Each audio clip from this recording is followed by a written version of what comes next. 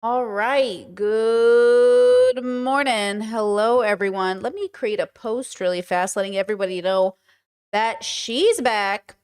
I'm back. I'm back. You know it. All right. Let me see here. And we back. Let me post that so people don't think today's not a stream. Also, somebody pointed out my stream post that I wrote 2025 as if we're still in 2025. We're not. You're not in 2025. You're very much in 2026. All right. Good morning. Hope you guys had a good weekend. No, not weekend. I was here. Girl, it's Wednesday. I hope you had a good Tuesday. I'm so used to, I'm not used to taking any time off. But okay, yesterday was a success. One step towards many doctor's appointments. But it's okay. We got the first one done, which is what's important. Lots to talk about today. I think what I want to do is I want to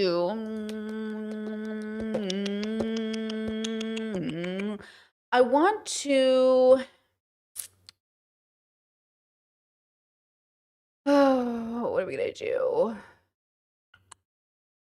First, I just want to say shout out to my Discord and shout out to all of you in the comment sections because when I left, we had left on the BAFTA conversation. And I was reading those comments. And, I appreciate a lot of the thought and consideration that went into a lot of those comments. We're not going to go over a ton of them. We're going to go over a couple of them and use them to have a larger conversation about why I think it's really important that adults learn how to apologize. And I also think this plays such a direct role in my work and what I'm trying to do here. So I'm excited to get into it. Did anyone have anything on the top of their noggin, though, that you want to talk about before we really get started? Because once we start rolling in this topic, it's going to take a while. And then I want to talk about Dean Withers and the 21-year-old streamer problem and how all these young people are 21, have 5 million followers looking to them, and how we have to talk about the differences between grown people who haven't deconstructed and young people who haven't even started, right? We're gonna talk about that too. I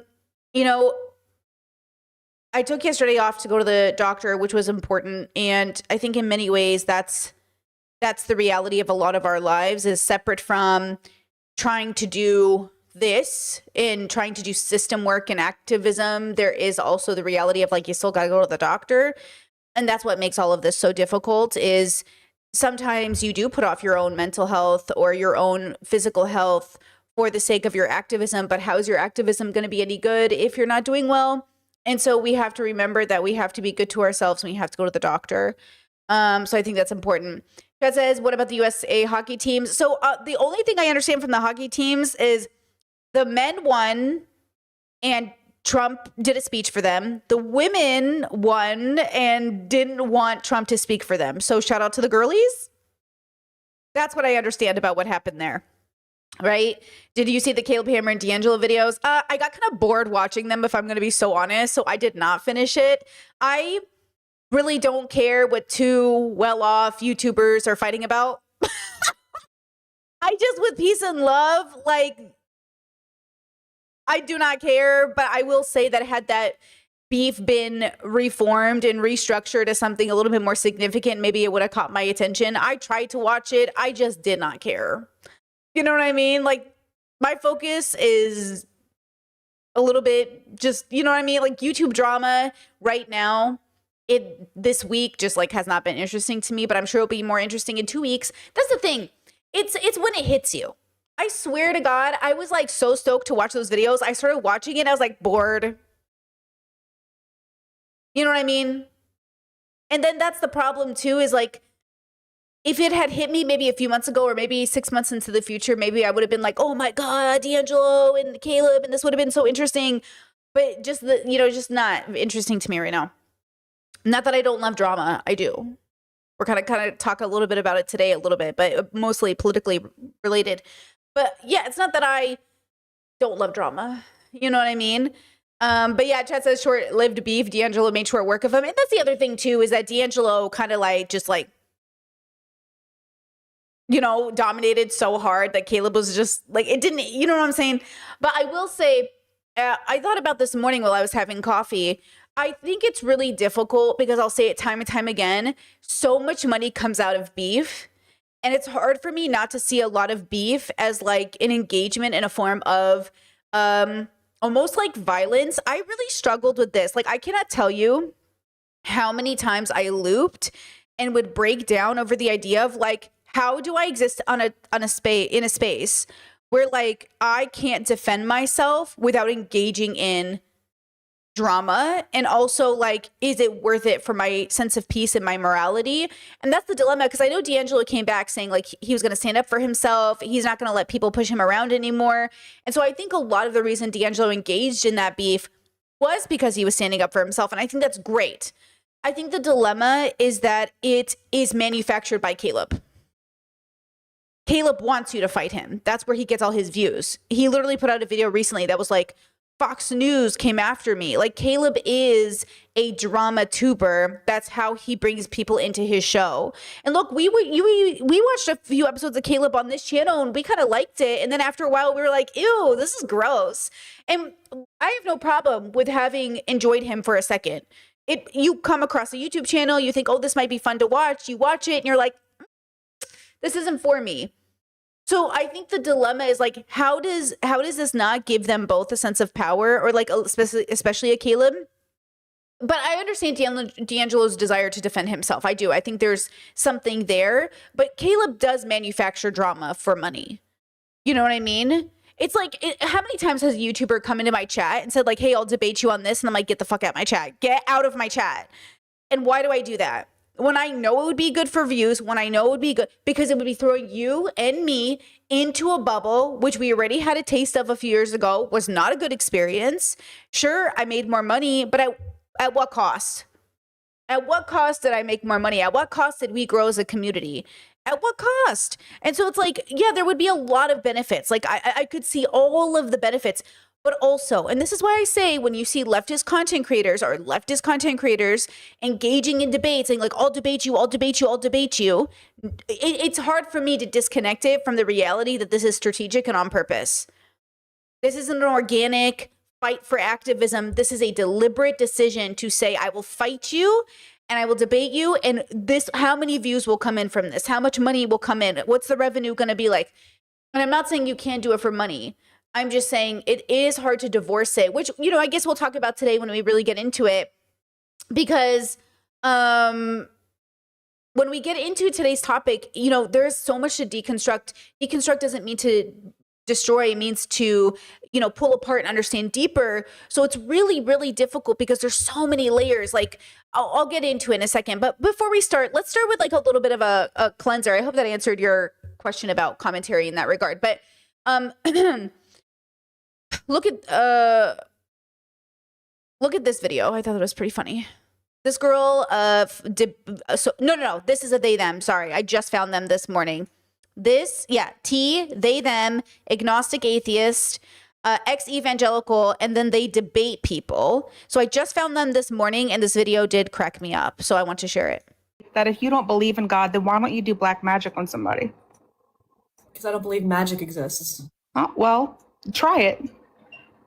Why? I don't think it will happen. But try it. Why won't you try it?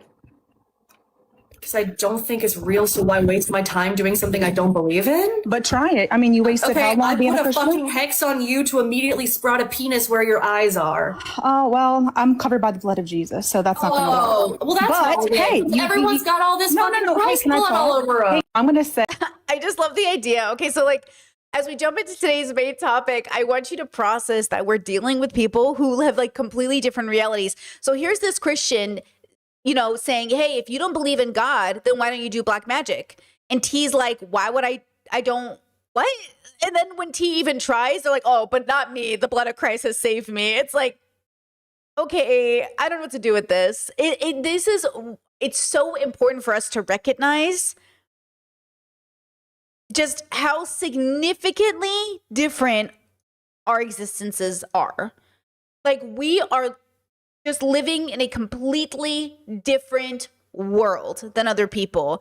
And in one way, I want to support you and let you live in your bubble, but also in another way, I just think it's so important that you fuck off and like you do, you know what I mean? Like you fuck off. Right. And I think that's the problem that's going to come into that. Actually, hold on. Let me see if I have this. Hold on. I wasn't even planning to show you this, but hold on. Give me a second. This one.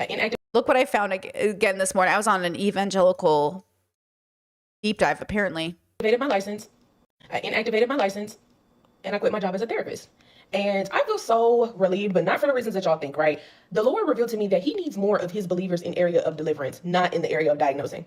Because the thing is that, oh Lord, and hear me by the Spirit, these people do not have mental health issues. These are demonic beings that have access to their body, to their mind, to their soul. Just in case this woman comes out of spiritual psychosis or a manic episode or whatever this is, and decides, well, maybe I will go back to being a therapist, a mental health practitioner. I'd like to make sure this is documented for posterity. At no point should you have ever been a mental health practitioner, and I hope that you never are again. Frankly, if I was one of your former patients and I saw this, I'm calling Amex and I'm disputing those charges. I'm saying, Mr. Amex, I need my money back. You're absolutely right. You're not meant to be guiding anyone anywhere. People who require mental health assistance are possessed by demons, you say. Okay, cool. I think this is why as much as I love therapy, you do have to find a good therapist. Okay? I do believe in the medical community. You still have to find a good doctor. I do believe in going to a gynecologist. You still have to find a good gyno. I do believe in going to a good surgeon. You still have to find a good surgeon. Okay? I think the issue is that people think like all therapists are good therapists or all doctors are good doctors. There have been studies that have been done that said child predators specifically choose jobs where they work directly with children, right? So why would you assume every teacher was a good person? Why would you assume every pediatrician was a good person? Like, why would you assume that? And it's because society raised us to live in this la land where it's like, oh, teachers and police officers and the firefighters, they're just like the best people. Even though we know that these industries, especially police officers and firefighters, can end up inviting some of the like worst people into those bubbles. I mean, domestic abuse and divorce are crazy in the military and in uniform in general. And the police, huge. So like, again, when we have these conversations, we have to recognize not every person who goes to college is smart. Not every person who becomes a therapist is good. Not every person who becomes a pediatrician cares about kids. Okay? So find a reasonable, right? Discord says, Britt, I found out you can group tabs into folders and then label them per topic. Guys, I don't know if you have the ADHD I have, but it's the kind that out of sight, out of mind. If I put anything in my saved tabs, if I put anything in folders, it no longer exists to my brain. The reason YouTubers do this, we have all these tabs open, which is why I assume you said that. See all these tabs? Every streamer does this for a reason. I'm telling you right now, if we, out of sight, out of mind, girls, it will disappear. You know how many things I have saved? 5,000 watch later videos on my YouTube. I exceeded my watch later folder that YouTube was like, we can't save anymore. So you have to delete some. And I was like, huh? That, just so you know how neurodivergent this brain is, but thank you. I appreciate you so much. Yeah, I'm a out of sight, out of mind girly. If I have a thought and I do not right away write it down, if I remember to say, oh, I have to cover this on stream and I do not write it down, it's gone, girl. It's gone, girl, like the book. It's gone. I don't know who you are. It's gone. That's why all those people that are like, oh, you're just a bad texter. Girl, okay. I literally will see a text message from my sister and say, oh, I'll look at that later, swipe. And all of a sudden, like 3 days have gone by and I'm like, oh, fuck. I'm on my phone, but I already swiped away the notification. I'm not opening apps. Like I don't open my text app. I don't open my WhatsApp app. I don't open it unless I have a notification. So if I've swiped away the notification, just know it's gone. And I don't know where it went. Where did it go? I don't know. Lashes, thank you so much for the super chat, says, I love cowboys. Okay, girl, thank you for sharing and the super chat. I love cowboys. Like in general? Or is this, am I missing a joke? Is this in general? I don't, okay, yeah, thanks for sharing. I love that. I mean, like the sports team, I love cowboys. I don't know. I don't know what this, I feel like I missed the joke somewhere, but you know what? Thank you for that super chat. Okay, with that said, let me do this. Let's one more Maya Angelou little reminder for the morning, okay? If you are always trying to be normal, you will never know how amazing you can be. If you are always trying to be normal, Yes, say it again. you will never know how amazing you can be. I don't even know the whole context of this, but I saw that and I was like, okay, talk about an affirmation. Listen, normal doesn't really exist. It's a common expectation of behavior based off of bubble culture and proximity. So I don't really believe in the concept of normal, except to say like the expectation to which I assume you will then act. And then that allows us to process that there would be some sort of expectation of behavior, right? And I would just like to say that as much as I understand, and I do understand, right, that we sort of believe in this idea of normal, we have to be very diligent about making sure that our idea of normal doesn't come at the expense of people who don't fit into that narrative, because it often has been weaponized against people, which is a big problem, okay? So let's see. This is a bad picture. You believe God is a woman and I... Ba-da-dee-dee-doo-da-dee-dee-doo.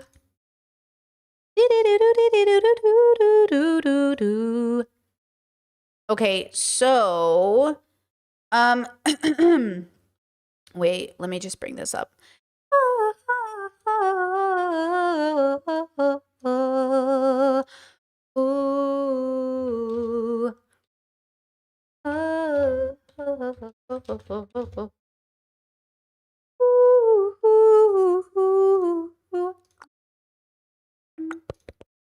No momento. Give me a second.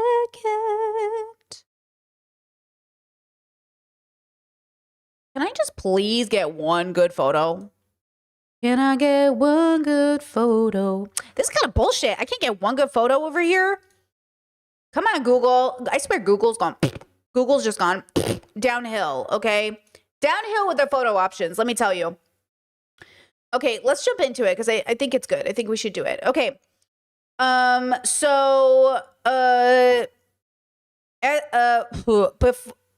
The other day, BAFTA, we covered the story. A lot of people had a lot of things to say. I want to talk about it today from a philosophical perspective. If you're new to my audience, my name is Brittany Simon, and we do philosophy through pop culture. I'm going to talk to my audience. I cannot talk to the hundreds of random and very racist and ableist commenters that showed up in my chat after I covered this story of this white man with Tourette's, John, saying the N-word to these actors, okay? Very unnecessarily and also unavoidable as they are ticks. He didn't say them to them. I should probably say that he ticked as they were on stage. And this brought the internet together in an all-out war, racism via ableism. I'm going to talk to you guys because honestly, I was overwhelmed with the amount of disgusting comments I had to read, let alone what these minority communities had to digest and interact with. And the ableism was crazy. The anti-blackness was crazy. It was just so rampant. It hurt my feelings. I have to assume it hurt yours. Okay. It was really bad. And because of that, I want to talk about what we usually talk about on this channel, which is philosophy. You are humans on a planet. We're evolved animals. We have a very differing concept around why we're here and what we're doing here. We are constantly arguing about it, going to war over it. We are learning about what it means to be a human every day. We're learning new things from a medical perspective, from a philosophical perspective, from a political perspective. When we're deconstructing, we're just finding new things about ourselves, about the world at such a constant rate that it's overwhelming. With that said, I can so deeply see why the disability community was so impacted emotionally and why the Black community was so impacted emotionally, because it was such a real, devastating situation that I think the system allowed to happen. And then, of course, the people are left to pick up the pieces and it never needed to happen this way, right? We know BAFTA dropped the ball. We know the BBC dropped the ball. We know all of these people who had the ability to do something about this dropped the ball. And because they dropped the ball, we had to pick up the pieces. And too many of us are coming from too many different perspectives that it was hard for us to not speak past each other. So I want to talk about this topic, and I want to explain why it is so important that adults learn to apologize. We believe in breaking generational curses. We believe in healing trauma. We believe that our parents, if you have a parent like I do, older communities especially deeply struggle to apologize. They do not understand or know how to empathize with someone else's pain without feeling like they're being attacked. And I think that's what happened in this conversation here. And I also think there were way too many bubbles that clashed together. So white supremacists use this as fuel to be anti-Black, which was disgusting. Super racist comments in my chat. I did my best to regulate most of them. I did my best to catch them as soon as they came in, but so much anti-Blackness. It was like so overwhelming. And then on the other side of it, a lot of ableism, a lot of, John had a choice. He did this on purpose. A lot of misunderstanding about Tourette's. And I felt like I was in an auditorium and everybody was yelling. And I didn't know how to explain to everybody. They're like, hey, can we all just say we're hurt?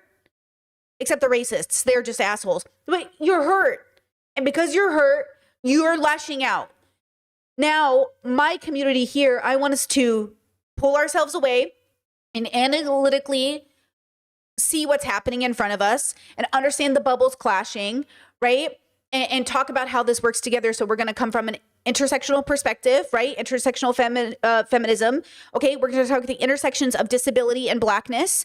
We're going to talk about the perspective of being family members or friends of. We're going to talk about the difference between being an activist and just somebody, right, who has Tourette's. And so let's start here. This comment I got, so obviously when I posted my initial video, the apology hadn't come through yet. And then somebody posted the apology, which I would argue was not a real apology. You can check the link I also posted from People with the direct script, but this is accurate. So I'm just going to read it really fast. John Davidson's statement. So right here, it's a PR statement. It's not a direct apology. This is really important. An apology without understanding is a PR statement.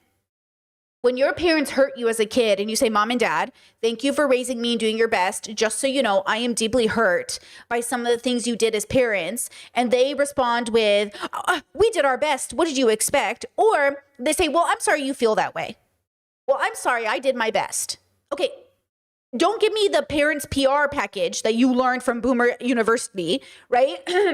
Do you deeply understand that I, as a child, exist in the world because you brought me here without my consent and you failed as a person in some aspects, but not totally. And I would just like to account for those failures as a way for us to heal as a family. This is what's happening here, okay? But in a larger sense. So John Davidson's statement, not an apology, says, I wanted to thank BAFTA and everyone involved in the awards last night for their support and understanding and inviting me to attend the broadcast. I appreciated the announcement to the auditorium in advance for the recording, warning everyone that my tics are involuntary and are not a reflection of my personal beliefs. So apparently this was, everyone was a little confused on who was warned because some people said they were not warned, while others said that they did warn. And I have a feeling, again, that the system involved, the people in charge, dropped the ball. So everybody suffered, including John, but everybody suffered. Okay, so that's important. Okay. And then it says, I was heartened by the round of applause that followed this announcement and felt welcomed and understood in the environment that would normally be impossible for me. In addition to the announcement by Eileen Cummings, the BBC, and BAFTA, I can only add that I am and always have been deeply mortified if anyone considers my involuntary tics to be intentional or carry any meaning. This I statement is just letting us know how he feels. So he feels mortified. Okay, thank you for that. Now we know you feel mortified, of course. Okay, so he doesn't feel, I guess, like proud or prideful or something. He feels mortified. Okay, thanks. I appreciate that. He said, I was in attendance to celebrate the film of my life, I swear, which more than any other film or TV documentary explains the origins and conditions, traits, and manifestations of Tourette's syndrome. I have spent my life trying to support and empower the Tourette's community and to teach empathy, kindness, and understanding from others, and I will continue to do so. I chose to leave the auditorium early into the ceremony as I was aware of the distress the tics were causing. I appreciate this effort he went through. Again, I feel like they failed him by not giving him the proper space or atmosphere to feel safe as a man with Tourette's. I also heard, and it came out this morning, that they also specifically put a microphone near him, which tells me once again this was orchestrated and intentional. And I think they use this to go viral and to promote the BAFTA or to put it in trending. Because God knows I would not have known this thing was happening if this didn't go viral. I exist in a world where this was off my radar until this happened, which tells me they were trying to reach people like me who would normally never cover this, normally never care because it's not my bubble. Right? So them putting a microphone on him, then specifically making sure he could be heard, him literally, this is, I think, deliberate. And they didn't censor out the word and they claimed they didn't hear it. Okay? So I think they did him dirty. Now, this is the end of the statement. And then Emma McNally, the CEO of Tourette's Action, they let out a statement, but like, I don't really care about this statement.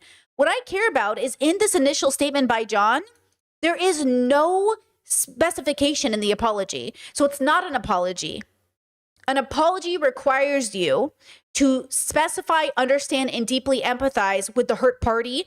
And there's two forms of apologies I will give leniency to and accept in this situation, not on behalf of Black people, but in general when someone is apologizing. There's two types of apologies. Let's talk about ways we can apologize to people because adults seriously need to learn how to do this, right? First form of apology. I very much understand from a logical perspective that I have hurt you. I will say in this moment, I am deeply struggling to embody this hurt because I'm not you and I can't exactly understand it, but I see that you're hurt and I am so deeply sorry about that because that absolutely was not my intention. And even though that wasn't my intention, the hurt is real. And because of that, I am so mortified and deeply sorry. And I really hope that I continue to think on this and deconstruct and meditate because obviously I never want to cause this amount of hurt ever again. And then somebody could receive that, and go, thank you for, I hear you, you understand it, but you don't understand it yet. And then maybe in a couple years, this follow-up conversation can be, oh my God, it happened. Hey, can we revisit that apology a couple years ago? I just had the realization of what you meant, like how much pain it caused. I'm so sorry. Like, I hate that I did that to you. I hate that you feel that way. I can't believe that happened. And it was me. I did it. My body did it. My mouth did it. My sounds did it. And I'm so sorry.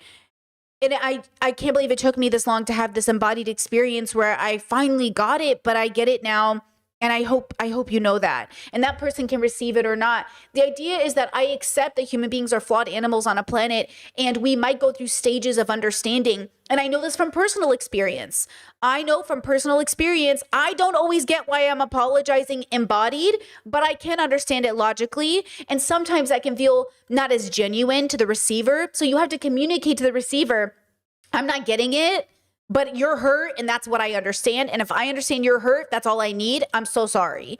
Now, what happens is, if you've apologized to a parent who's similar to this, and I'm using that as an example because you probably do know, you will get a parent who will not care, who will say, well, I just don't get it. And I'm not going to work to get it. I'm not going to introspect. I'm not going to deconstruct. I'm not going to engage. I'm not in any way going to open myself up to understanding your position. And I'm going to maintain that you're a spoiled brat. How about that? Which is a lot of the comments that I read on my post. A lot of comments that I read on the internet.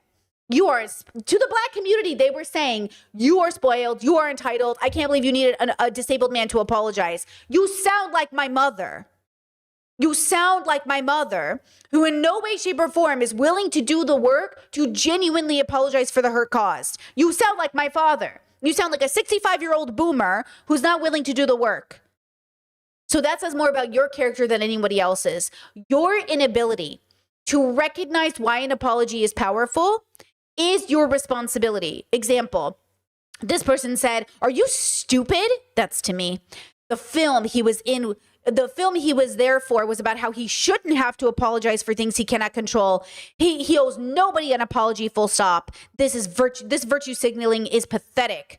Now, people said, if you watch the video, Brittany, there's a whole section in the video of the trailer of the movie that explains he shouldn't have to apologize.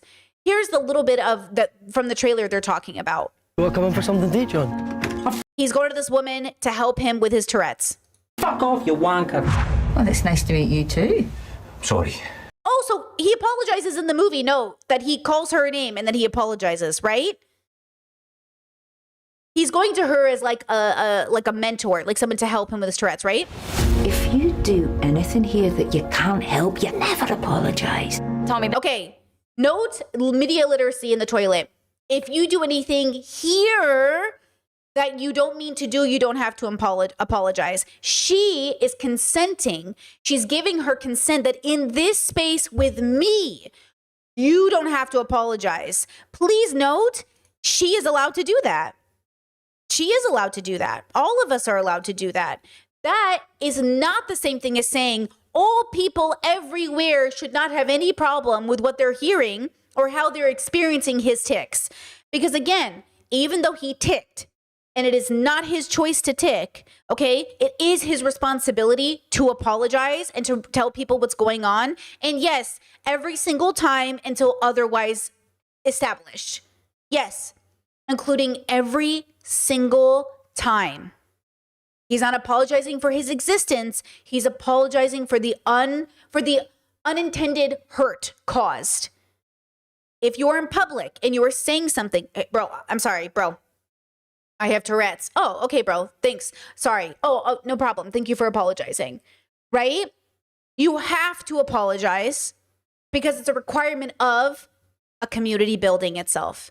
If we want a community that's high trust, you have to apologize. If you want a community that's low trust, then whatever. Right? You have to apologize. Now, when I did DBT, okay, I did DBT, and I have a lot of diagnoses that people discriminate against me for. That's why I avoid the internet when talking about it, because people are so not informed about my diagnoses that the assumption that I'm an evil person or the assumption that I'm faking or the assumption, it's so bad for your mental health, and these people don't know what they're talking about. So you have to deconstruct who is talking to you. We have white racists in one corner justifying the use of the N-word. We have one corner disabled activists that are concerned they're about to be attacked by communities. We have black people who have experienced anti-blackness for so long, they're fucking sick of it, as they should be, right? So we have all of these parties. We have to make sure we are not giving in to white supremacy. And you have to understand that if the largest group supporting you in your pain is white supremacists, you might want to say something in a statement, John. You might want to say, hey, in no way, shape, or form do I want the white supremacists supporting me. In no way, shape, or form do I want white people justifying the use of the N-word. In no way, shape, or form am I going to be used, my name is going to be used to justify the N-word. Okay?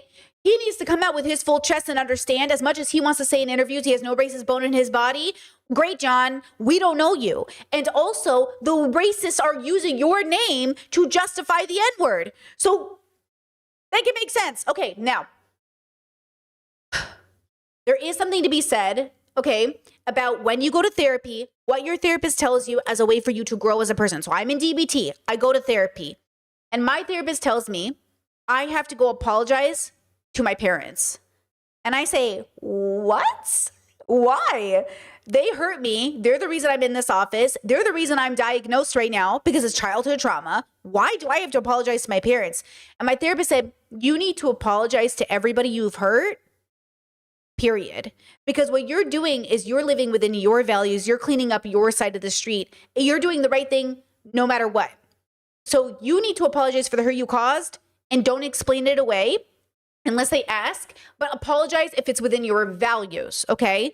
And that's what I did. I went to people and I said, hey, I just want to say, I'm so sorry. I'm in therapy. I was originally diagnosed and I'm realizing that, before I had answers for what was happening during that time, I'm sorry that I kept canceling on you and I wasn't a good supportive friend. Hey, I'm really sorry that I yelled at you and slammed the door as I left the house. And I'm sorry that I acted that way. The idea is to, in your ideal situation, aim to be your ideal self, the self that you know is regulated and healthy and good.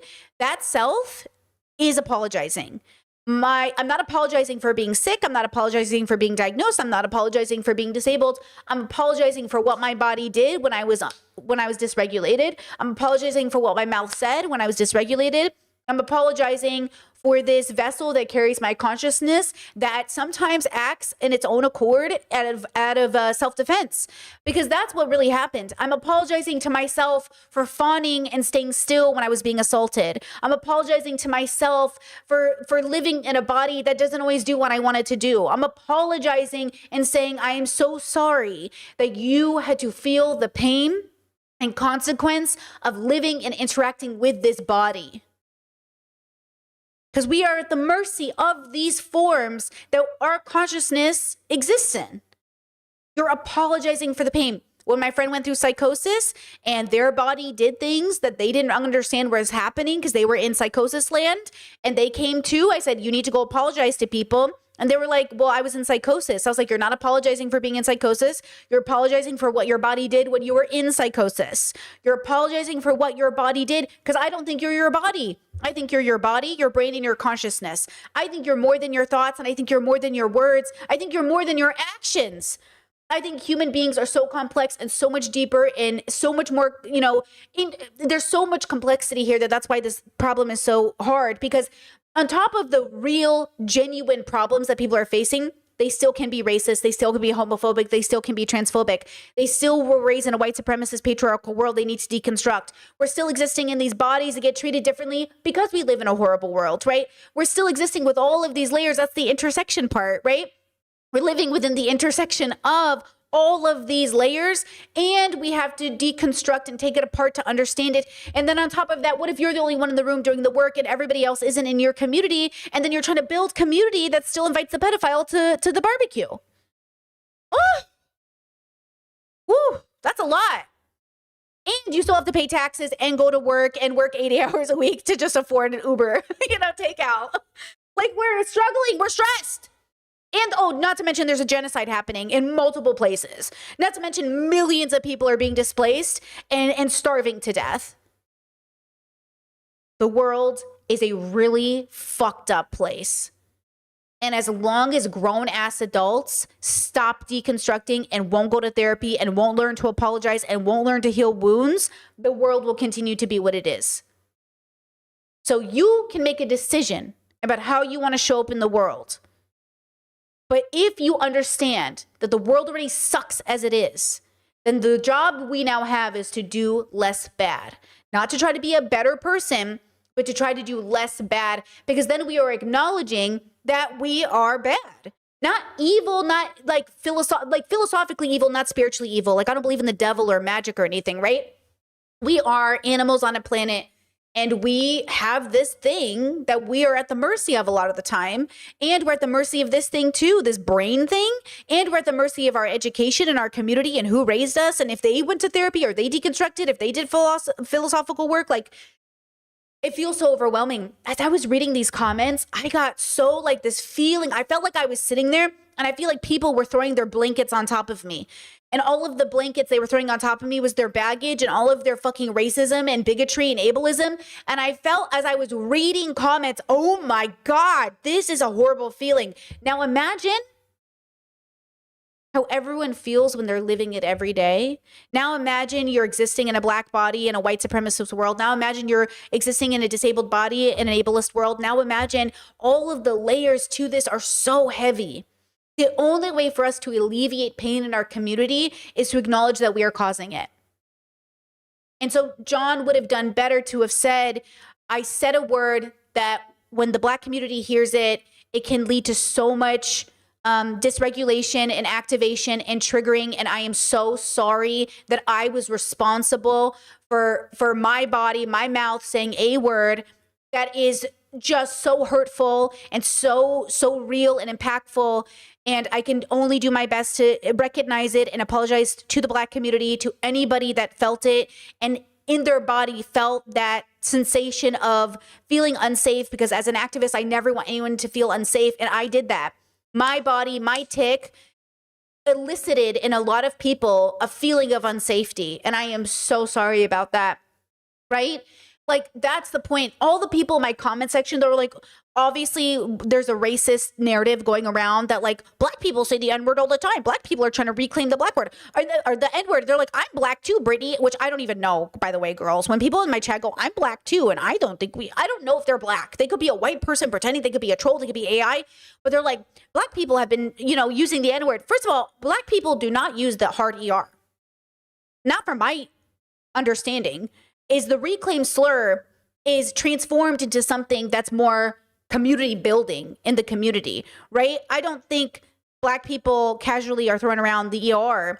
So specifically him yelling the ER is like a very triggering experience for a lot of people. The white supremacists trying to make arguments about like, well, what about reclaiming slurs? What about reclaiming slurs? Yeah, like that's for them to reclaim, not for oppressors to claim. So white people who are like, well, if they can use it, why can't we use it? It's not our slur to reclaim. It's not ours. Like ours is a construct. Yes, we made it up. And yes, we're putting an emphasis and power in a word because there is power in that word. Things that are made up hold power. That's how we got religion. Religion is made up, and look at all the power it has. Religion is so powerful as a made-up concept, miracles happen. Miracles, in quotation marks. It doesn't have to be real for it to have real impact. It is real, though, because we put that power into it. And if the power is going to be put into it, then we have to have a different relationship with how we engage in the word, right? So the word does matter. It signals something, just like your haircut can signal, just like your clothing choices can signal, just like where you live can signal. Everything can be a communication tool. And you have to pay attention to that. So again, I don't want us to confuse what white racists are saying with anything the the disabled community is fighting against ableism and or black communities are hurt. So the only people that are important in this conversation are everybody but the racists.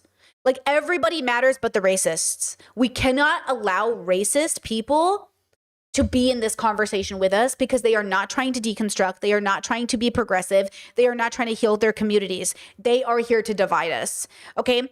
White supremacy is once again trying to divide our communities because black disabled people exist and those white supremacists don't care about them.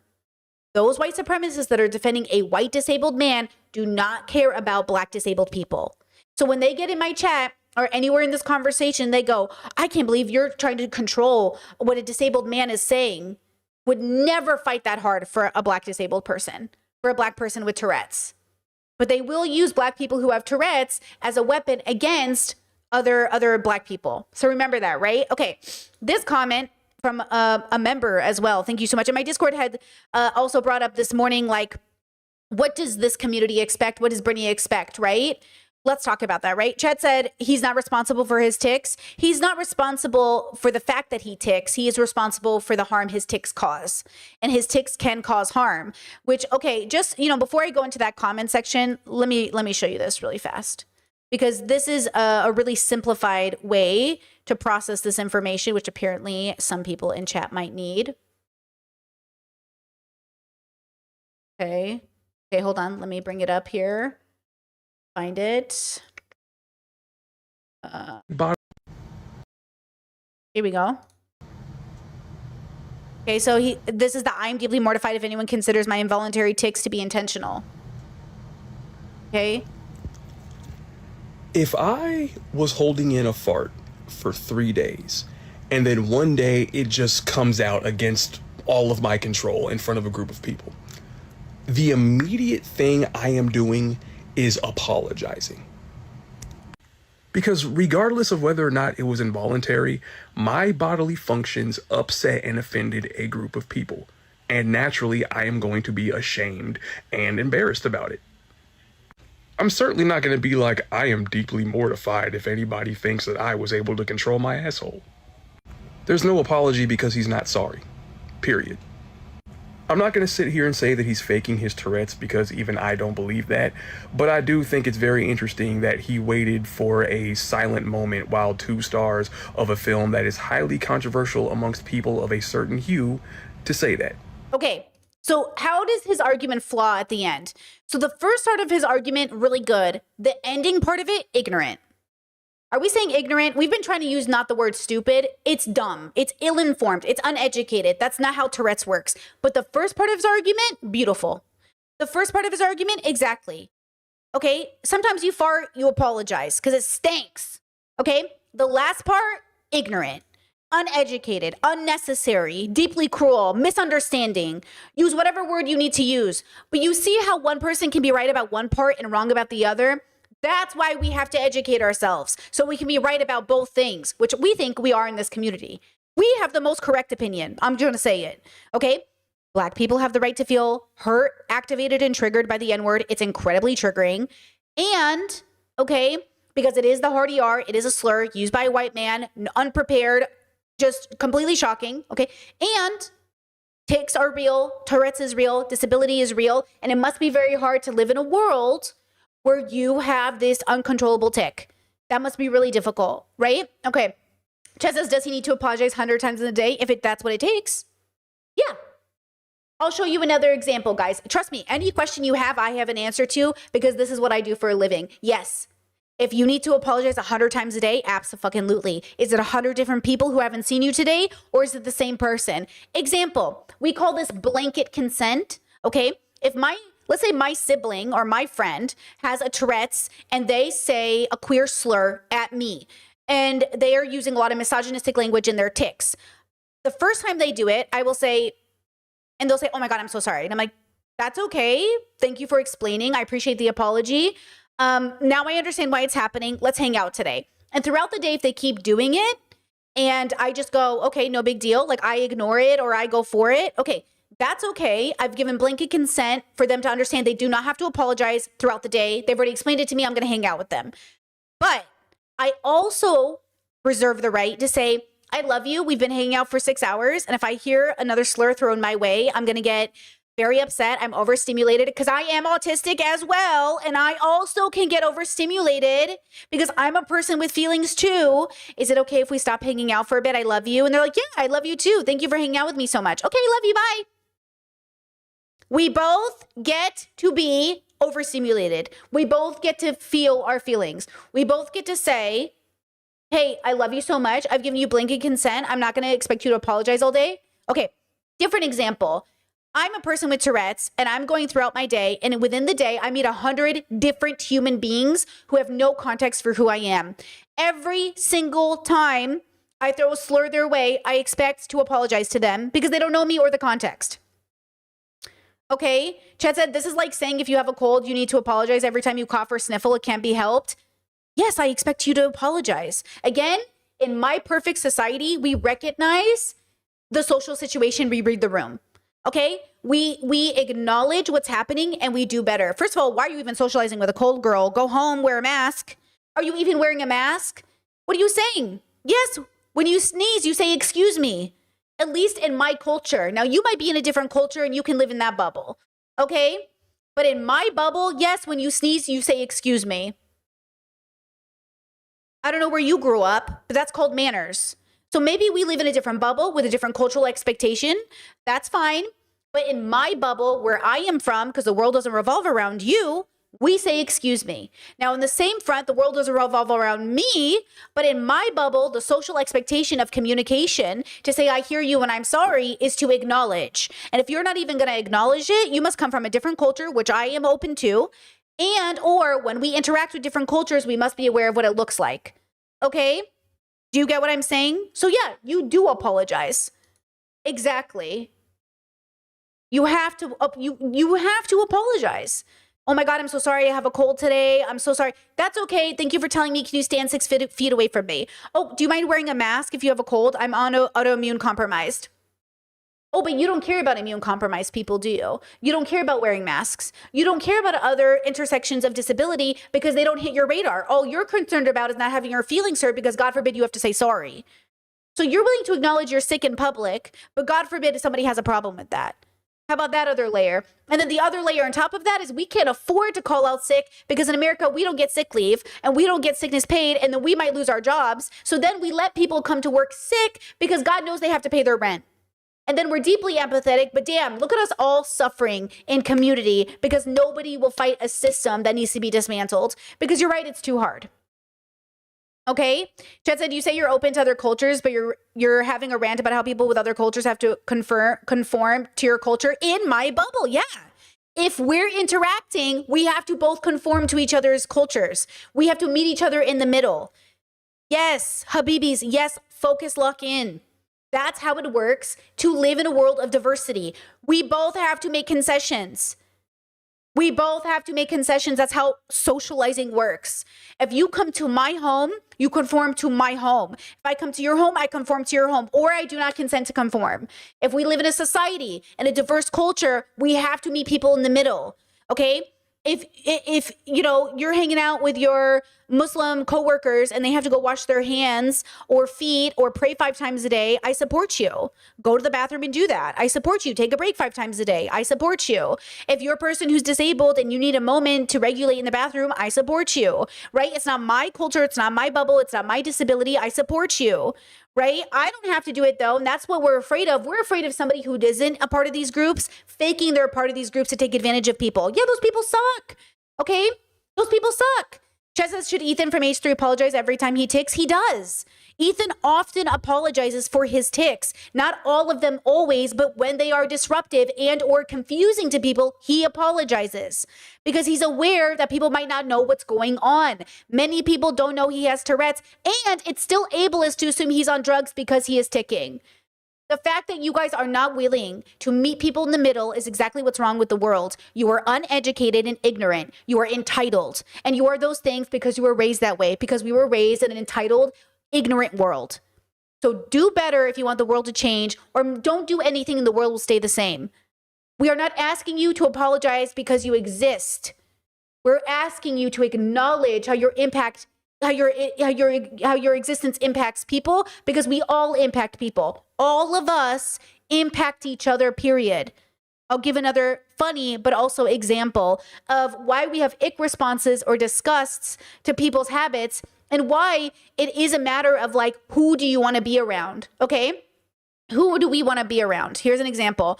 Benny Blanco, Selena, I don't know why this podcast is happening, but just watch it. Or Seinfeld came out. This is that rapper guy. And impacted society to the fullest extent. The whole goal here, this entire... Hold on. You can't see, but Benny Blanco's feet are disgusting. Look at his dirty ass feet on the couch. Is this cultural? Yes. I do not allow dirty ass feet on the couch. Look at his feet. This is a cultural example, okay? Dirty ass feet like that, get them off my fucking couch, okay? Get them off my couch. But for all people, it's not necessarily an issue or a moral dilemma. But if you're in my house, I'd be like, you need to wash your feet or get the fuck off my couch, right? Because like, what is this? Now, this is his bubble, but I'm using it as an example of absolutely not, right? Now, it goes further. In society to the fullest extent. The whole goal here, this entire home is... Wait, see if you guys can pick this up. And then he just farts, right? I was gonna pick up. I like that. That was just a little... It was a little squeak, like a little... For some people, farting is just funny. Farting is nothing. For me, that is so fucking rude. Do not fart in my home. Like, do not fart like that. Okay? Like, farting is not cute. I do not want to smell anything. I don't want your fecal matter all over the fucking room. Go to the bathroom. I don't want to. I don't want to. But for other people, it's not that big of a deal. Most of these comments are like, damn, Selena really, really settled, huh? Because for a lot of people, farting is fucking gross. It's fucking gross. You get to decide if it's fucking gross. That's what I'm saying.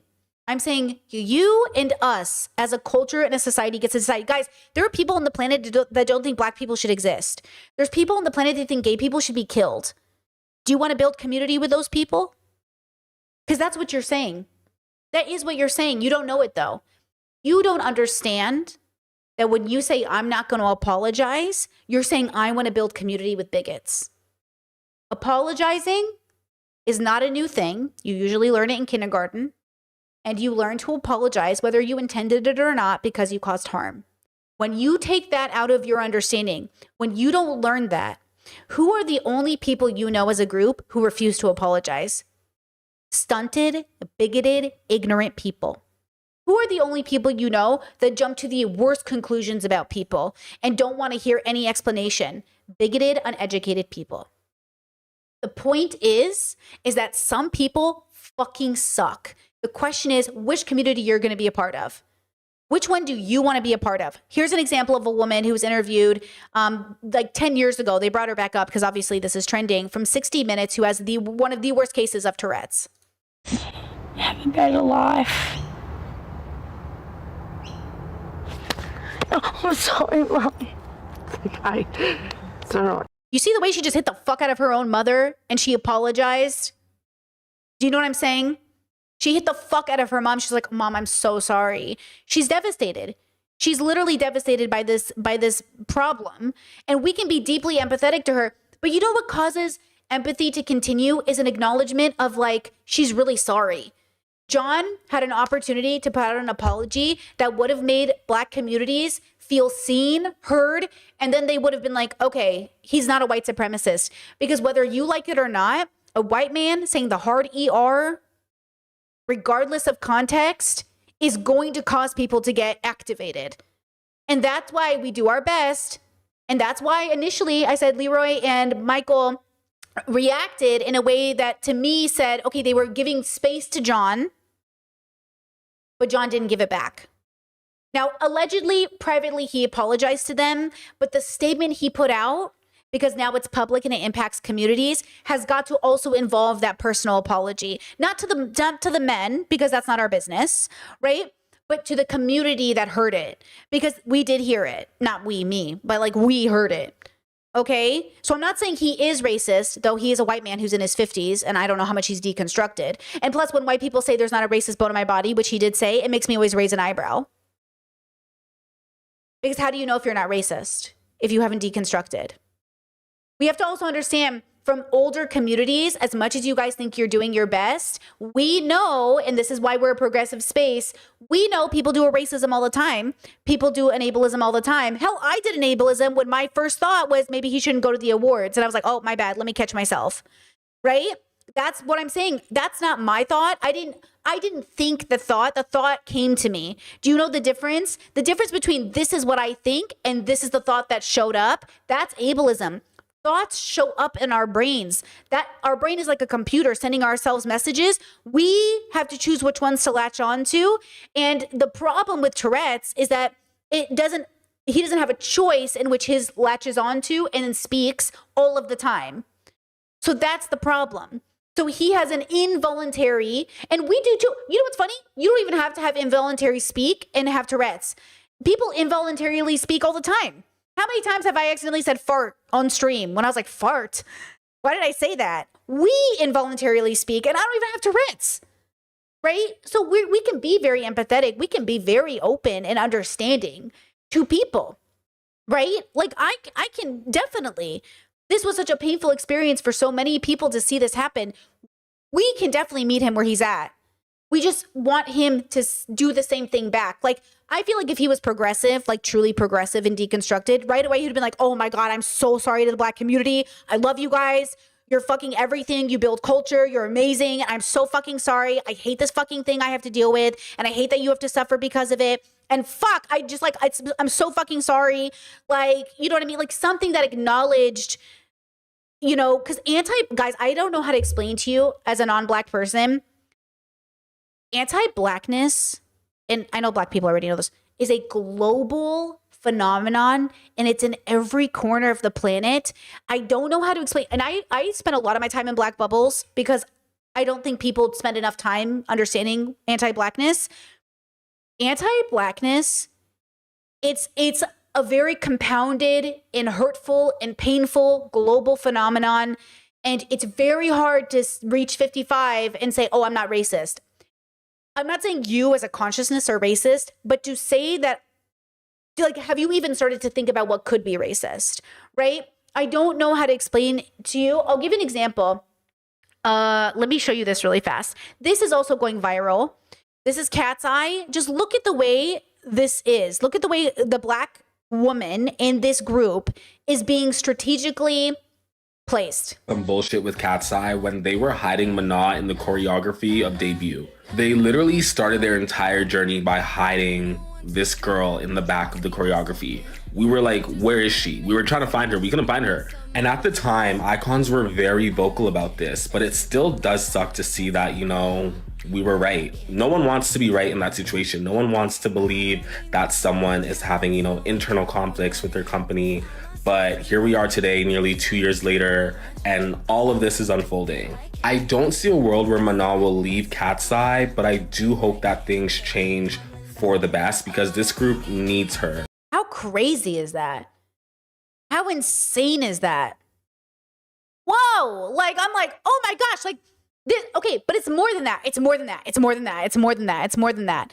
Okay? Check out, this is Audre Lorde, lesbian, icon, intersectional, oh, just fabulous, okay? When you live on the edge of any structure, you have to know that survival is not theoretical. I know that as a black woman. I know that as a lesbian. Whenever you are conscious that your identity is on the edge, survival becomes very, very real. And once you live on the level of survival as a reality, you learn that you have to value and critique the particulars all the time, because at any moment anything can mean the end, and that gives you a kind of sharpness. Yes, I have no question about it. Okay, so we know, because you know, we know there's intersections to this.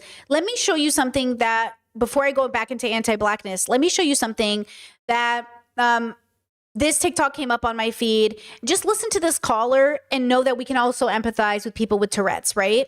When he was a child, had the word paedophile stuck in his brain. Right. And this is a mom talking about her son. Would shout that out and shouted that out to an umpire during a cricket match. Fathers from the opposition team surrounded him and threatened to punch him. He was 9 years old. Oh, for goodness sake. And the more he was intimidated physically, they formed a ring around him and shouted above him. The fathers did? Or the fathers, and he was sweating buckets, and you know what his physical reaction was? He shouted the word out louder and faster and with gasping air.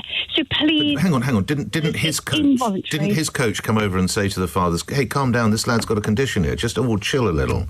No, because everybody was so shocked as to what was going on. They'd never seen it before. And then when I ran across the pitch to try and, you know, cover him, they started shouting at me, "What kind of parent are you? What have you taught your child?" How terrible.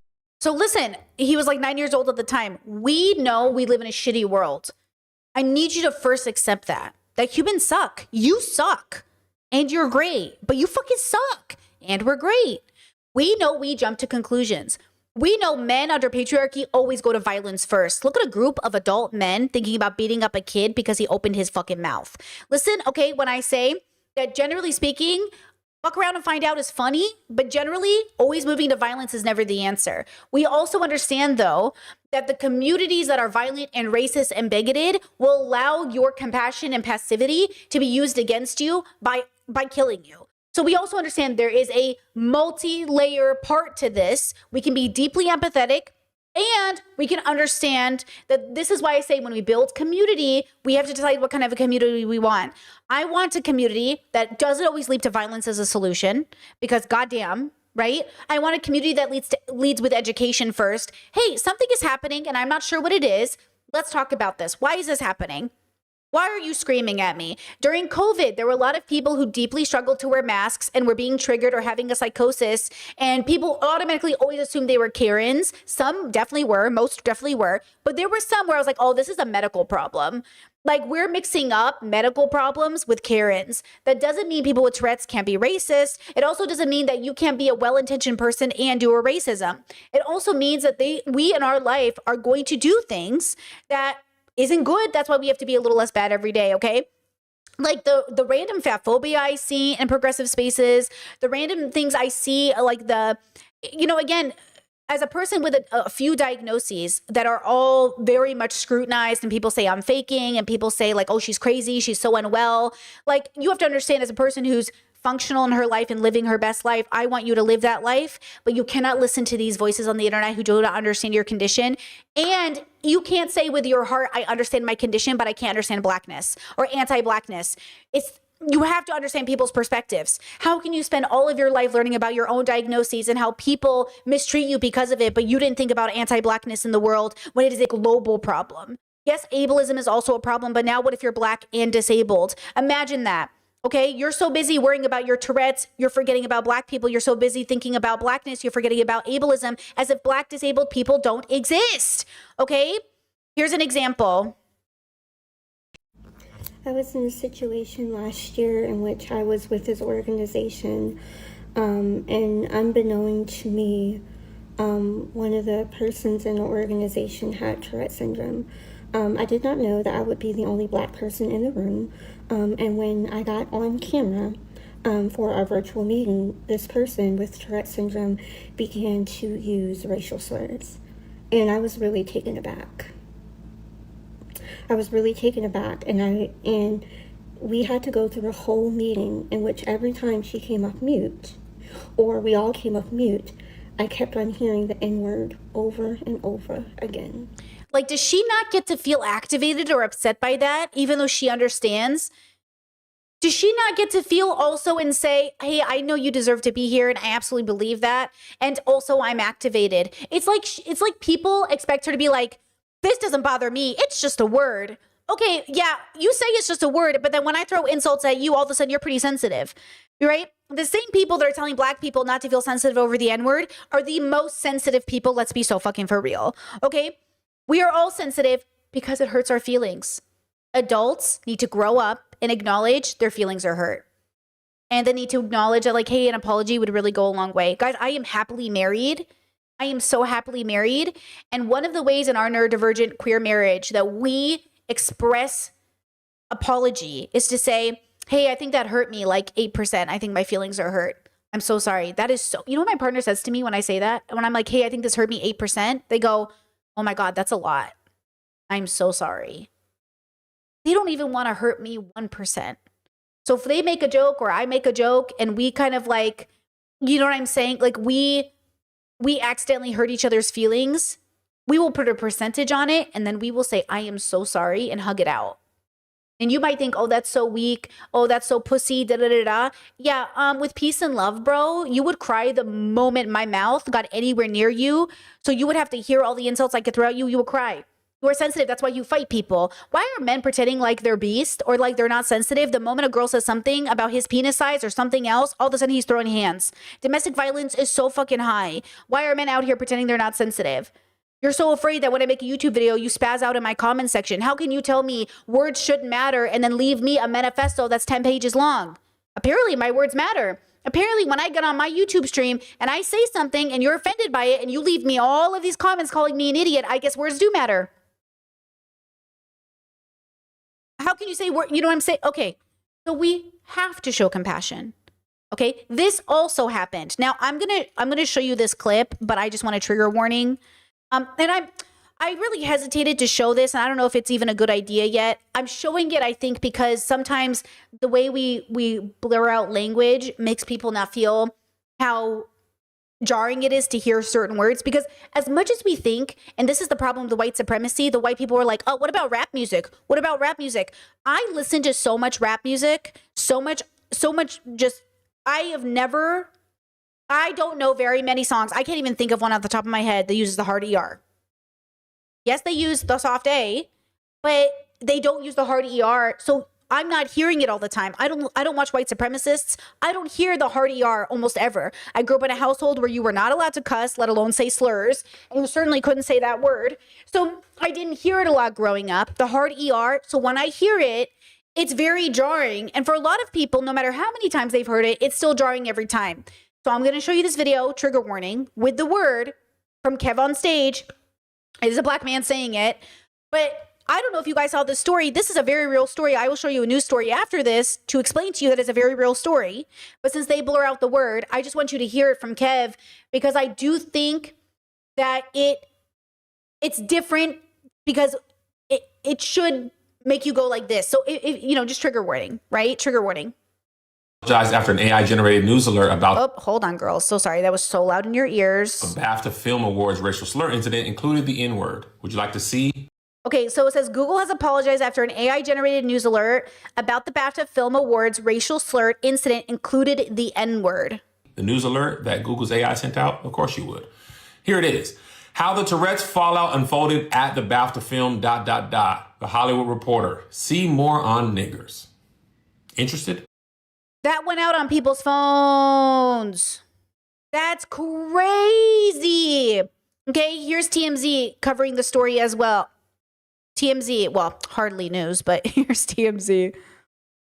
Apologizing for sending out an offensive notification about the recent BAFTA Film Awards controversy, which included the use of the N-word. The Google push alert comes after Sunday's BAFTA ceremony, where a pre-taped moment aired unedited, showing Tourette's activist John Davidson shouting the N-word while Michael B. Jordan and Delroy Lindo were presenting on stage, sparking outrage. Google confirmed to Variety that the slur was sent to only a very small amount of users who have push notifications turned on. The company says it was not caused by an AI system error, despite earlier reports. Instead, Google explained that its safety filters failed after the system picked up a euphemism for an offensive term from several web pages and mistakenly inserted the actual slur into the notification. We're deeply sorry for this mistake, a Google spokesperson said Tuesday. We've removed the offensive notification and are working to prevent this from happening again.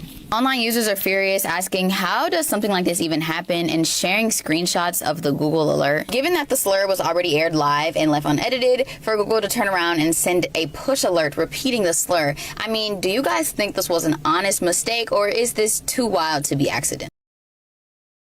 Listen to me when I say you have to stay grounded, okay?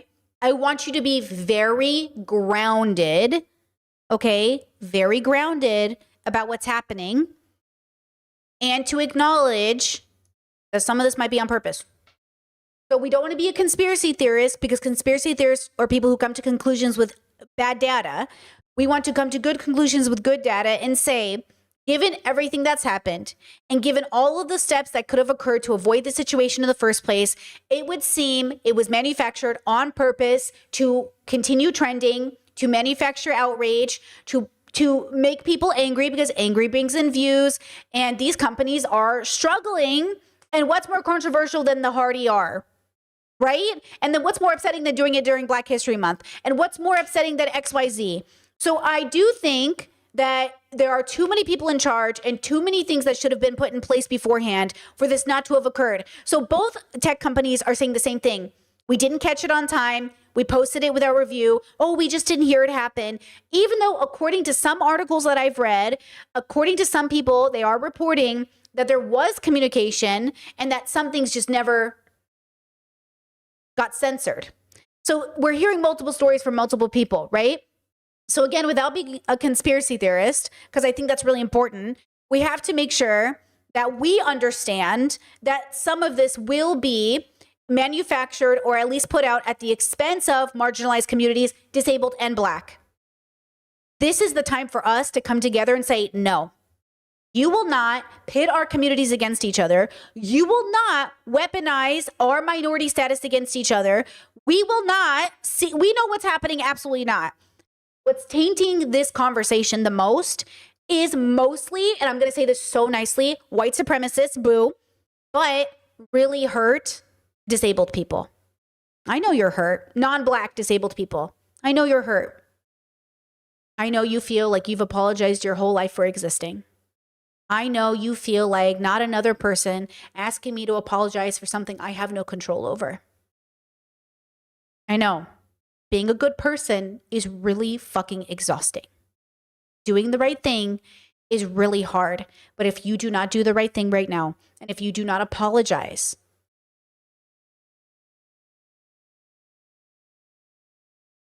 I know it's so exhausting. And I don't blame you if you feel like crying or shutting down or feeling like, goddamn, how much more am I going to have to do? All of it forever, always. You can give up, though. You can throw in the towel. You can say, fuck it, fuck the world, nihilistic perspective, let it burn. Because we really are just a rock, floating in space. Or we can lift each other up and bring each other together into a liberated state of being that says we apologize when we've caused harm and we move forward and accept that apology and move forward. The other part of an apology is that it has to be accepted. Now, you can't force people to accept it. So on the other side, I understand Black communities are suffering.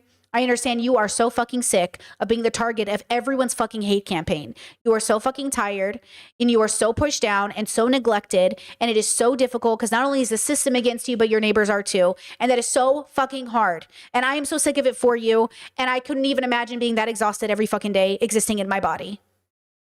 Okay?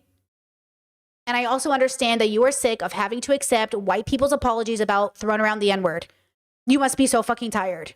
Because you've heard it your whole fucking life, probably since you were babies. Since you were kids on the playground, you have had to watch white people call you that word. And here you are once again, doing the best, being the gentleman, being the lady, being the grown-up, being the better person, being the bigger person. And it's fucking tiring. It's so exhausting. Right? I don't blame you. I'm tired and I'm not even, you know what I mean? I'm tired too. And I'm not even. So I get it. When you are ready and when you are capable, we should accept genuine apologies. But I do not blame you for doubting this is genuine because it certainly wasn't an apology. So I don't think you need to accept John's statement from his press crew. I stand by the Black community in not accepting this statement from John's press crew because it certainly wasn't an apology. If he is to make one in the future, the Black community can decide if they're going to accept it. But I certainly stand with them not accepting this particular statement because they are too tired, too busy to care about another white man who says the N-word and does not see the harm that it caused. Because those are the types of statements we are not accepting as marginalized communities. People who say, I'm sorry you feel that way. People who say, well, I just feel like, you don't understand me. I just feel like, okay. Absolutely not. Absolutely not. So can we both hold in our consciousness both of these truths at the same time? Right? Okay. Oh, did I say that, Discord? My bad. Chet said, I think spaz is no longer in use and I'm 3 minutes behind. You said it in the comments. I'm so sorry. We don't use that word anymore. You're right. See how it's ingrained? See, I didn't even know I said it.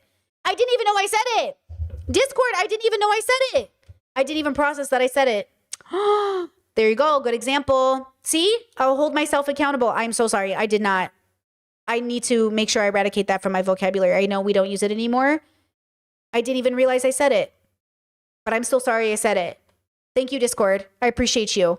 See, as a community, they catch me and go, oh, Britt, you use the word. I'm like, fuck, my bad. Let's do something about that. My community calling me out and saying, oh, is not them saying, oh, I'm going to find every reason Brittany's so fucked up and I'm going to find every reason to tear her apart. It's them saying, I know Brittany and I know her heart and I know that she would want me to tell her this. Thank you for telling me. And I know that I have to work on any biological experience of defense I might have and tell my body to calm down because my community is helping me. Because they are right. I set a standard for this community and now we have to reinforce it in one another through love and kindness. Now, remember that this community, right? Sorry, not this community. The BAFTA and BBC had so much power to censor, they censored out this whole speech. To all those and lastly, to all those whose parents migrated to obtain a better life for their children, to the economic migrant, the conflict migrant, those under occupation, dictatorship, persecution, and those experiencing genocide, you matter, your stories matter more than ever. Your dreams are an act of resistance. To those watching at home, archive your loved ones, archive your stories, yesterday, today, and forever. For Nigeria, for London, the Congo, Sudan, free Palestine. Thank you. Okay, thank you, thank you, thank you. See, they managed to censor that. Interesting, right? Chad said, who is the community and who gets to speak for it, though? The community is multifaceted. It's a general statement. Obviously, it's difficult because there's 8 billion people on the planet. And so, it depends on where your philosophical perspective is coming from. Obviously, there could be a whole group of marginalized communities that are also discriminating against others. We have the intersection of religion, patriarchal religions brought in as it relates to like racism. We know that we're suffering as a community because humans are a suffering species. We also know we can suffer wisely, which is the goal. Our goal is not to suffer unwisely, which we're doing right now. The goal is to suffer wisely. So it's a good question, but if you don't ask it in good faith, it's a bad question. It's only a good question if it's asked in good faith. Because what you're saying is, there must not be a solution, I might as well give up. There must not be anything worth doing. So I might as well just give in to the state of the world, right? Check this out. More than inclusion. Angela Davis, of course. Inclusion is not enough. Diversity, we want much more than inclusion. Inclusion is not enough. Diversity is not enough. And as a matter of fact, we do not wish to be included in a racist society.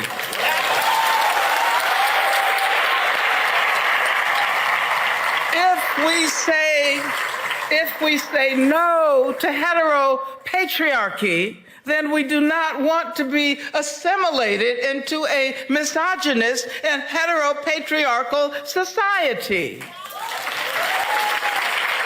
If we say no to poverty, we do not want to be contained by a capitalist structure that values profits more than human beings.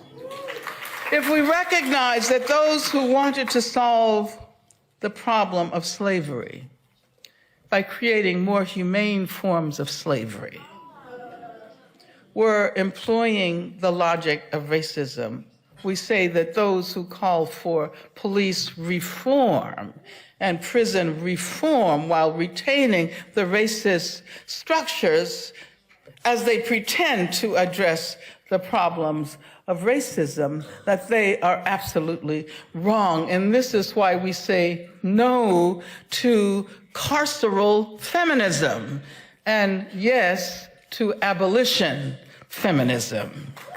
Yes to abolition feminism.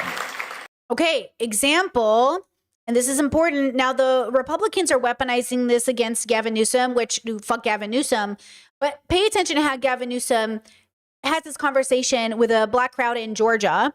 Okay, I'm like you. I'm a 960 SAT SAT guy too. I can't read. Listen to this. I'm not trying to impress you. I'm just trying to impress upon you. I'm like you. I'm no better than you. I'm a 960 SAT guy. and I'm not trying to offend anyone, trying to act all there if you got 940.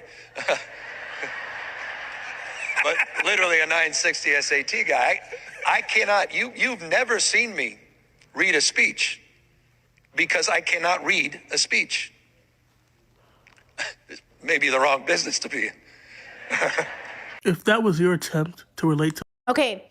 That part, well, I'll just play out the TikTok. Hold on. Black people, then that was the most stupidest shit you could ever say. And in my opinion, that was racist. I think it was racist too. Okay, here's the thing that I want you to understand. The reason the left, far left, or whatever you want to call us, the progressives, are upset with Gavin Newsom is because he is a liberal working within the system to uplift and maintain the system. So when Angela Davis says, like, we don't want any part of your racist society, I also don't want any part of your homophobic society or transphobic society, which Gavin Newsom has displayed, right? I don't want any part of this patriarchal society. I don't wanna. When we talk about like who can speak for a community and who can move forward, we're all in community and we're all in different communities. When my family says, we really want you to be a part of this community, and I said, at a distance, I'm happy. But I can't be directly involved in this community in the sense that I can't stop but interrupt the speech that I am hearing when I'm with this community. Now, here's something I want you to take for yourself. I don't want you to watch my streams and use these tools on the internet. I want you to use them in your real life. Because remember, when I go home, I have a real community. A community I'm obligated to, a community I live within, a community I pay taxes for, a community I'm here to break generational curses, a community that I'm here to say, we're not doing this anymore, a community I call on the phone and say, hey, how are you? Did you get your medication today? Hey, I love you. How are you doing? How's your therapy sessions? Hey, like, did you do that thing you needed to do? Did you get that job you wanted? Or a community that says, hey, you better leave that person alone, okay? Or hey, you did something bad. I have a real community that I got to call and take care of. You have a community you have to call and take care of. And that's the power we have. Now listen, and I want you to really process this information while I play this video for you. Okay? I want you to process something. Hold on, let me make sure it's muted. Okay, we are just animals on a planet floating in space. We cannot change the world. We are never going to change the world, but we are going to change our communities. We're going to uplift those communities, and that's who can speak on those communities. You are in communion with somebody. You're in communion with yourself, with loved ones, with churches, with neighborhoods, with jobs. We are in communion. And when you are in communion with people, you can change the trajectory of those communities. You can change so much in your life.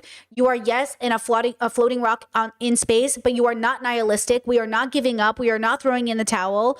We are hunkering down, if anything, girls. We are focusing our community. We are, locking arms and doing what's right by our community. So your communities are small, and small communities do the most work. Larger communities, this is why I don't really believe in systems. And I think, I believe in systems, but I think the work is difficult to be done in systems because, again, the systems are already run by powers of oppression, and they maintain that power because our communities are dying. So if we focus on smaller effort communities and we liberate everybody up, then the systems will be a reflection of that. Because right now the systems are exploiting our vulnerabilities and our lack of community.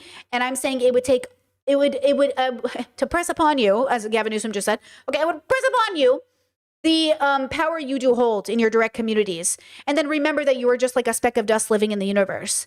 And you have to hold those two things at the same time in the palm of your hand. I am a person with so much power, and yet I am a speck of dust in the universe. Okay? And those two things are true, and that speck of dust in the universe has so much power. Right? And that's the point that I want to make for you. So don't feel overwhelmed. Don't feel like giving up. Feel excited that you have so much power within you. And you can also do the other thing. If zooming out doesn't help your philosophical joy and liberate your consciousness from the world, then zoom in. Remember, I am liberated. Brittany is liberated as a person. My consciousness is liberated. But my body lives here on this planet, and I'm existing with these people. And I mean that in the most scientific way possible, the most grounded, scientific, data-based way. We are born free. And it is society, it is people that keeps us threatened. It is our communities, it's our parents, it's our friends, it's our family members, it's our boss, it's the structures, yes, maintained by people who love us or say they love us. The biggest problem in our life is our community. Our communities are struggling because a lot of people in our communities don't know how to fucking apologize. An apology goes a long way. What is Trump's most infamous quote that he's never asked God for forgiveness? This man won't apologize. And you don't think that that's a problem? That's a huge problem. So if zooming out doesn't help you, zoom in. Discovering an entire world no human knew. Imagine discovering an entire world no human knew existed. This drop of pond water is likely similar to what Antony van Leeuwenhoek saw for the very first time in 1674, using lenses he made by hand. He became the first person to observe microorganisms, living creatures he called animalcules. Before this moment, the existence of single-celled life was completely unknown. His curiosity revealed life everywhere he looked, from protozoa to nematodes to rotifers. In doing so, he opened an entirely new field of science and became known as the father of microbiology. It is remarkable to realize that it all began with curiosity and a single drop of water. So it's kind of interesting whether you zoom out and you realize you're a speck of dust in the universe, or you zoom in and realize you're probably these little bugs to like the universe. Either way, the point is we're so small, but we have so much impact. We're so small, but we mean so much. And it really could change the world if we learn to apologize. Like, not just say sorry for sorry's sake, but to actually deeply understand why I'm even sorry in the first place. By the way, I always say this to my family and friends, you don't have to apologize until you're ready, because the last thing I need is another fake apology.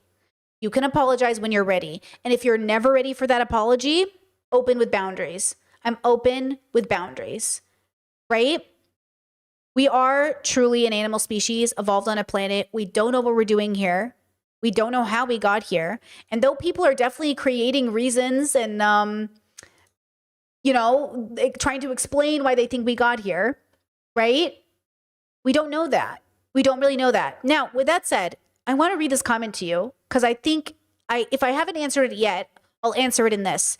It says, I just wanted to say, I just wanted to start by saying I really enjoy your content and your philosophical takes, but I wanted to share why I felt uneasy about your response to the situation with John Davidson. I get your point that apologies are meaningful when they are right, when they right a wrong and show understanding of harm. Like you said, I don't feel shame when I apologize because when I mean it, I feel proud that I righted a wrong. I did say that in a comment reply. And apologies need to show understanding of harm. Otherwise, they're just PR statements. Okay, I did write that as well. I agree, which is why I don't see a public apology is necessary here. It's interesting. They say, I agree with this and I agree, which is why I don't see a public apology is necessary. So right away, I'm like, huh? They said the N-word is heavy.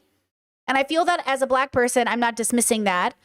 Are they saying they are a black person? I just want to wait. The N-word is heavy. And I feel that as a black person, okay, I think they're saying they are a black person.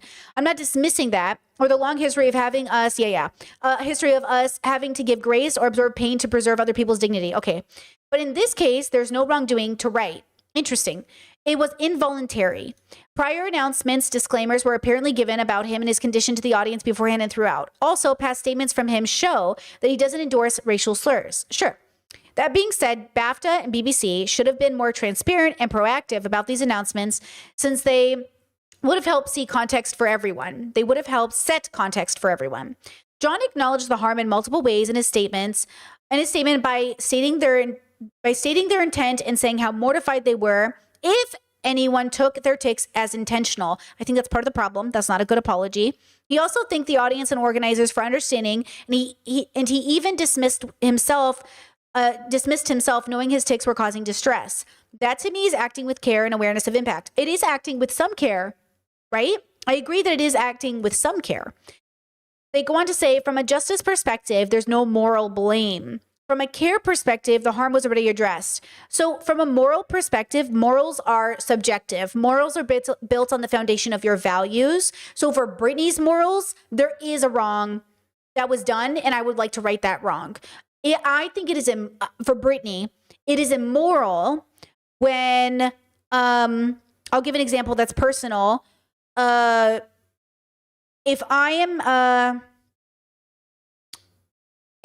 say I'm having an autistic, like overstimulation meltdown, okay? It would be immoral if I looked at my partner in that moment and said, you're overstimulated and go fucking kill yourself. I fucking hate you. Yo, hello, wait a second.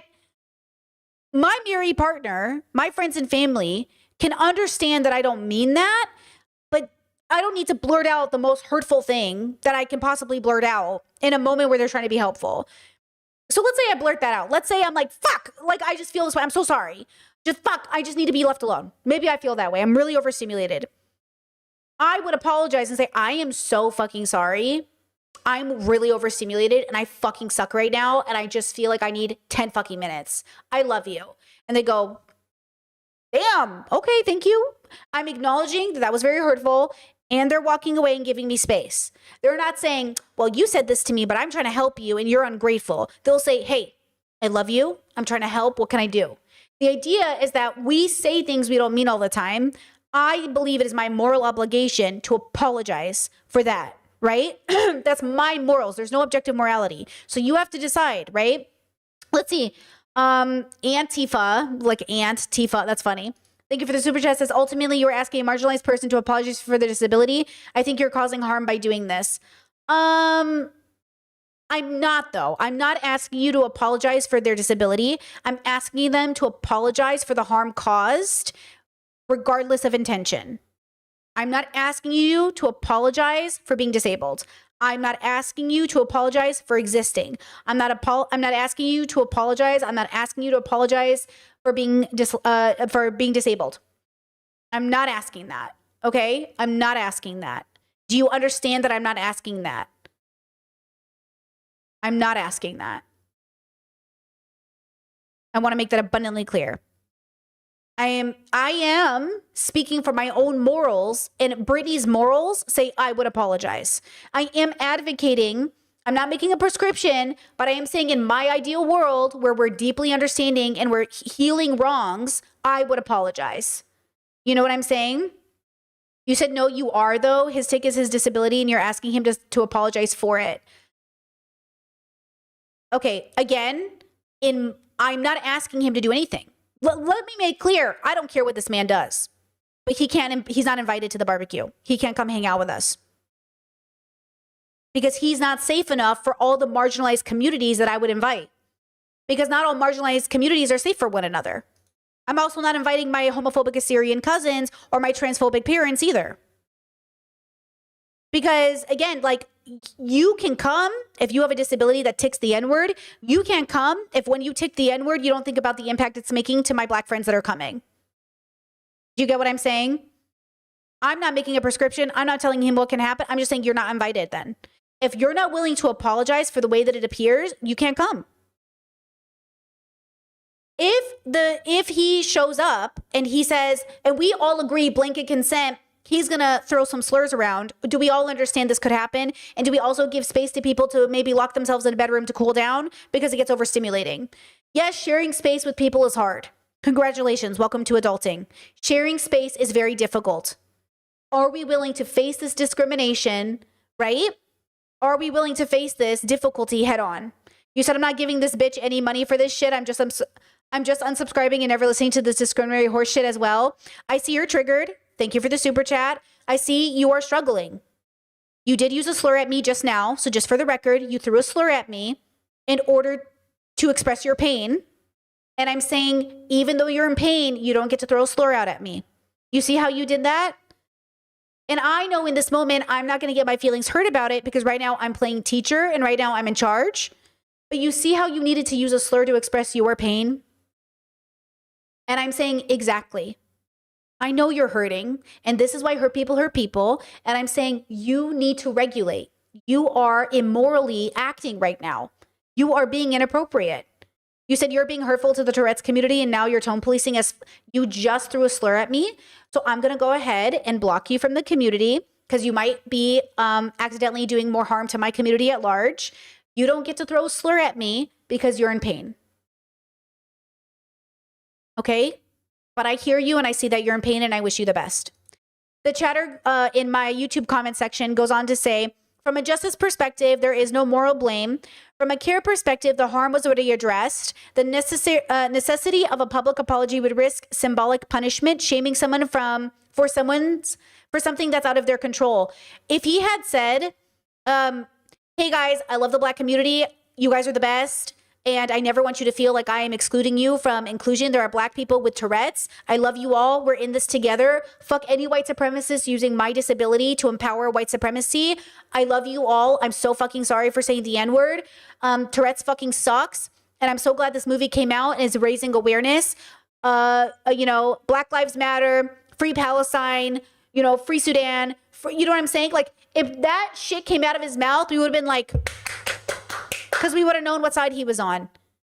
But now he gave us a PR response, did not signal any side that he's on. I can't tell where he's coming from. And his loudest supporters are white supremacists and hurt Tourette's people, which I hurt disabled people who are now throwing slurs at me for being hurt.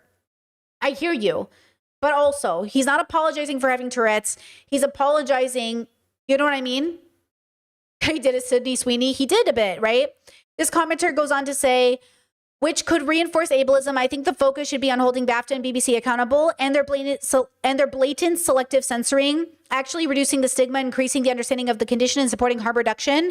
I also agree with this. Goes back to systems versus individuals. Individuals are still responsible for their actions, but the systems play a larger role. The system could have avoided this. The system could have prevented this, and it didn't, which is why it came at the expense of all of us. That doesn't mean we as individuals aren't responsible, okay? Responsible.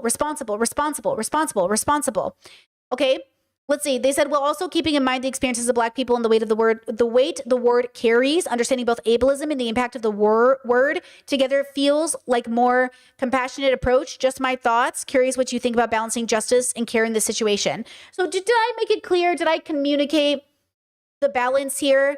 The balance to say the way you approach this matters. Yes, the system failed, but you're still responsible. Again, you cannot do bad things to your family and friends and go, the system, bro, white supremacy, bro, ableism, bro, poverty, capitalism, bro. Hey, I know I raped you, but patriarchy, bro. I'm not responsible for raping you because, patriarchy conditioned me this way. So like, no, You're so responsible. Oh, yeah, dude. Well, I grew up in a homophobic household, so it's just culture, bro. Well, you know, I was taught trans people are mentally ill, so like, it's my culture, bro. No, absolutely not. Okay. Yeah, boys will be boys. Thank you, chat. Boys will be boys. Absolutely not. And that's what you're saying. You're saying that because again, explanations, not excuses. You explain why it happened. You don't excuse it. The explanation, Tourette's. The excuse cannot not also be Tourette's. You can't excuse a slur because it's Tourette's. You know what I'm saying? Yes, he didn't intend to say it. Okay. Though, if you have just for the record, if you have a really white supremacist, racist person with Tourette's, you actually would not know if they intended to say it or not. So you're lucky anyone's even giving him the benefit of the doubt. Because there are words he says on purpose. And if you're a white supremacist with a Nazi tattoo who says the N-word and has Tourette's, do you know what I'm saying? That's why we're being cautious, because we don't know you. We don't know who you are. And so we don't know which, your Tourette's might be the answer. We might be okay. But we don't know. And that's the point. To have such good faith in the world requires all of us to have good faith back. And the way he could have built that good faith with the Black community is just by acknowledging them in the first place. But they were not acknowledged. They were not considered. And because of that, it feels very, very hard to then consider him. How can you blame people for being like, what do you mean when you say that? Chess says, I don't understand why we can't excuse what he did in this scenario, but also acknowledge the way it hurts. In therapy, we learn to explain, not excuse, because excuses are made to absolve all hurt done. But if you can explain why it happened, you absolve the hurt with knowledge and education. When you excuse, you don't allow for education or acknowledgement or explanation. When you excuse, you don't actually build better to be preventative next time or to learn. Okay? So that's why we explain it, so we understand, so we're educated, and then we know what to do next time. So if let's say somebody sits there on the sidewalk and he throws a slur at them, he goes, I have Tourette's, it's a medical condition. And then people, oh, okay. And then they walk away, not learning what Tourette's was, that's not an explanation. Saying I have Tourette's doesn't do anything. What if nobody knows what Tourette's is? Like we've learned over the last few days, a lot of you don't know what Tourette's are. You don't know what it is, right? So he can't just say, I have Tourette's. You guys just say, oh, I have a neurological condition that causes involuntary tics that sometimes and a lot of the time will be very hurtful to people, so I'm so sorry about that. And I wish it wasn't so, but it is a condition I live with every day. If you want to learn more about it, I have a movie on it, a book about it, a resource about it. And of course, I just hope that you're understanding, but I understand and I'm so sorry, right? But now you have to understand, like, we're all wounded. The world is so wounded. And so it just feels like I'm exhausted. I don't know who to trust. We have to go over and beyond to express safety because the world is an incredibly unsafe space. You know what I mean? And I understand. I do. That you're thinking about how exhausting it is to explain your condition, which is why a lot of us don't tell people what we have, which is why a lot of us just mask. It's why a lot of us do a lot of things. But can I again, I'm not asking him to educate people, just like I'm not expecting Black people to educate people about the N-word. And as adults, who is an activist, I think it's kind of his job maybe to educate people on Tourette's. Is he not an activist? Educating people on Tourette's? Do you know what I mean? So yeah, he has to decide what his role is. And this is why I'm critical of white men in positions of power. White men being praised. I mean, this man had a movie made after him and he got awards. He's not exactly nobody, right? So yeah, you're in a position of power. You have a microphone. Congratulations on having the responsibility of using it correctly. It's hard, isn't it, to be a good person? I say it time and time again, and I'll say it forever. It's very hard to be a good person. I work on it every day. But even saying that probably triggers something inside of you, right? You're probably like, well, I am a good person. I don't have to work on it. Okay. You're saying, oh my God, Brittany's admitting she's not a good, none of us are good people, and all of us are good people. Okay? We are all struggling. And until you acknowledge that, you know what I'm saying? And by the way, and I just want to make this clear. Let me show you this. Hold on, give me a second. Because this is the problem people have to understand of what we're dealing with in the world, okay? And I'll wrap up this segment in a second, okay? Give me a second. So we're dealing with a multi-layered issue, and this is just a reflection of the struggle the world is having as a whole. And I want you to understand that this is just the beginning, okay? We can't even agree on the use of the hard ER, right? Which you think would be kind of easy. And okay, Black people have to deal with anti-Blackness in ways that I don't think you understand, because every time they say anything about it, you say they're complaining, they're over-exaggerating, it doesn't exist. Well, this just happened. Allison Friedman, a Hunter College professor in New York City, has sparked widespread backlash after she was caught on a hype mic making comments about Black students. Black kids, Black students, Black adults have been telling you their teachers fucking hate them. They're discriminating against them. They are absolutely bullying them, and you ignore them. You say they're unruly. It's just how Black kids are. Black kids are bad students. White supremacist teachers are teaching these kids, okay? She is blurred in this video, which I think is frustrating, but she's the blurred square, okay, on the screen.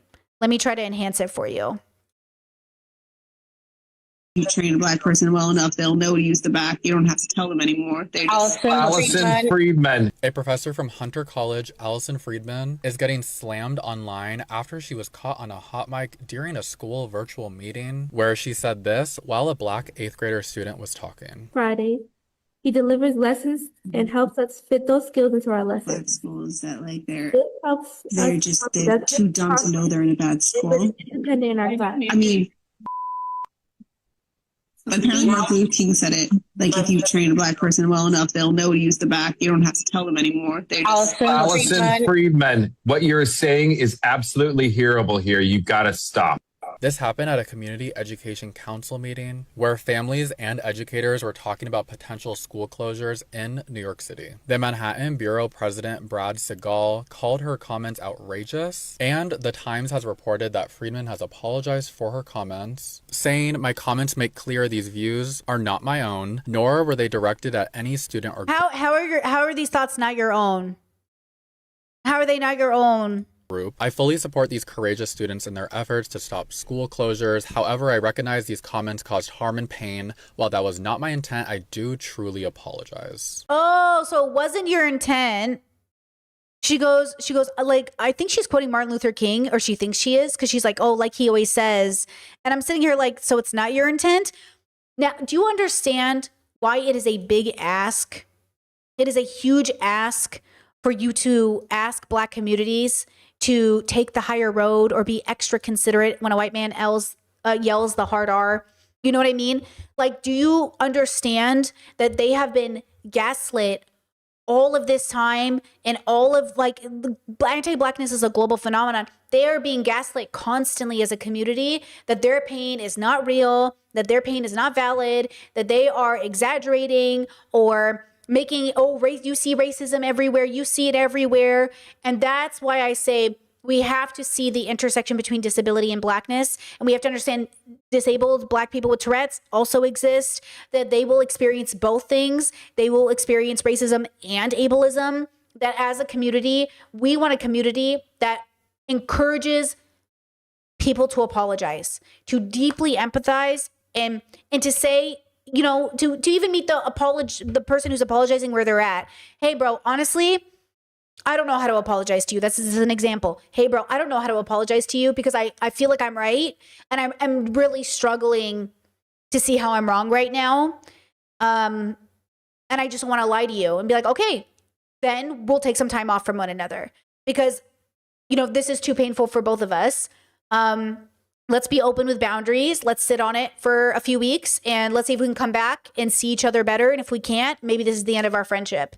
You know, it is what it is. But like, you know, and for a lot of us, you have to understand we've been trained, especially in immigrant households or in certain kinds of households, to just always put our feelings aside, right? If you're the whistleblower in the family, you tend to be called like, oh, you're making drama out of everything. You're always, you know, causing a problem. Can we all just get along? And it's like, I want to get along, with a community that's aiming to be healthy. And this is so just a great example of how our communities are always going to be suffering.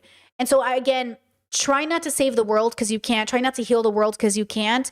But you can make a difference in your community. We know we can because protesting works, therapy works, meditation works, education works, feeding people works, building structures works. Like we in our communities can make a difference.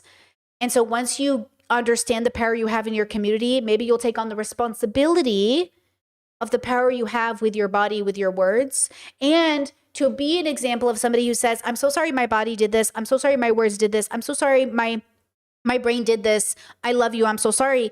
This is why I'm very cautious about the communities I hang out with online now, because when my diagnoses were being weaponized against me, it made me feel, and I think they were doing it on purpose 100%, it did make me feel at a loss. It made me understand why for so much of my life I suffered from unaliving thoughts. And it's because I didn't know where I belonged in the world and nobody understood me until they did. And once I recognized that I first have to understand myself, it made it easier to communicate with people. And if people didn't want to hear it, they didn't want to hear it, right? Like now I can say to my community, like I'm saying to you today, this community will not engage in ableism or racism. Instead, we will see the intersection of these two communities and do everything we can to uplift these communities together because they do overlap. They exist with each other. They are not opposites. Liberation for all or liberation for none, right? We want to lift everybody up and move into a world where adults, especially in the community, see how I'm holding adults in the community accountable to set an example for younger people. Because remember, at the end of the day, young people are watching us and they are seeing how we react when we do anything. And they are saying, well, my hero, John, he said the N-word. Why should he have to apologize? I'm not going to apologize if he doesn't have to apologize. Oh, my hero, so-and-so. And I'm saying, if kids are watching me, even by accident, because I typically don't have a younger audience, then I want them to hear that Brittany apologizes, even when she doesn't intend to do harm. So I'm going to apologize because I think that's better for the world. I'm not making a prescription. You can do what you want. You were going to do it anyways. But I try to apologize even when I don't intend harm. And one last thought, because it just came to my mind. There are going to be communities that will weaponize your apology against you. Think about your Machiavellian mothers. These Machiavellian mothers. These parents, these abusive parents who push you into a corner and say, you just never apologize to me. You are never grateful for me. You say sorry, but you don't mean it. Yeah, guys, those are mentally unwell human beings who are philosophically evil. Remember that though there will be communities that weaponize your apologies, make sure when you give an apology, it's authentic regardless of who accepts it and walk away if necessary. Okay? You do not have to be in communion with every single person you meet. You do not have to form a community with every single person you know, even if they look like you, even if they share your disability, even if they have the same labels as you. You must be in community with people that share values because the values will move the community forward. Okay? So do not let your compassion be weaponized, but do not lose your compassion because people will weaponize it against you. Because I know that's how a lot of people feel right now. Okay? Okay. I think that's it. That's what I wanted to say on this topic. I think we covered everything. Any comments, questions? Let me know. I'm going to be right back. Let me take a break. I'll come back. I'll answer any comments you have. Because I really do feel like I have an answer. If I don't have an answer, I'll let you know. But I feel like I think I did pretty good. I think I did pretty good. You know what I'm saying? I really was thinking about this for the last 2 days. I was stressed. That was a stress girly, let me tell you. Okay? I'll be right back.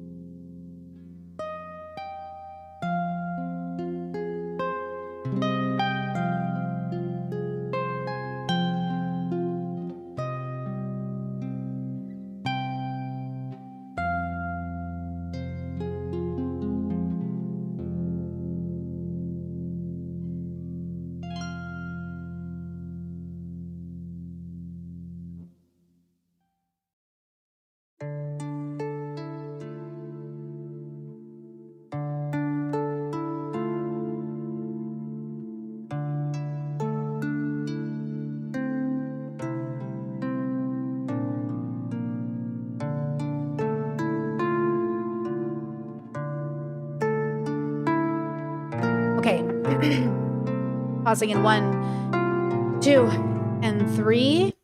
All right. Thank you, Discord. Discord says very powerful segment right there, Britt. I hope so. I hope so. Does anybody have any thoughts, questions, comments? That's what I'm about to show you next. Ooh, get ready. Get ready for what I'm about to show you. Okay, let's see. Let's see. I'm scrolling up. Did I miss anything? Anything I should read? Ba-da-da-dee, ba-da-do. Da-da-da-da-da-da-da-da-da-da. I think earlier in chat somebody said what do you mean by racist? If it's what I'm thinking you were asking, I'll just expand on it. You know, it's really hard to know where somebody is and what you know about the world. And it's really hard to know how much deconstruction you've done. So deconstruction to pull it apart and understand in detail, dismantle to destroy. I think you have to pay attention to how things are received. So like a good example of this is like, I don't see color. Oh, I don't see color. I don't even know you're black. I didn't even know you were black. It's like, so what you're doing when you say that is as thoughtful as it might sound is you're saying, I don't see your struggle. I don't see your pain. I don't see discrimination. I don't see the struggle. I don't see the beauty. I don't see the cultural significance. I don't see what's great about it. I don't see what's great about it. And I don't see what people are racist about, right? You don't see their pain and you don't see their beauty. It's kind of like when people say, oh, I'm not homophobic. I just, you know, whatever you do in your bedroom is your business. That's a homophobic statement. What do you mean what you do in the bed? Oh, I'm not homophobic, but like, as long as you're not shoving it down my throats, that's homophobic. It's like, you might think, oh, I'm not homophobic because I don't care if you're gay, but you do care if I'm gay because you don't want to see it in front of you. You know what I mean? You don't want to see. So I don't know where the people are on their racism deconstruction journey. I don't know where you are in your homophobia deconstruction journey.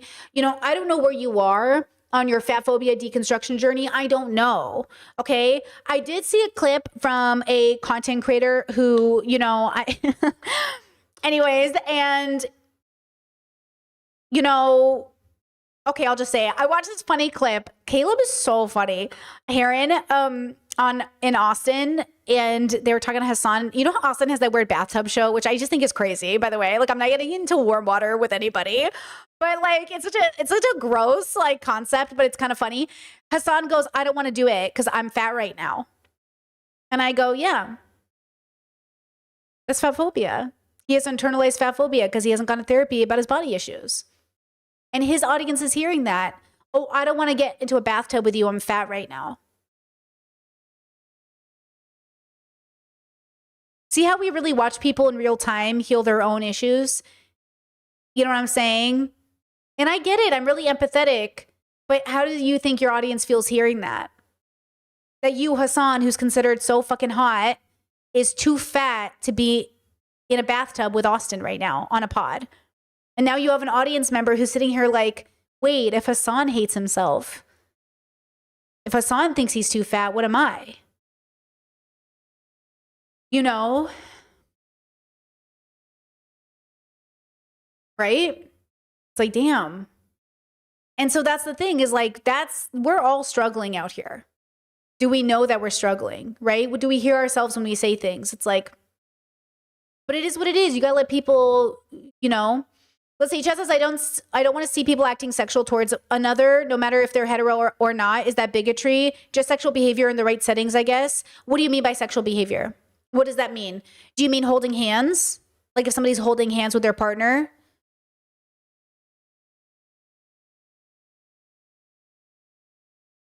Because that's what a lot of homophobes mean when they say they don't want gay people out in public. They don't want to see you holding hands. That's what they mean.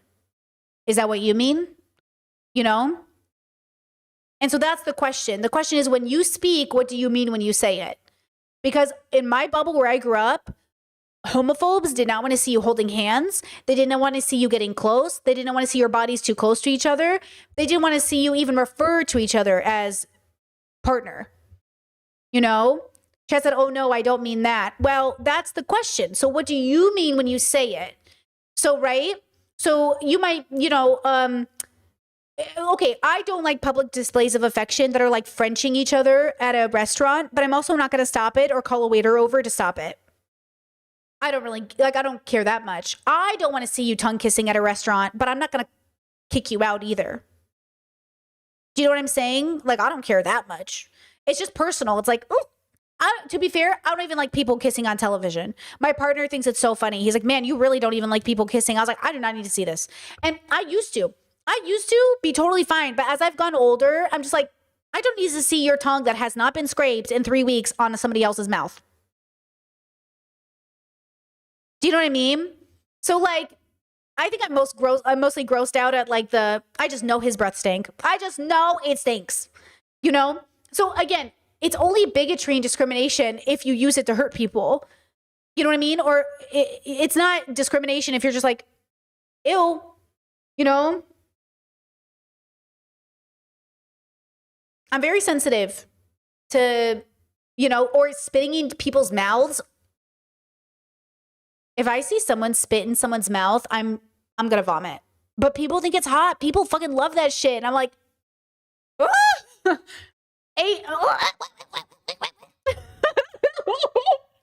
I'm sorry for everyone who just got a visual. Even the word spit makes me get nauseous.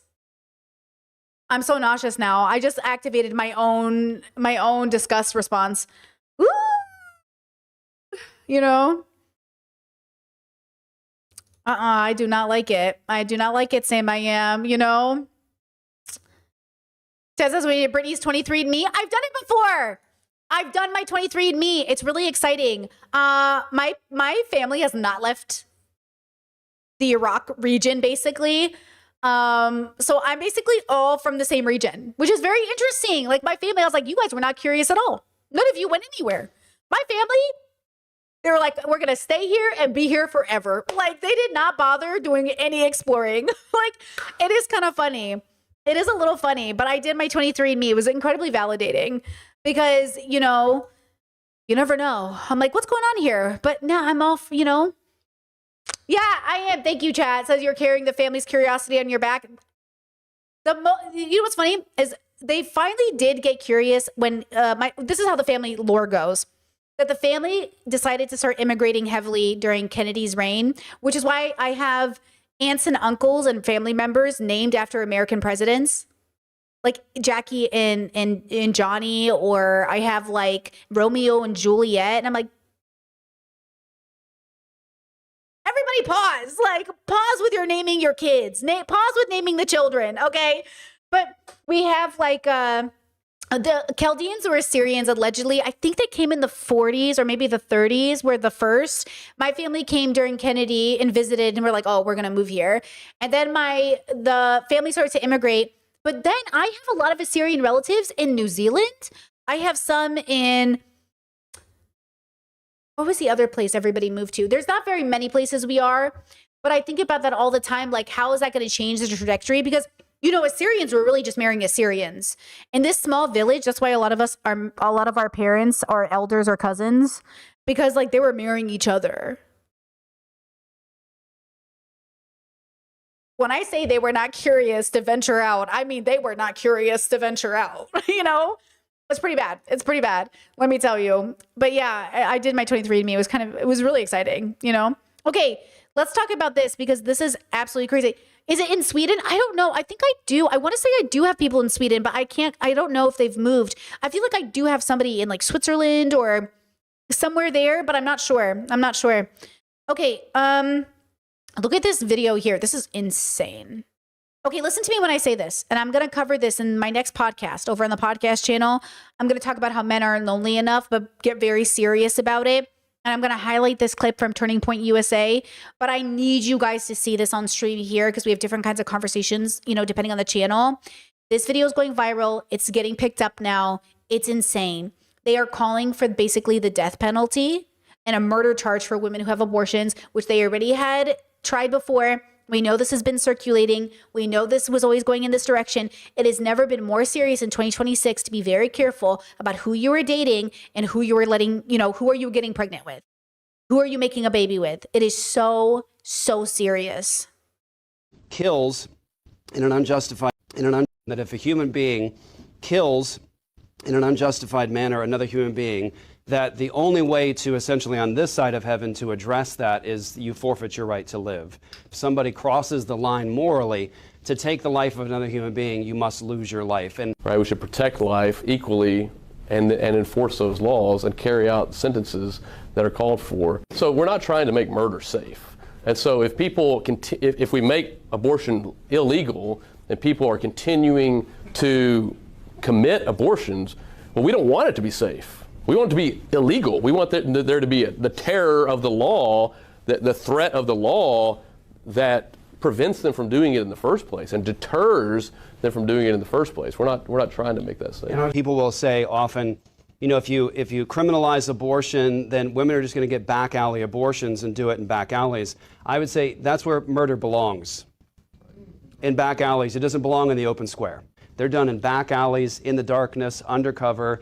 That's where murder belongs. It doesn't belong on the steps of the Supreme Court where women are downing abortion pills in broad daylight with cameras on them, killing their children. We need to take murder and put it back into the seedy areas of town. In many states across the country, we've had legislators that are just as committed to abolition as we are. People told us a decade ago, you'll never get these bills of equal protection and abolition. You'll never get a legislator to sign on for this. You'll never do it. This is not how you're going to change things.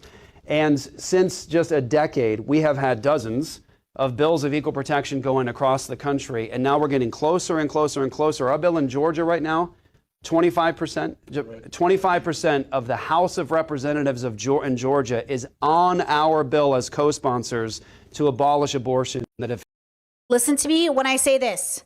It has never been more important that you are cautious about who you are making a life with, okay? It has never been more serious than now. It is the most serious it's ever been. And we have to remember that a lot of the ways, especially given the first topic we talked about today with white supremacy and anti-blackness, a lot of the ways they're testing this out is on minority communities, which is why Adriana Smith's story is so fucking important. And I never want you to forget her name. I never want you to forget this woman's name, who was kept alive as an incubator for her baby. And I understand the family did what was best, but I want you to remember the words of her mother in regards to Adriana's life and the choices she wished families had in making those decisions for themselves without government intervention. So here's her mother, okay? I would like to see it go away. I would like to see young women stop dying. If it was their choice to have a baby or to have abortion, I would just like for it to go away, because it's affecting a lot of families. And I think a lot of people's been affected by my daughter worldwide, the story. And it hurts. And no one should have to go through this. Do you think that women's lives are being put in danger as a result of this law? Yeah. They're talking about the heartbeat law, right? Yeah. Yeah, I do. Because now, women are probably afraid, well, if I get pregnant and something happens, I don't have a choice, Are they gonna help me? Are they not gonna help me? What do I do, It's just not right. It makes no sense. And the people that voted on it, I don't know, they wasn't thinking about Adriana. They wasn't thinking about Amber or Nicole or anybody else. They wasn't thinking. It's just like it's hurting so bad, it hurts. It hurts so bad. And I want to scream. I wish the pain could go away. And everybody's like, it'll get better in time. Well, it's not. You can process it all you want. It's not getting any better day by day. I'm thankful to God for giving me my mom and strength.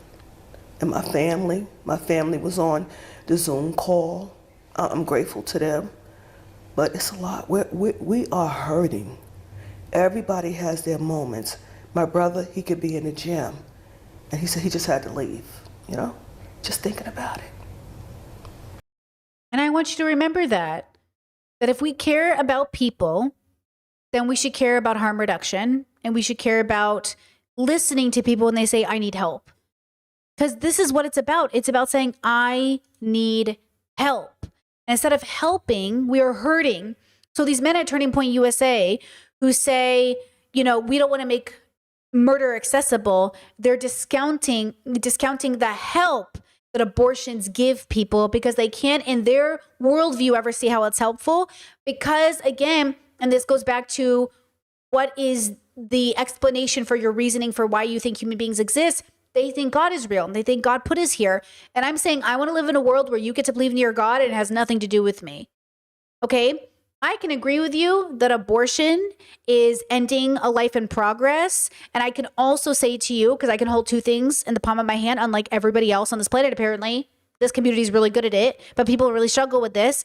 And I can say it would be the best to end this pregnancy for a lot of really good reasons, a lot of really good reasons to end a pregnancy. Okay, including I'm not ready, I don't want it, right? This isn't for me, okay? Now, I want to say on top of this, and I'll read your super chat in a second. This also plays into end of life stuff, because remember, we're moving in a direction too where in some places they've started to legalize end of life work. I think chosen death is always a goal, and suicide is something we want to prevent. Suicide is the feeling of being pushed into a corner, right? There's a lot of suicide up right now, and I'm devastated for the world. And we want to hold these two things in different categories of chosen death, which is what I call it, a right to ending your life and saying, I've done my time here on earth. I valued my time here on earth, and now I'd like to end that time on earth. Like, you have the right to live how you want and die how you want. But I don't think the state has the right to end your life for you. So I don't believe in the death penalty, which I know someone asked me to cover this. There's some death penalty suggestions, once again, for pedophiles or offenders. And once again, the violence cannot be our first solution, and that includes chosen death. Chosen death is never someone's first choice. They usually do it at the end of life or when they're ready to die, whether they're young or old, they're ready to say, okay, I did what I was here to do, right? It's different than the state coming in and saying, we have the right to take your life. We are entitled to your life. The state doesn't own our life. The state cannot own our lives. We are born free. And the worst part about existence is literally the constructs we put on each other to say you don't have the right over your body. How can the government say that it has more right over my body than me, the person, the owner of this body, right? And that's the dilemma. So there's a multi-layered part to this that I think is important. But that's why for my audience and the work that we do here, I'm trying to liberate your consciousness, because I don't have the ability to liberate you legally, right? Like, I don't have that, but I know you can liberate your consciousness, which is more than your body, which is more than anything else. It's the you that is you, the you that makes you you. And if a form of liberation in terms of the legality is using discernment to deconstruct our backgrounds and the world we were raised in, to then choose partners who hopefully will advocate for us. And I mean this so significantly, I so strongly believe I am married to the love of my life, my best friend, my high compatibility partner. I think this human being has my best interest in mind 24/7. And if that person ever became somebody different, in which I thought for a second that they would not have my best interest in mind, I would divorce this person. And they know that. And we keep each other in the loop all the time. Like, hey, we're on the same page as this, right? Look at Adriana Smith. Are we on the same page as this? I watch videos with my partner about Adriana, and I said, look at her. And you have to make sure that if this is ever me, I need to know that you're going to advocate for me. You're going to fight the internet. You're going to come make a YouTube video if you have to. And I know my partner is a very private person. And I said, I need to believe that you're going to do whatever it fucking takes to advocate for me. And that's the expectation I have. That you would even go so far as to making YouTube videos saying, hey, I'm Brittany's partner and she's in the hospital and she needs fucking people to rally because they are doing XYZ. Like, I need you to be that locked in to what it means to stand up for not only what we believe in, but for me. Me, because I am a me. Adriana was a her. She wasn't me. She was somebody, you know? All right, super chat from Rise Again. Thank you so much. Says, I would think murder this is the quote from the video. I would think murder belongs nowhere, not back in the dark, seedy places. He's kind of telling on himself and his lack of actual morals. Yeah, moral values. Absolutely. These Turning Point USA guys who were saying like, oh, you know, we're not going to make murder safe anywhere, especially not through abortion. The dilemma is I don't think abortion is murder. Because I think, again, this is what's really hard. So, you know, I stop myself. I really struggle because if I say to a conservative, like, yeah, I think it's a life in progress, they're going to be like, so you believe it's killing a baby? Those are two different questions or conversations to me. And the problem is like that is I mean this in the most like humble way, obviously too advanced for conservatives. It's like too advanced for them to hold two truths at once. Like it's just like so hard for their brains. And it's because they believe in objective morality, whereas I do not.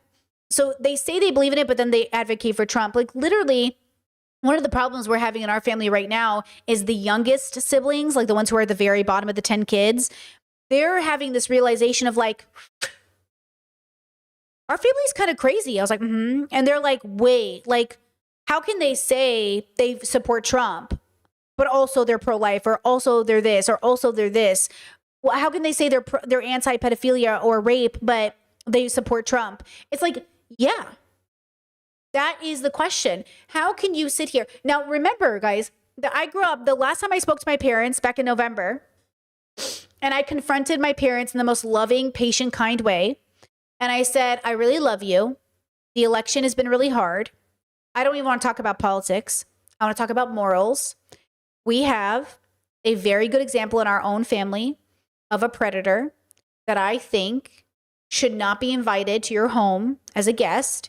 And you sent me a video recently of this person in your home, and you knew I would be upset because you didn't comment on it. You just showed it. You just sent it to me out of the blue, and you knew what you were doing. You knew that this person I have not only not talked to since 2019, he has not talked to anybody since 2019. So the fact that you randomly, after not being in contact, or at least I wasn't in contact, shared this video of this family member at the house and with no commentary sent it to me, you knew it would be upsetting. So one, you need to apologize for that. And they didn't, of course. And I said, two, it's very important that you recognize that you have invited a predator to your home and you have not tried to hold them accountable. And they go, well, it's not our business. Like, it's not our business. Their marriage is continuing. You know, the victim this, who's a victim really? What does a victim even mean? I'm like, that victim was a minor. And they go, but what does that even mean? Who is this? What does that even mean? I go, okay, if I can get you to agree to protect children of any age, as long as they're a minor, I don't care how old they are, right? Because that's the justification. Well, how old were they really? You know, it doesn't matter. They were a minor. Okay, they were under the age of 18. If I can't get you to get on board holding this person accountable, then we need to take a step away from this relationship, because it's like the easiest test for us as a family to say we're going to defend victims. And my parents couldn't do it. Instead, they called her a dick tease. Well, did you think she was being kind of a dick tease?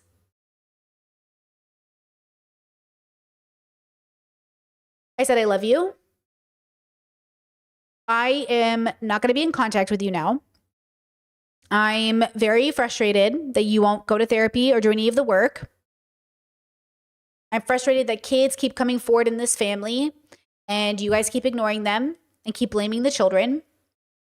I said, I am not going to block you, but I will not contact you. And the next time I talk to you, it might be at your funeral. So do with that what you will. If you would like to talk to me and actually do your due diligence, educate yourself, face yourself, go to therapy, I'm open. I am open with boundaries. I'm open with boundaries. Because who am I to abandon my family when I don't want to, first of all? And two, I'm willing to do the work. And three, I have a path forward. I know exactly what this family needs to do to heal these wounds. When you are ready, the path is lit. But until then, I'm going to keep going. But I lit the path for my family. And I will never, to make this metaphor clear, I will never unlight this path. It will never go dark. But I might be 5,000 miles away because, girl, I'm not going to stop walking. And that's the point. The point is I've liberated my consciousness by moving forward with my life. I've liberated myself, and I will still keep the path lit for everybody to liberate themselves. But I cannot force the world to be a better place. It apparently doesn't want to be. But remember, as we move into 2026, there are people who sit in meetings every day to create plans, to maintain structures that will make your life miserable. And this is their whole life. Their whole life is sitting together in a room and with their full chest coming up with ways to punish you, to criminalize you, to keep you, subjugated. And if we've learned anything from Love is Blind season 10, girl, these women marry these men. I know the season just came back today. Don't spoil it for me. Last time we left off, this Trump voting travel dude saying that, he forgot to vote, but he would have definitely voted for Trump. And then this white lady, I don't know anybody's names, this white lady being like, yeah, I love him. He's the love of my life. Ladies, stop being with Trump voters. Deconstruct the patriarchy. Stop letting these men inside of your bodies and stop making babies with these men. Because when it comes down to it, they will not support you. So I can't save everybody, girl. But patriarchy doesn't stay maintained without our participation. And too many people are participating. Okay, anyways, I just wanted to share that with you guys. Isn't that a crazy story? Not surprised. But hey, important you pay attention to it. I'm dead serious. If you're going to have a baby in 2026, it better be intentional. And it better be with the right person. Because it's no joke to bring a person into the universe. It's not even funny at this point. How casual some people are. I accept it, and your baby is precious, and we love your baby, and the baby deserves everything. But damn, it's so serious, bro. It's so serious. It's so serious. Ugh.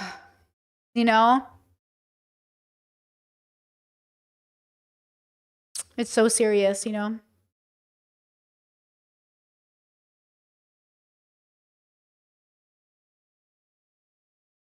Chet said if there's one thing that these people will not get from me, it's sympathy. You know what? I think I empathize more than I sympathize. I don't think I sympathize very much with people, but I do empathize a lot. I can empathize with them 100%, but you don't get my sympathy. I don't think I can sympathize with you right now. But I do empathize, which is interesting. How do you empathize without sympathizing? Or how do you empathize and not sympathize? I think it's important to empathize and meditate on that, to see the humanity in people, and then to remember that sympathy doesn't mean you have to throw away your values in the name of these people feeling comfortable, which is kind of the key. Okay, I want to talk to you guys about something that kind of annoys me. Let me bring it up. Let me bring it up. Yeah, you can empathize without agreeing. Exactly. Chet said there's no civilized world that can be built with these people. Oh, you better clarify who you mean by these people. That's really important because I don't know who you're talking about now. These people? Uh-oh. Civilized society? Uh-oh. Dog whistles for white supremacy right there, baby. Civilized society and these people, girl, you do not want to use those in a sentence. Okay? So this is Dean Withers. I've criticized him before. People don't like it, but he's 21 years old. He's a literal Babino, and he's got 5 million followers, right? Like, process that information that a guy at 21 has 5 million followers. This video alone has 28 million views, 39 million views. Do we not think that's a little bit much for a young person? And more than that, don't you think it's interesting that one of the few people, don't you think it's interesting that a lot of the debate bros with microphones are all white guys? Like, of course, this has been already explained 1,000 times, right? And so you can imagine that him beefing with a black woman, I think it is a black woman. She might be a they, them. Are they them? Are they, I think, black femme, black sign female at birth. I don't know yet because I've only seen parts of this story, but I got super fucking overwhelmed with the amount of information coming out. So I got overwhelmed. But good news, Foreign made a video on it. And I kind of want to watch him talk about it so I can learn about it. Because honestly, it was a lot. So he is fighting with this person. And Tashika versus Dean. And at first, here's what I know before we go into it. Here's what I gathered. At first, everybody hated Dean. It was on her side. I'm going to assume her pronouns are she, her for now. Okay. Then receipts came out from Dean, and then they all turned on her, and they're like, no. And I was like, no, what's happening? Because, it looked like a clear-cut case. white guy being racist, boom. But then the receipts came out and everyone's like, I can't believe you made me fight for you. Let's see what we take away from this, because I am curious. But don't you think it's kind of crazy that this kid has so many viewers? Damn, I should switch careers and just be a white man with a microphone. I should pivot my platform. It's a little bit of a joke. Okay, let's watch 4 and talk about it, because I am curious. I'm put it on 1.2 like normal. Let me change the way you guys are seeing this. Let's see what this is about. Tom Holland, I mean Homeland. Whoa, that was beautiful audio, so loud in my ear. I mean Dean V. Tashika has convinced me that the world ended in 2020, and we've actually been in hell ever since. Tashika unconsensually hooked herself to an autistic queer woman on FaceTime, and then she threatened to sue that woman if she were to publicize the evidence. Whoa, whoa, whoa! I might have to take you to court. That's not what happened, like at all. He's showing text receipts. Go ahead. It's a foreign man in a foreign land. I suffered immensely from this. My loins will inherit pain from this. See, this is why I dropped it. Because I started to go, my brain was like, this is too much. I don't know how to follow this on TikTok. Okay, good. This is a clip from his stream. So now we're stream inside the stream. Gotta be the worst Black History Month we ever done had. First you had the Rakai and Piper situation, Jesse Jackson done dead, and now we have the Dean v. Tashika situation. And for the grass swandling folks that don't know who these people are, from the left we have Dean, who's made a name for himself on Jubilee debating right-wing man-dog Ben Shapiro. You have Parker, who did the same as Dean, as well as... Oh, can I say something? Can I say something? Can I say something? My Discord said new channel, Simon, idea, Simon Brady. Can I say something? I think my brand is fucked up. I think my brand is tainted. All of these years, I have been, you know, I know for a lot. Okay, I know, first of all, listen. Listen, this is so layered. I already know. I'm a femme presenting person. I got a high pitched voice. I'm autistic. I'm, you know, I look masculine, you know. I did work out today. Anyways, a lot of people don't like me for a lot of reasons, but something just hit my brain yesterday where I was like, holy fuck, I need a brand rechange. I'm just kidding. But listen, for like, I get these comments all the time. Like I get a frequent amount of comments saying the same thing, but somebody just said it in a way that blew my fucking brain. If they're here, they said, I have been putting off clicking on your thumbnails or watching your videos because I thought you were Brittany Venti. They go, I can't believe I've been missing out on your content all of this time. I thought you were Brittany fucking Venti. And I was like, you guys are so face blind. And I've heard this comment so much in my life. I've had my Discord say, oh, I recommend your videos to people. And people are like, oh yeah, I see her on my feed. Or people will say like, oh, I see your videos all the time. I just never click because I think you're Brittany Venti. Brittany Venti is just a white girl. Actually, she's technically mixed with curly hair. That's it. Let me show you. For those who don't know, she's a conservative though. Gross. Okay. Am I missing out on leftist viewership because you guys think I'm Brittany fucking Venti? Are you guys fucking serious right now? That's it. They think I'm Brittany Venti. They think I'm this girl.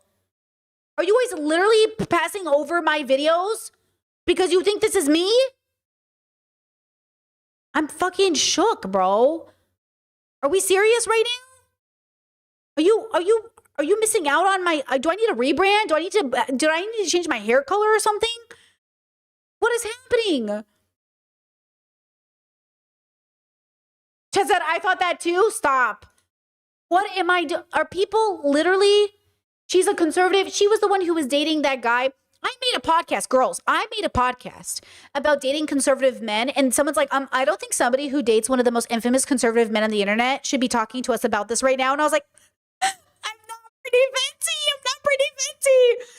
They thought I was dating the sleep guy, the autistic guy. What's his name? Think Before You Sleep. They thought I was dating him. I'm not her. I don't know what to do. I don't know what to do. I don't know what to do. What am I, you know what I'm saying? I don't even think I look like her. I mean, I get it. White skin, curly hair, boom, same person. But I feel like we look totally different. I can't believe it. I was like, I'm not her. That new channel idea, not Brittany Venti. You know what? Don't. Oh my God, that's crazy. Chaz says she's not a Christian conservative. Okay, but she is a conservative who talked about like leaving. She's like literally a white supremacist. She's the girl who does blackface, who's a quarter black and goes on and says black slurs and like pisses off the black community. She's literally married to like one of the worst guys or engaged to dating. Girl, I don't keep up with these people, okay? She's the one who did blackface. Like Brittany is a really bad person. I don't want to be associated with her. I hate this. Should I dye my hair yellow or orange? Should I go like blue? Like, should I go more red? Should I go orange? Like, what is happening? Anyways, branding. This is my, you know, did you guys watch that Gay Ferrari? Wow. Did you guys watch Guy Ferrari? Guy Ferrari commercial. Did you guys watch this commercial? And everyone's like, oh my God, he really is just a normal guy with hair. Branding is everything. Branding is everything. You're dressed down, by the way. This is the day. I've never seen you in other guy. Look, branding is everything. This. Okay. Where's regular guy? What happened to regular guy? Hang on, I'll go get it. Is that him? Is that really him? Is that really him? Like, people are like, wait, is this him for real? And people are like, oh my God, he just looks like, is this him for real? People on TikTok are like, wait, he really is just that guy, like a regular guy. Okay, so wait, let me make sure that it is really him. Yeah, it says he breaks down his normal guy makeover. It is him.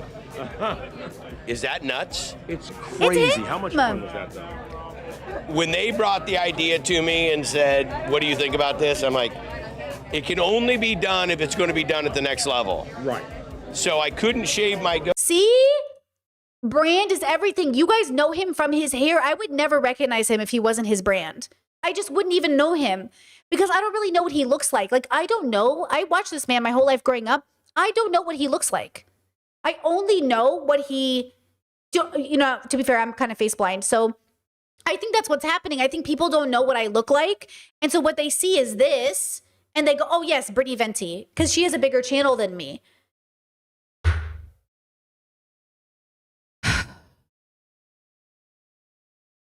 You know? Chaz said you'd also get so many views if you wore things people associate with ethnic Middle Eastern clothes. I work in marketing and branding, LOL. Well, let me tell you, sometimes when I do wear a headscarf, people come into my chat and go, they call me like a appropriator or something. To be fair, classic Assyrian clothing, like some of my relatives in Iraq might wear them, but like I don't even know if I could get access to them here, but they definitely stand out. You're right. Maybe you need a wig. Stop. Just go bald. Don't tempt me. Don't tempt me. Yeah. A bald cap, I'm telling you. Oh, stop. Get a unique face tat. That's it. Girls, stop. All of you are fired. Listen. I don't know what to do about this, but I'm dying. And so I literally said I worked so hard to keep my hair healthy and grow it out. And I wanted my hair to be my brand. I did. I was like, oh, my hair can be my brand because look how great it is. You know what I mean? But it's also kind of, but I feel like it's okay. You know what? I'll figure it out. I'll figure it out. But this is it. Anyways, okay, thank you. Thank you for hearing me out. I appreciate you. Tashika, they all got their start on Jubilee. And the medium is the message here because Jubilee is the pop the balloon of the white community, if you could even call it that. I don't know if you got a community. What do you call the white community? A clown rally. Debate content can be a good entertainment, but it ought not be conflated with political education at best. At worst, debate content turns topics that are not up for debate into football games where it's more about your team winning than actual education. We also have AG. She is very important to this entire conflict. The rift between them reached an apex when Dean said this. I want you to. Is there anyone watching the stream that thinks that all white people should be? Here, I'll pull it up. Just a moment. Good thing we're relying on Twitter, which is like, not filled with Russian bots or like bad faith actors that would, perpetuate lies. Yeah, I mean, the closest I could think of somebody like literally wanting to all white people that I'm familiar with is Tashika, another creator on this app. She legitimately wants to of all white queer people. What is he saying? Genocide? What's the word they're censoring? She did call for that. That was something she did. Unprovoked out of nowhere, just be all like, I don't know who really wants all white people dead, except for this one person, and they specifically want white queer people dead. This is the bullet that hit Archduke Ferdinand starting the World War. I want to admit that I am no big fan of Dean. But to be fair, he has acknowledged his edgelord past, and edgelord is white speech for racists. Apparently, he has since grown from it, and we love a good arc, don't we, chat? We love to clap fish for swimming, don't we, chat? I don't say the hard R anymore. I'm delivered. I don't like the way in which you all begin to glaze mediocre white people for doing the bare minimum. But alas, he has apparently, grown a bit. That said, his America tour, or whatever the hell that was, had a bunch of anti-blackness specifically towards black women. He also got heat for crying over Charlie Kirk, which I'm not at all surprised for because Dean is a capital L liberal. His rhetoric isn't to tear apart the system. It's to change the furniture. You're not going to get revolutionary politics you need from someone who has 2 feet in the very institutions that they claim that they want to dismantle. It's hard to full-throatedly advocate against the systems that benefit you as a straight white man, which is why radical action Okay, hold on. Oh, I don't want to. No, Brittany, pause. Hold on. has normally came from folks who are multiply marginalized, such as black queer folk, or most notably, black women. Bringing us to Tashika. The caption reads, Dean Withers won't leave me alone. Hey, so it has come to my attention that Dean Withers just called me a genocidal maniac on his live. He has... Hold on. Before we get into this, because I do want to actually pay attention. Listen. Okay. Listen. No. Shut up.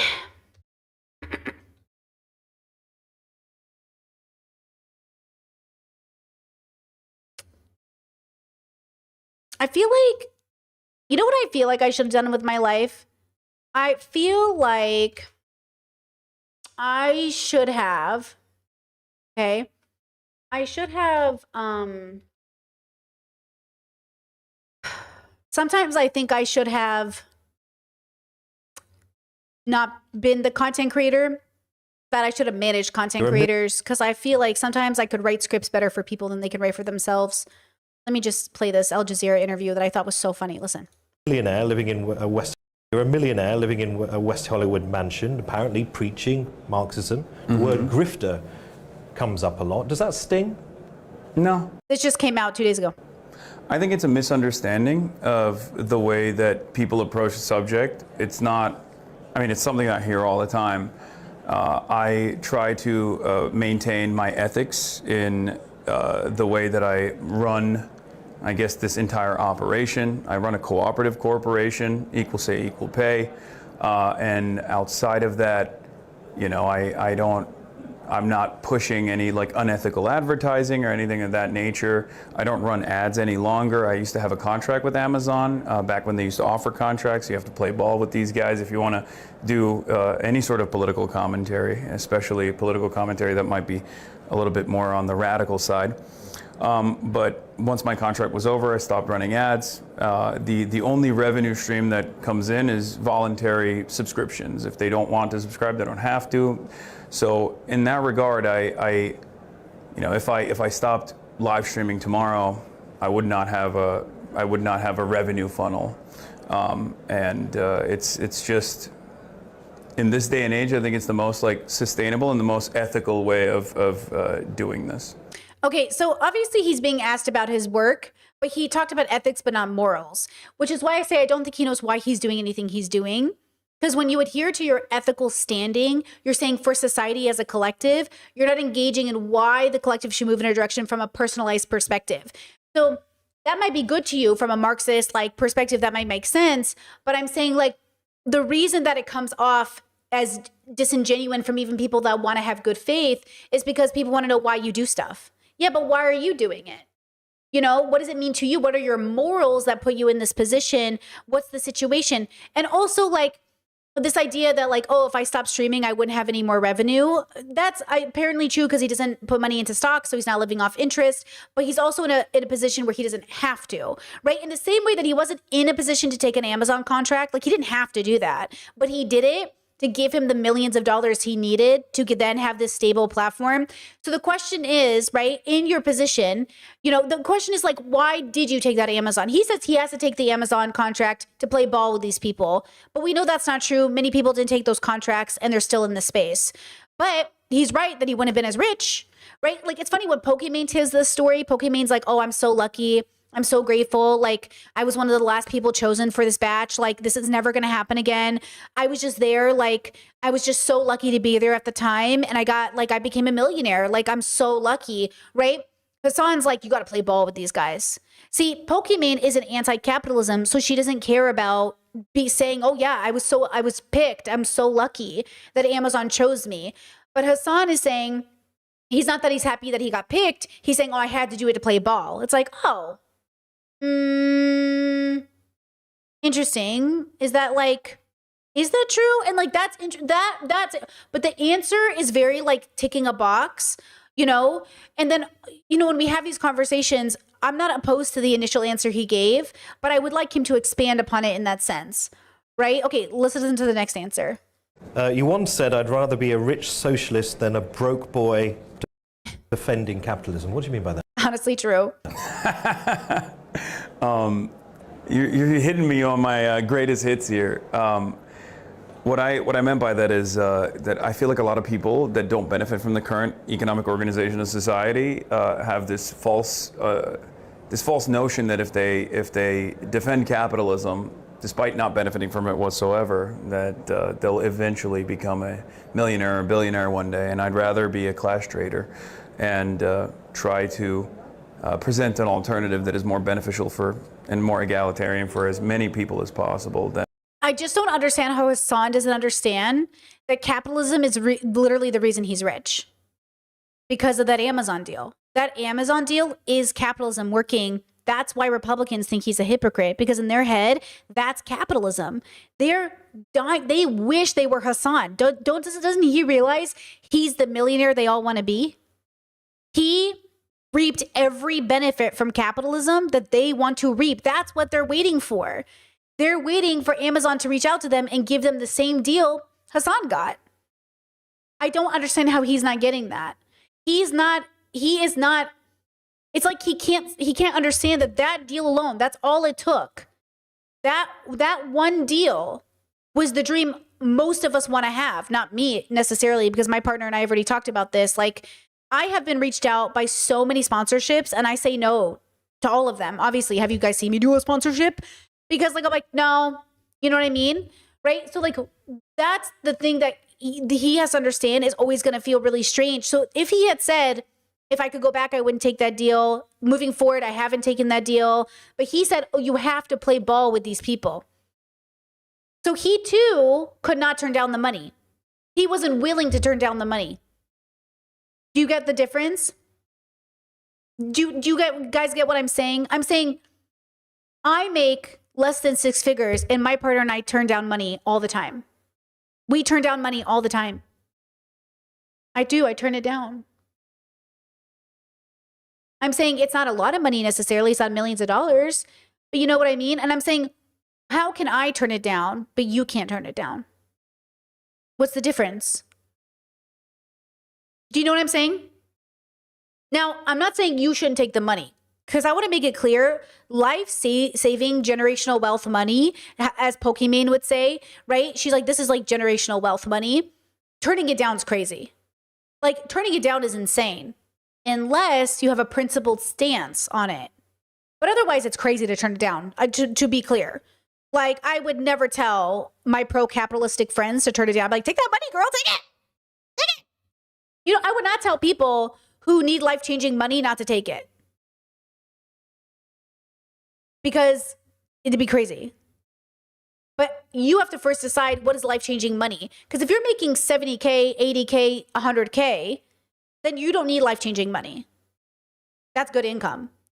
You know what I mean? But then maybe you do. It's not my job. I'm not making a prescription. Right? Okay? And I'm not saying again, my criticism of Hassan is not, I'm not anti-Hassan, because I know that's how everyone hears it every time, which is crazy to me that you guys, like, we're talking about deconstructing racism and patriarchy and homophobia, and you can't deconstruct a streamer on the internet. Stop looking at him like he's your favorite and understand the question I'm asking, because it's really fucking important. What is his why? It's really fucking important we understand this. This isn't you. This isn't your friend. You don't need to be sensitive or defensive of him. Why does he do what he does? Okay? Does he sit down and think about it? Because I'm saying I don't know what I would do if somebody came to me and said, here's $25 million. Except we tried to preemptively think about it. But you have to understand, under capitalism, this is the goal for so many people, right? So many people, like, they're dreaming of this opportunity. I used to think my whole life was to work hard to get companies to recognize me, to give me money. I used to think that was the dream, to be recognized by these companies so I could become like an image for them, right? Because that's the sense of validation. You know what I mean? That's the point. Does that kind of make sense? Okay. Than to be someone who doesn't benefit from capitalism and still defends it.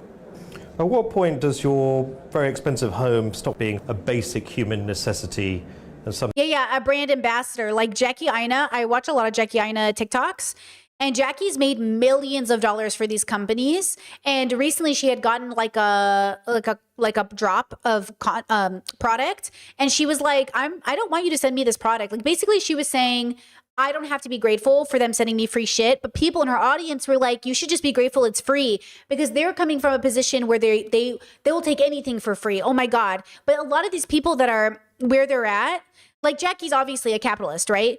And so she's engaging in like taking and this is, well, a capitalist in the sense that, depending on how you want to define capitalism. See, this is hard because are we talking about systems or personal? Like, I don't identify with systems, right? Like, I don't identify as a system because I don't think that makes any sense. Systems are frameworks. They're not people.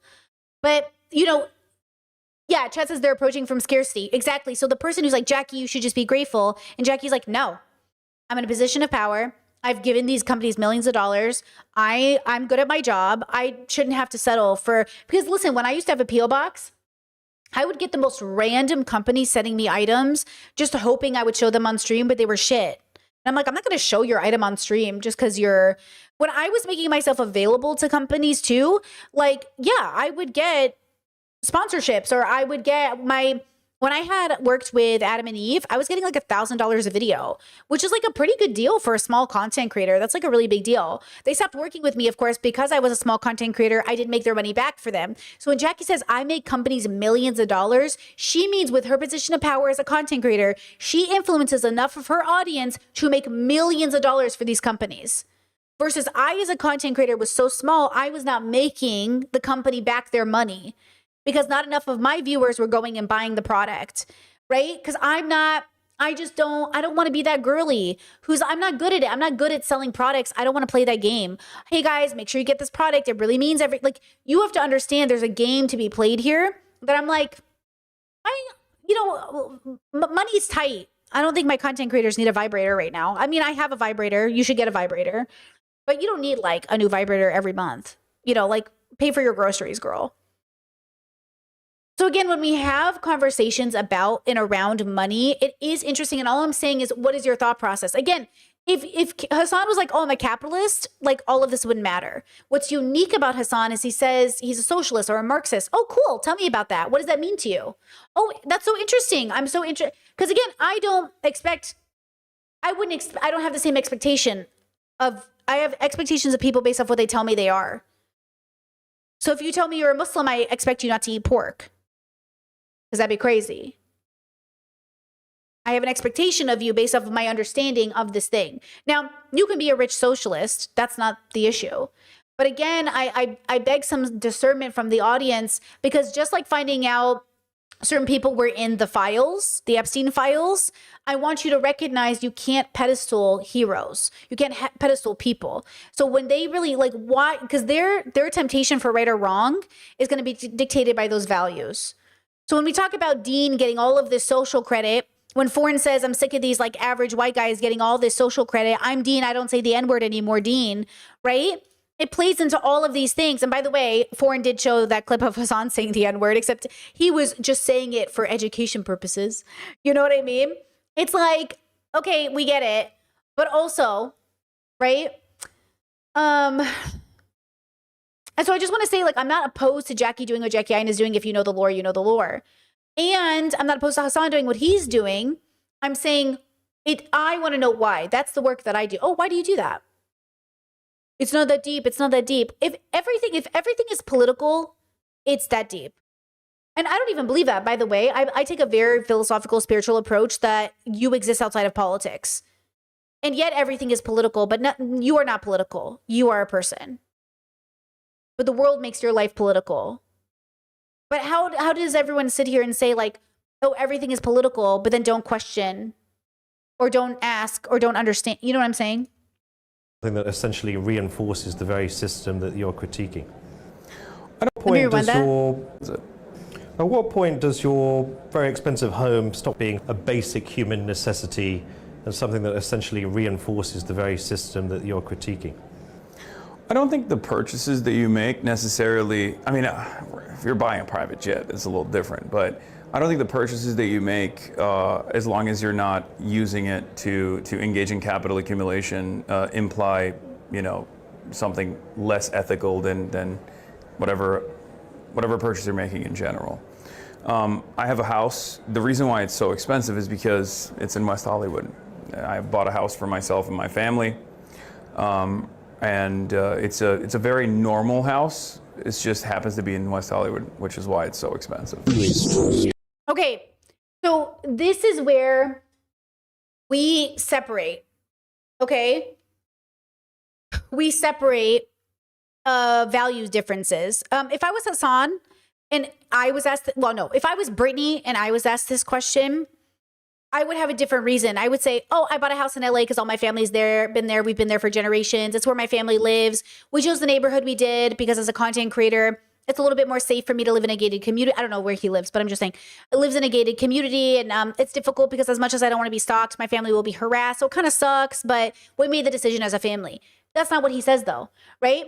I don't know why he chose that house. I don't know why he chose that neighborhood because I'm from Southern California. I'm not from LA. I'm from south of LA, but I would not choose LA. Because why would I want to live in LA? I'm not from LA. My family's not in LA. The houses are too expensive. The roads are congested. Why would I live there? And it's too expensive. And I don't need a house in LA. Why would I live there? And you know what I'm saying? I'm saying his explanation isn't a real explanation. It's just a story he tells himself and a justification. And I'm saying, but what's the reason? I'm saying it would be interesting to say, oh, I bought my childhood home that I grew up in that was $250,000 to $1,000 when my parents bought it, but now it's $1 million. So I bought $1 million house, but it's really weird that $1 million house that I paid for, my parents paid $250,000 for it. But that's the market, that sucks. So yeah, I moved back to the old neighborhood I grew up in. It's still the great neighborhood. Some of these people knew me as a kid. It's crazy to move back here. Sometimes I think about buying that house that I grew up in when I was really little. I love that house. The swing set my parents built for me is still in that house. And I know because I'm friends with people in the neighborhood and I go and visit sometimes. And sometimes I do dream about buying that house, but that house is for $900-something. It's almost $1 million. Even though my parents bought it for $250,000. I think it was $230 technically, but you know what I'm saying? That would be a story. See how there's a story and there's a reasoning and there's this whole thing? Hassan's answers don't tell me anything. Nothing about it is about a real person. It's just a weird robotic AI answer.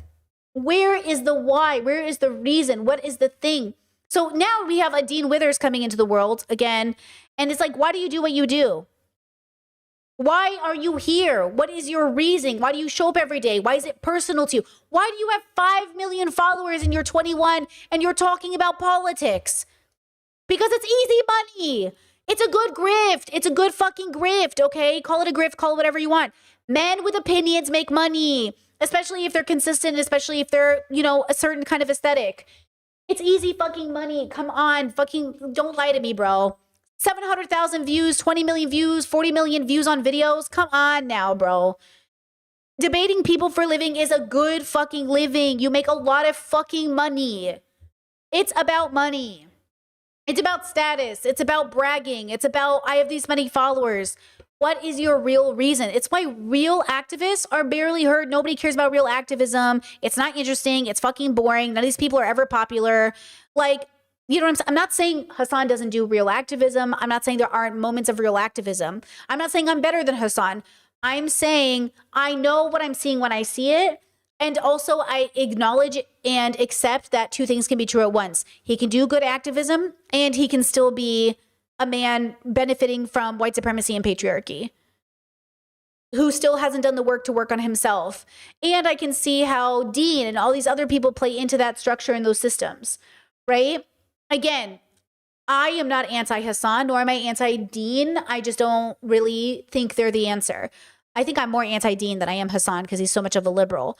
But I just don't think they're the answer. So, which is why when this story came out, everybody wanted to side with this girl because it felt like, oh, another black woman.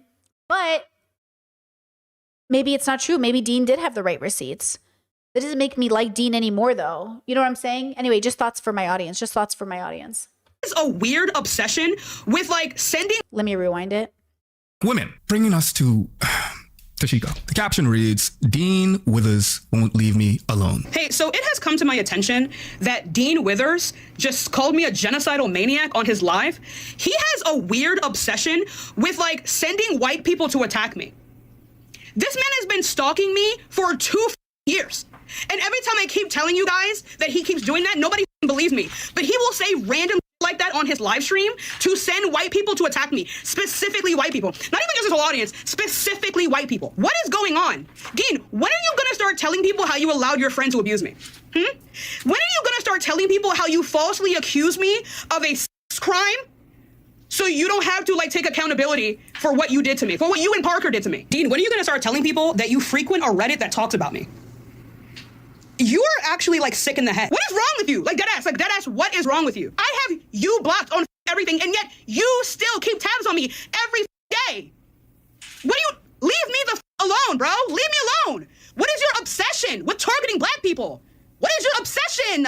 Leave me alone. God damn. And when I said what I said, because I said what I said, I was talking about your audience full of white people who flood my DMs with slurs and death threats. What is your problem, bro? Like, you're dead pissing me off. This was Tashika's response to Dean, unprovokedly bringing her up in one of her lives, right? And I'll be remiss to note how eerily similar this was to another debate bro who years ago, some of y'all might have been around for this, but who years ago claimed that a black femme creator was advocating for white extinction, and here we have the exact thing happening. The debate bro space is a microcosm of many progressive spaces where racism and misogyny exist. So naturally, I was primed to protect Tashika. I know how these hate campaigns go. I've been a victim of it. I know how they prey upon pre-established bigotry towards black creators in general, especially black women. Black women by default are seen as violent, aggressive, hypersexual. So I will admit, I went into this ready to be on Dean's Hank Hill ass like fruit on a friggin' loom. But unfortunately, the more this story progressed, the worse it got for Tashika. God, he's like actually dumb. I don't know if he's dumb or just like actually this evil.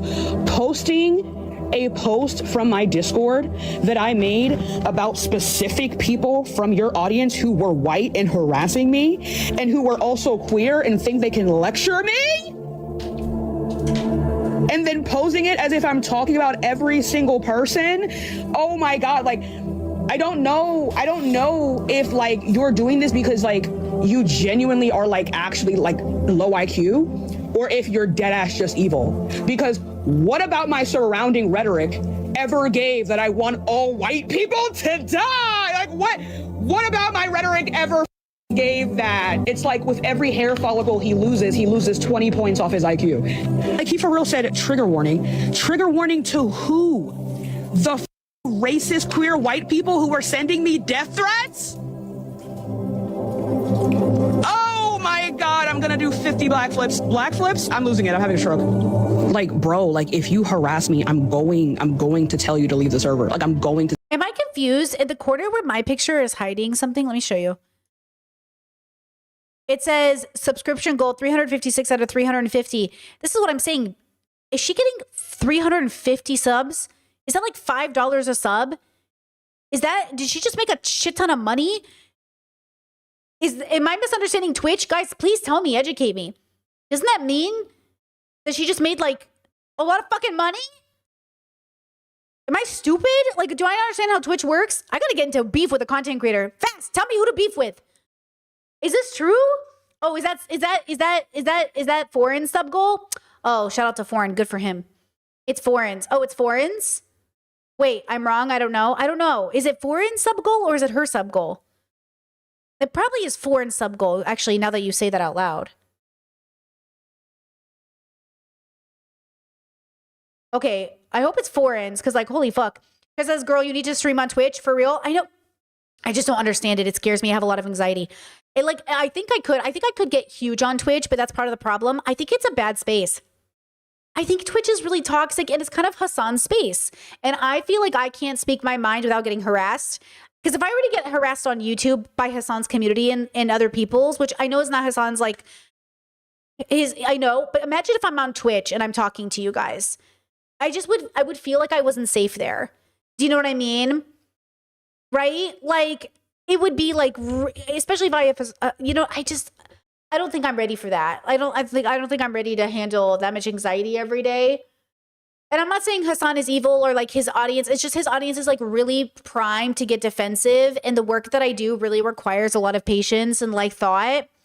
Yeah, Chess has crazy misogyny on Twitch. Exactly. Like, I just feel like it would be bad. It would be bad. Okay, let's assume this sub-goal is for foreign. That would make more sense. Tell you to hurt yourself. I've seen this invective quite a bit, like this verbally abusive dynamic between debate bros and their community. You go to any debate bros audience and they are arguing with their chat. And in the unfortunate words of Winston Churchill, who probably stole it from someone else, we shape our buildings, thereafter they shape us. Chad says you'll be bullied off the platform like every other content creator that's further left than Hassan. Yeah, I think like further left people do better on YouTube or TikTok. But I do think that's the problem. And again, I do see a pattern with that is like a lot of people that I watch that are much more left of Hassan, they are not on Twitch. And so like they are mostly on TikTok or other places because of that. And I'm not saying, again, without coming off like a Hassan hater, there's just like a lot of criticism to be made by a man who won't deconstruct his own fat phobia and won't deconstruct his own problems and won't go to therapy and just is very defensive of anyone who says anything about him. And also like, I'm sorry, again, no criticism, but I do think other men in this space do prop him up a little too hard for me. You know, people are always giving Hassan like, I don't know, I get it, you know, whatever. Which essentially means if you create a career off of submitting your opponents in the marketplace of ideas, ergo debate bros, it makes sense that your community is filled with antagonism. That said, what Tashika is talking about is true. This is the nuance of the situation, right? This is a real thing that Black progressive people go through. From Malcolm X's time, we was talking about racism on the left. The idea... Oh, Chess is still on his screen when he's not sharing the video. It's not. It's gone. No, it's gone. Wait, chat, you're so smart. It's gone, bros. Look. It's not there anymore, but he's still streaming, right? Yeah, that left equals anti-racist is a common non sequitur. The statelessness. Is he talking to us right now? Or is he showing, you know what I just realized? Is he showing us pre-recorded clips and a Stitch clip put together? Or is he still streaming? Because I don't see his chat anymore. So then I was wondering, what if he streams and then he makes videos with clips from the stream? You know what I mean? Of being a Black progressive, you can never let your guard down around your comrades because the minute that you do, they gonna aggress you. But you also don't feel at home in the Black community because the conservatism that permeates within it is also isolating. So as Black progressives, we're constantly in the hallway just loitering. And I empathize with what she's talking about. Okay, so now we're back. To, or is this her chat? Is this his chat? Maybe this is her chat. I'm really confused about what I'm looking at because now the chat's back on stream. And now there's a sub goal, but he's in green screen. Is this why you guys said the video was confusing?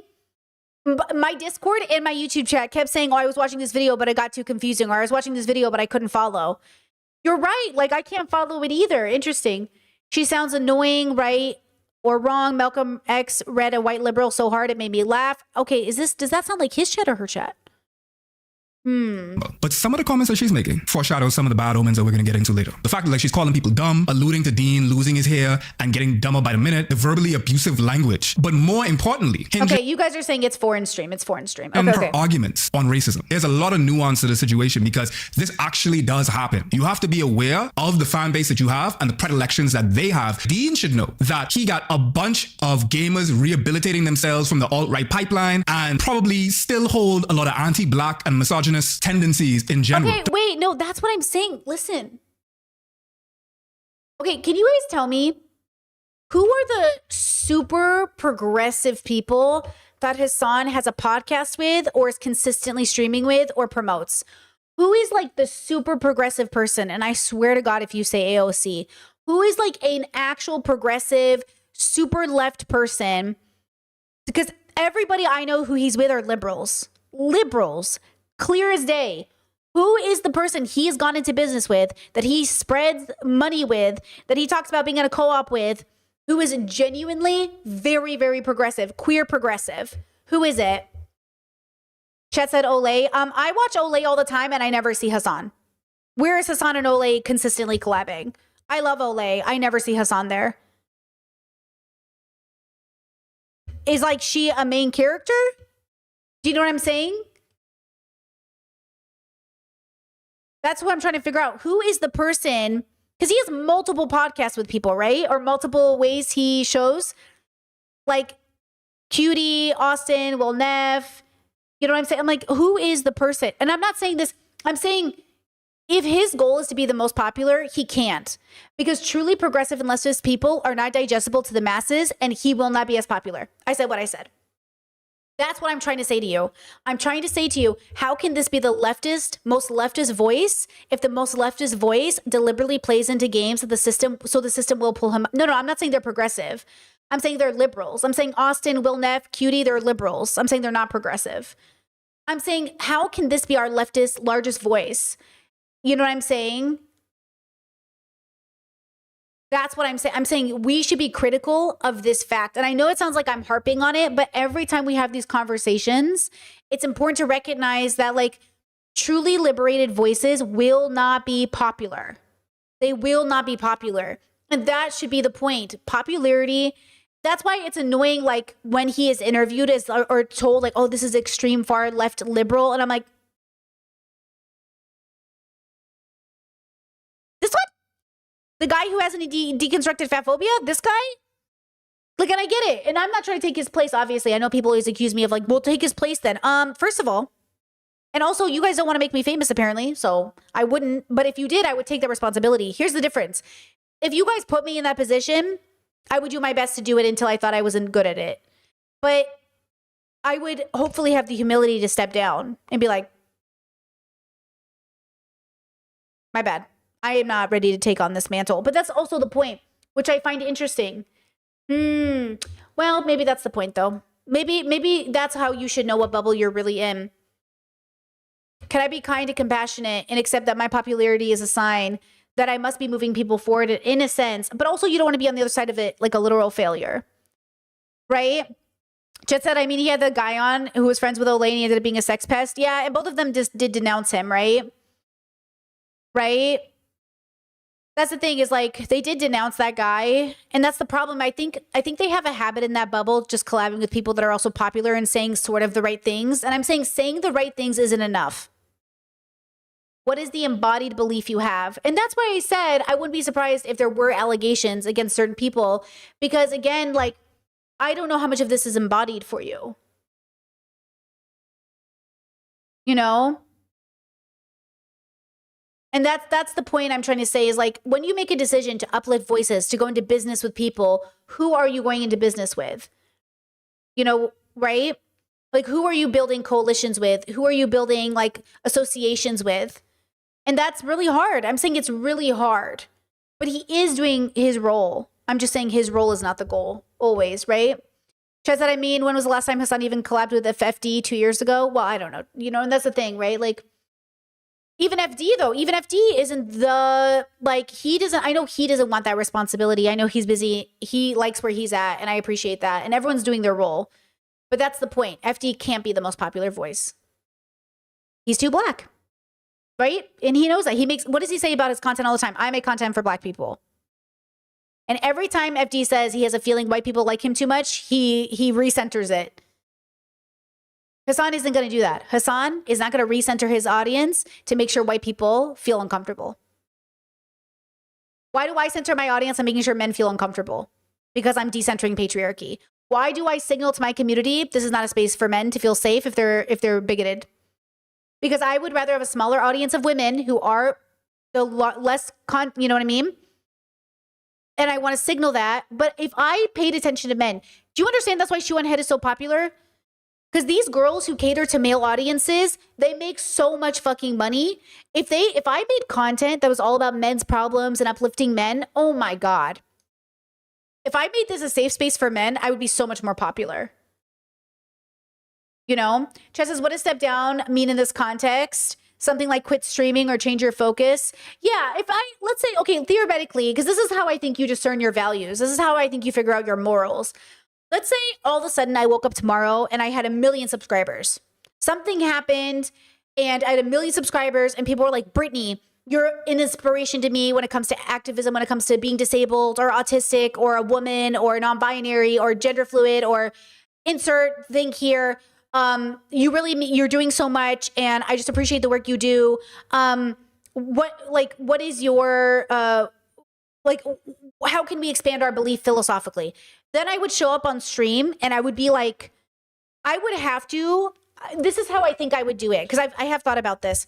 If I ever got to that, then I would feel like every stream, I would have the moral obligation of making sure it was, you know, those days I come to stream and I'm really locked in and you guys are like, oh my God, she came prepared. Like it was perfect and poetic and it was like, like I came with a fucking focus. I would do that every day. I wouldn't just use the stream to casually have convos or enjoy. I would use Monday streams for that. Monday streams would be like chill streams. We would hang out as a community. But every other day I came to stream, I'd be like, lock in, bitches. And then we would like, it would be like so fucking focused. It would be like, lock the fucking, like you're coming to class, girls. And then Mondays would be like, chill. Like even this right now, we are not locked in. We are having fun. We are shooting the shit. We're having fun. We're pausing this video 1,000 times. Right now, I am not locked in. But you see how at the beginning of the stream, I was super locked in?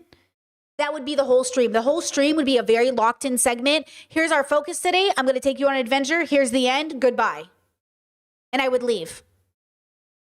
And these streams would be for like this section of the stream would be like for a Monday stream where I'm like hanging out and we're chilling. You know what I mean? That would be my obligation. I would really be focused and I would make sure that like we set up like it'd be like a lecture. That's what I would do. And then I'd make sure to continue to do what I preach. You know, take a day off, spend time with my family, touch grass, do local activities, do whatever. Make sure that I'm living the life that I want to live, that my life isn't just work, because that's certainly not the message we want to send to a capitalistic structure. That's what I'm saying. How could you work 7 days a week, 8 hours a day and brag as if that's good? And then say I'm anti-capitalism. Hello? Where's your day of rest? Where's your day for family? What are you talking about? That's what I'm saying. Like men cannot be trusted to build community. Not men who are not deconstructed. You cannot be trusted. Men who have not deconstructed just can't be, like, come on. They're never serious about building community. They just want the social credit for being the guy. Put your crosshairs on a black woman on your stream, knowing fully well that you've already built an audience of rabid football fans of debate bros. They looking for conflict. That said, what Tashika is doing here is foreshadowing a dangerous tactic that unfortunately some marginalized folks do quite a bit, which is using their marginalization as a shield to defend themselves from criticism. I did a video, one of my favorite videos actually, When You're Racist But Gay, which is also about debate bros and debate streamers, and how white queer folks specifically use their queerness as an excuse when discussing their bigotry. And it still holds true, unfortunately, to this day. So I will say, as an authority on this social phenomena happening, Tashika is positioning herself as she would in a debate. She's using an emotional, rhetorical appeal, pathos, if you will, to preemptively ward off whatever criticism comes her way as null and void due to misogynoir. This is the draw for of marginalized cards. You don't pull the black card unless you know fully well that you're right. Because if you're not, that very black card will be used as weapon fodder for the rest of your respective communities like Jussie Smollett. If the Sheikah can say they ain't taking her words out of context and she didn't call for the extermination of sunscreen smelling folkdom, then hopefully there isn't pictorial evidence of her doing exactly that, right? Surely enough, there isn't a paper trail of her doing literally that. This is from Tashika's Discord server in the general chat. They doing this in general in the lobby. Raccoon with piano says at 4 o'clock in the morning is the server being deleted. Yes. Oh, why am I the this and should KMS for being white? And then Tashika says this. Things that I will not say because my stream could get demonetized for it. Oh God. I'm asking a genuine question. Wait. I'm confused already. Is this server being deleted? Yes. Oh, why am I the KKK and should kill myself for being white? Question mark. Why am I the KKK? Should kill myself. Okay. And then She said, shut the fuck up, goddamn. This is why I said what I said. For being white. And then Tashika says this. Okay, got Things it. that I will not say because my stream could get demonetized for it. God. I'm asking a genuine question. I see some Tashika. Wait. They said I'm asking a genuine question. Things that I will not say because my stream could get demonetized for it. God. I'm asking a And she said, shut the ever living fuck up. Okay, none of that is an advocation for genocide, though. It's just rude. So am I confused? Is this supposed to be the receipts that she called for a genocide? Because this just feels. Where was the receipt for the genocide? genuine question. I see some Tashika defense in here. You don't talk to a dog like this. This person says, oh, my lord. You don't talk to a dog like this. Okay, I want to look at this from every perspective before we come to our conclusion. Because though her demeanor and everything did come off unlikable women still need to be heard, and we need to make sure, because unlikable women is also the reason why everyone jumped on Amber Heard. So let's just make sure ourselves, let's do our due diligence as a community to make sure. So let's see. Lord Jesus, T, you need help. Shori says jump because of my section. Okay, so she is writing back. Now, things that stood out to me already.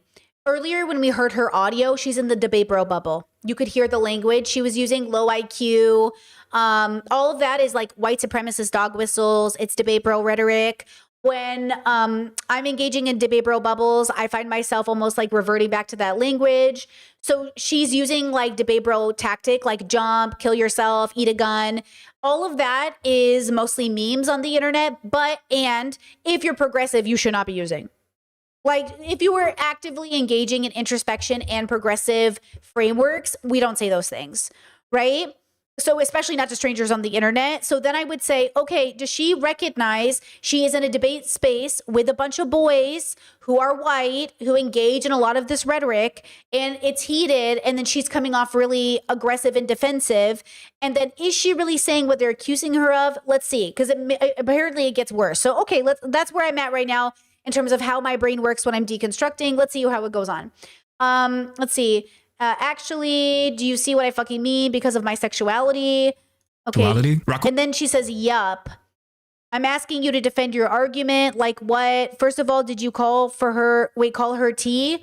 Fucking weirdo. Second, all, nobody cares about you. What is this about? Genuinely don't get it. Oh my God. First of all, can I just shout out to my Discord for being such a beautiful, safe space? Oh my God. I'm so exhausted emotionally already. I love my Discord. You guys are the greatest. And this is why we have a payment tier in the Discord and why it's 18 plus and why I heavily mod it. Because, oh no. This way of talking to each other, defend your argument, kill yourself. Woo, I'm mentally exhausted, girl. I feel I need therapy after this. With the piano say because of my sexuality, Tashika say yup. So in my opinion, I feel like she was being sarcastic, victimizing yourself. Shut your little up. Either. Okay, so they're defensive. They're all getting into fights. Okay, victimizing yourself. Shut your little bitch. I'll read it. Bitch ass up.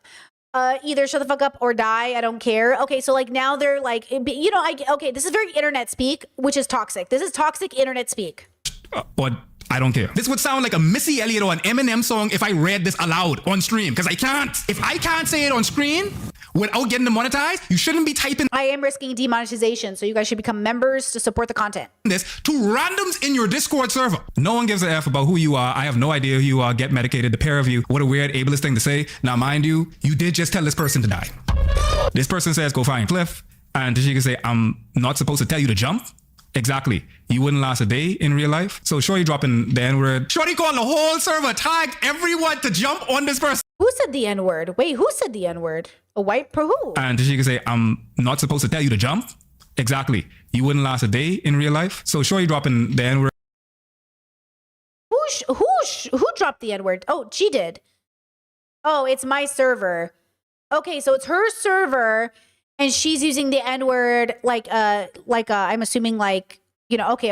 Shorty called the whole server, tag everyone to jump on this person. That's a power imbalance. You can't call. Is she a content creator? Like she's a she's her Discord, she has a following and she's weaponizing that against her audience. Got it. Your entire server that is coalesced because of you as a creator, and then focus all that energy like a spirit bomb on this one person. I don't know why she says the raccoon ape. I mean, I know the person's name is Raccoon with a piano. I swear to God, not this again. Mind you, this means that she be doing this a lot. Star yet again say, how about you end it, sweetie? Because she's talking about Raccoon piano, saying, I'm getting ready to start my day. And they can say, how about you end it, sweetie? This speaks. Is she a big content creator? Or there's three types of content creators who exist in this space. There's the middle class YouTubers, that's me. There's the hyper, like really successful people, that's like Hassan. And then there's what I call them, the people that stream every day but can't actually make a living out of this. They're kind of like the cesspool beggar kind of YouTubers. I said what I said. Like they're not being serious. Like they've literally been streaming every day for like 10 years and still can't make 30K. It's like, girl, you know what I mean? Like, what are we doing here? But also that's because like they usually pick fights with people. They don't have sustainable, they don't have good things to say. They actually don't garner an audience because of they're not thinking about it like a job. They're usually entitled. There's I can think of a few people off the top of my head, but I'm not going to name them, where I'm like, girl, you've been doing this. Like they're doing it in a way that's specific, which is separate from doing this and you figured it out. There are people who I've been here for 20 years, but I didn't dedicate myself till 6 years ago and I already became full-time. I think if you dedicate yourself and you really know what you're doing here, it's pretty easy to but then there's the people who they latch on. Like the little ones, they latch on like the fish on the end of the shark. That's why when people tried to say I was an orbiter, I was like, I'm not an orbiter. I have a full-time career doing this. I don't need you. And put it in the books, girl, that it was clear I never needed. I can do this alone. Go fuck yourself. You know what I mean? Like the idea is like the people who literally can't survive without their source. That's the question. Like, are you actually a content creator, or do you need to pick fights with people to stay relevant? You know what I mean? And that's why I'm asking, where is she on that? Does anybody know where is she on that? Is she like a middle-class YouTuber, Twitch, TikToker? Or is she because I couldn't even imagine running my Discord like this. Like as a professional who runs a Patreon, I don't know if her Discord is free. I don't know if she's I could not imagine running my Discord like this at this stage in my career. To the environment that... Yeah, Chet said apparently she was in crew with Dean. I saw a TikTok where she said... her, Dean, and another guy, was a Parker, were like the trio. They were constantly streaming. They were constantly doing work together. And basically they got famous and she got left behind. But I don't know if that's the lore. That's what I'm trying to figure out. But that's a TikTok I saw that made me interested in this. Like, what was the lore? Has been cultivated. So if people feel comfortable to tell someone else in your chat and you're not deleting that or jumping on that, or at least explicitly saying, hey, probably not cool to go and tell people to log out of life at 4 o'clock in the morning. Yeah, with the piano sure. said, I asked you a question. I said what I said because you are not even on my radar. And you decided to ask me that question as if I gave about you. I wouldn't care if you right now. I don't know you. So why are you even asking me this? Now, does that equate to her saying all white queer people? Yeah, was she... need to log out of life? No, it is not. That being said, still don't tell people to dare. How are you going full low tier God at 4 o'clock in the morning, my lord? Regardless if she said this or she said this. Inappropriate. I wouldn't excuse this from white people. I didn't excuse this when Hassan did it. I did a whole video of that. Did a whole video when they was doing that. I'm not going to be that hypocritical and say, okay, well, the black guy could do it. And she continues saying, I hope that you know that one of these days you're going to tell someone to off themselves and they'll actually do it. And then she says, if they're a bigot, I've done the world a service. Do you seriously think I don't know that's a possibility? It's what I'm aiming for. Now go away and block me. If not, stop talking to me. I mean, okay. This is why I say if violence is your first form of liberation, it's wrong. This is why I'm anti-death penalty. It's why this is a conservative. This is actually conservative. Conservatives believe the best way to rid the world of evil is to kill it. They just get to be the ones who decide who's evil. That's why I don't personally believe in any forms of violence being the first solution. If we have to defend ourselves, we have to defend ourselves. But yeah, there's something there. Like, we lament with sorrow, okay? Tao Te Ching, right? We should lament with sorrow when people die, right? But I understand the feeling of not feeling sorry when a bigot dies. Like when Charlie Kirk died, I mean, I felt devastated for the people who had to see it happen, but you know, I'm not very sympathetic to Charlie because, like, but also, you know, I think it's a bigger commentary on look at the world we're in right now where that happened, right? But so I understand not, you know, I understand even being relieved when a bad person dies, or relieved when your rapist dies, or relieved when, you know, maybe even feeling relief. But that's different than advocating or saying it's my goal. Like, my goal is not for you to kill yourself. My goal is for you to liberate yourself out of the position you are in. Because if every bigot killed themselves, like, we'd lose at least half of the population, if not 75% of it, including most of your family members. Probably her family members, to be honest. Like, I doubt any of our older generation, you know what I'm saying? It would be very privileged to be raised in a liberal home or a progressive home. Like, your family members, like, all of them would probably die. Do you know what I'm saying? So I think it's just it's a feelings, it's an angry, it's a unresolved, it's a therapy situation, right? And so it feels like mental health is what I'm saying. So as a creative, I do think this is someone you probably shouldn't give your money to.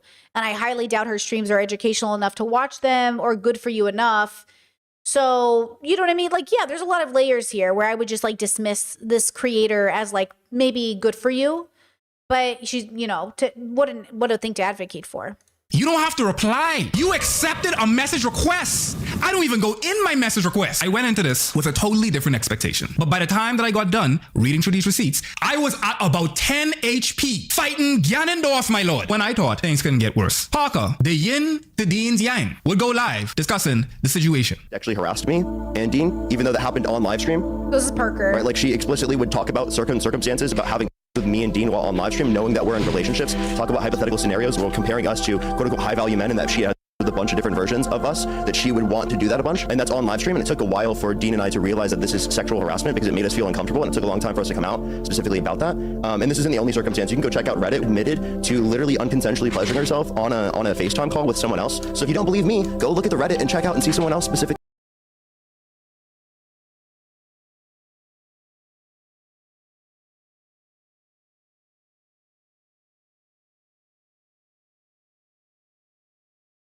Yo, wait a second. Hold up. Saying specifically about that, for Dean and I to realize that this is sexual harassment because it made us feel uncomfortable, and it took a long time for us to come out specifically about that. And this isn't the only circumstance. You can go check out Reddit, admitted to literally unconsensually pleasuring herself on a FaceTime call with someone else. So if you don't believe me, go look at the Reddit and check out and see someone else specifically saying. If that is true, oh no, Discord said it gets worse, hang in there. Fuck. Oh, that's bad. That's unacceptable. Zero acceptable. That about how it happened to them. It's a pattern of behavior. So I don't know why people would specifically defend what she has to say when explicitly speaking, there's so much information indicating that she's done this, not only just from me and Dean and other people that she's specifically done this to on live stream, by the way, but also specifically in the context of the Reddit. Go check out the Reddit, look at the whole thing. What about Believe All Woman? Wait, what do you mean? I am the person who was specifically literally harassed in this circumstance. I'm in. So are you saying Believe All Women is gender inclusive? It's just a test. It's a call to action from patriarchy. It says believe people when they say things. It's just women are disbelieved. And, you know, when men come forward, it's a mixed bag. Sometimes people believe them because no way would a man admit that unless it was true. And then some people say, oh, men can't get raped. So obviously Believe All Women is just a statement of saying believe people when they tell you, just like you believe people when they tell you what their name is. You don't not believe people when they tell you what their name is. So why would you not believe people when they tell you something bad happened? It's okay to believe people. You're not a bad person because you believe people who were lying to you. I think you would be a worse person for not believing they were raped than a person who believed a lie, right? Are you saying that believing me is contradictory to my own position? Yeah, but your harassment, you said it. The actions of one eclipse the actions of all. There's a political science concept called tyranny of the minority. And I want to appropriate that for this situation because it means something different. But Tashika being a black woman means that she belongs to a marginalized group. And we don't have the liberty of individuality. White people be shooting. Yeah, Chad says, quote, believe survivors, Tarana Burke. And Tarana is it Tarana? I've never heard her name being said, but I love her because she is actually the woman who came up with Me Too. She is actually the woman who started Me Too. She was not the woman who was given the credit. Remember that. Remember that she was not the woman whose face you know, whose name you know. You probably don't even know who I'm talking about. You're probably like, who? Because who was the face of Me Too? White woman with pussy hats. We remember. That was the face of Me Too. That's what I'm saying. Be careful when your movement gets popular under white supremacy not to question it.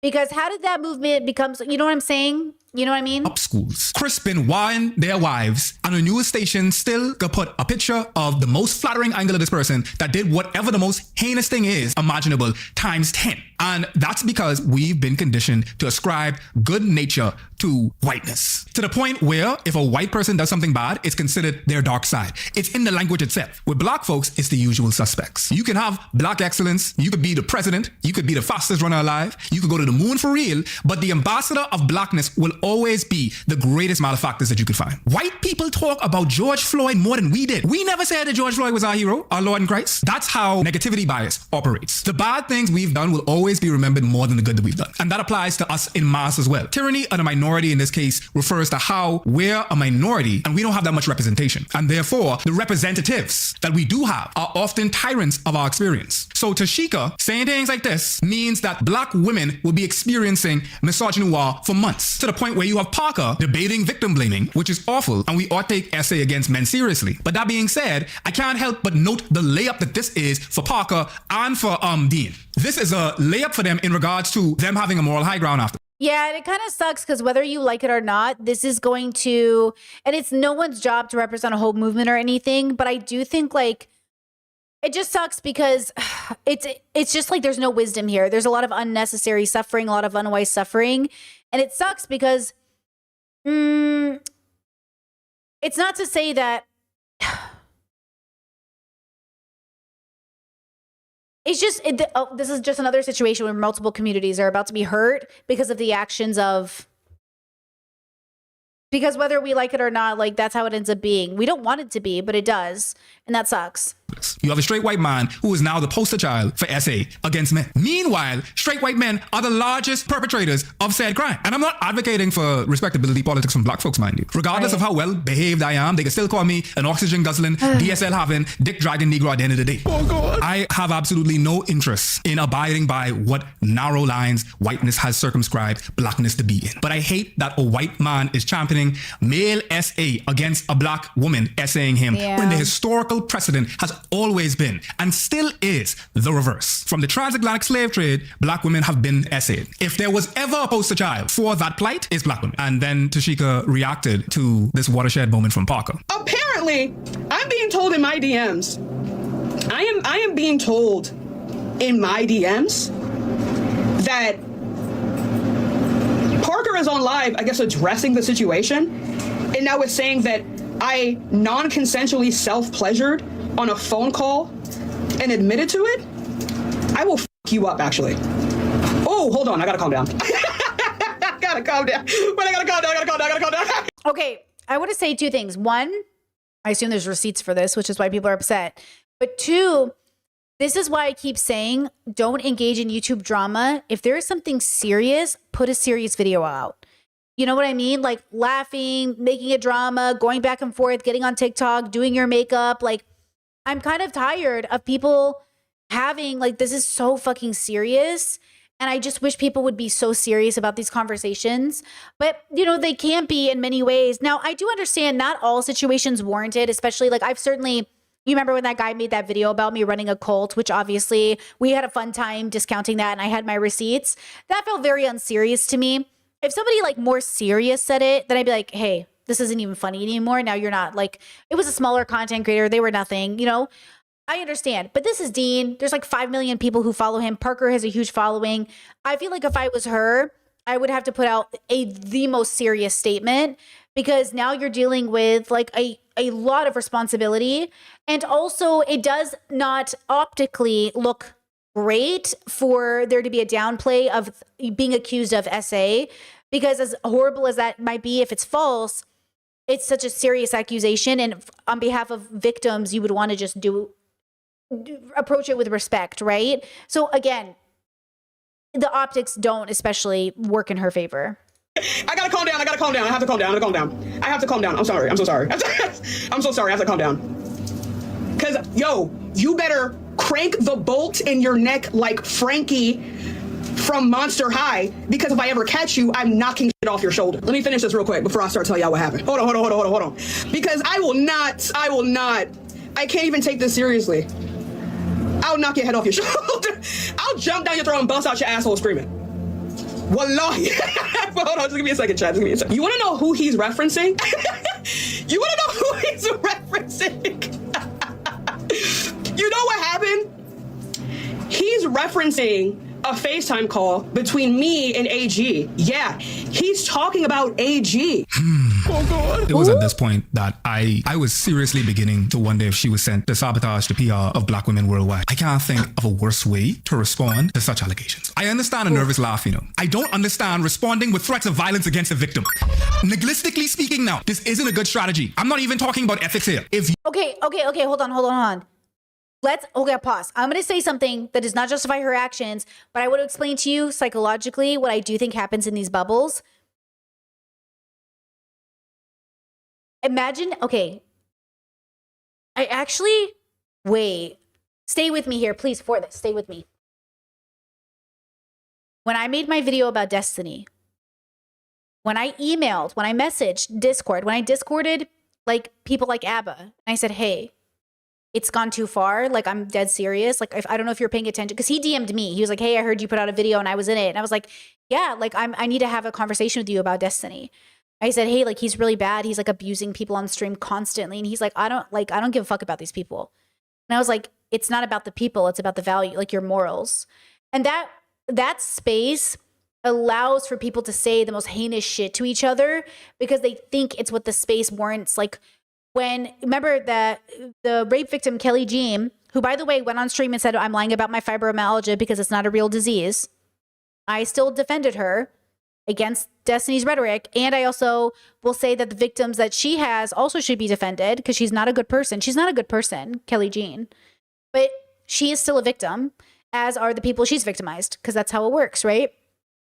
And even though she said that about me, it doesn't matter. What the point is like, his mod, Destiny's mod, basically said she got raped for attention, right? And I said, you can't say that about people. You can't say that people are basically getting raped for attention.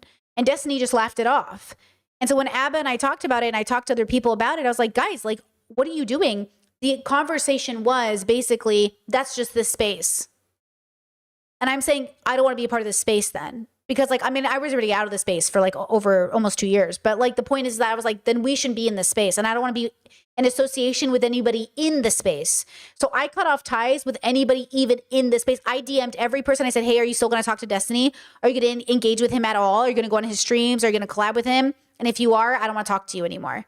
This is it. And this was before we found out he was filming people without their consent and sharing it. This was before we found out that. So this is way before. This was just on principle. Okay, so what I think happens in these spaces, and I think people like her, she should actually become a Destiny orbiter. That's a joke, because that's where this space would invite her rhetoric. She would do numbers on a Destiny stream. And that's the point. You know how many times Sneeko and Destiny would call me, be like, get on stream, bro, get on stream. Bro, collab with me. I was like, no, I'm going to hang out with my family, bro. Because I entered that space thinking we were just having conversations. I was ignorant. I was naive, stupid. They would call me to pick fights with people. Destiny would be like, come on, they're talking shit about you. To be fair, one of the funniest streams we ever did is I was so high and Destiny's like, come on stream, bro. Mr. Girl and Lav are talking shit about you. And I did come on stream and I had the greatest, we were having so much fun. But they were like, I seriously think you're like a danger to people. And I was like, okay. And they're like, I seriously think you're, okay. It was fun. Okay, Chad said that stream was iconic. We did have a lot of fun. But did you see the way that I was there? It's like none of you are serious. But that space, the way it makes money, remember at the time, Destiny was making like 80K AdSense. None of us were making that money. I mean, some of us benefited a little bit. But the reality is he was making most of that money off of everyone eating each other alive. And then I would just be like, listen. You know, like, listen. Yeah, it's theater. It's literally a performance. I think she's in performance mode. I think that's my whole issue with all of this space forever. Is like it's all a very big performance. And I'm saying there's something about that performance. And I think it can feel really invigorating. It can feel a lot of fun. It can feel a lot of really good things. But it can also be incredibly toxic. Look, theater kids are infamously toxic. You know? But there's like, yeah, there is a toxicity to the space, which is why it got so many views though, because look at the way we're eating this up. Let me see here just to check. I mean, this video, Foreign's video has 100,000 views in 3 days. I mean, that's nothing to scoff at. That's the potentiality. 100,000 views is the potential of like $5 to $1,000, you know, depending on your AdSense. That's no joke. You know? So, you know, people wanted to watch. He made money. Everybody benefits. Hell, I'm watching it right now. You know? Guys says, do you think it'd be more accurate to refer to these people as commentary streamers than political ones? I know commentary streamers are their own thing, but I find the labeling, I feel like labeling this politics is a bad look. Nope. I think politics is this. I mean, look who's president. Politics is theater. Politics is a joke. It's a place where bad people go to win and good people go to die. Politics is unserious. It's the most unserious theater that impacts your very life. That's why I say it is anti-liberation. Politics is wasting your time. It is destroying your communities, and it is killing us because it is fake. It is a fucking curtain. It is the Wizard of Oz. It's not real. It's real, impacting us, but it is never going to be the solution, which is why it's a waste of fucking time, and you should still vote, and you should still protest, and you should still get involved. Listen to me when I say this.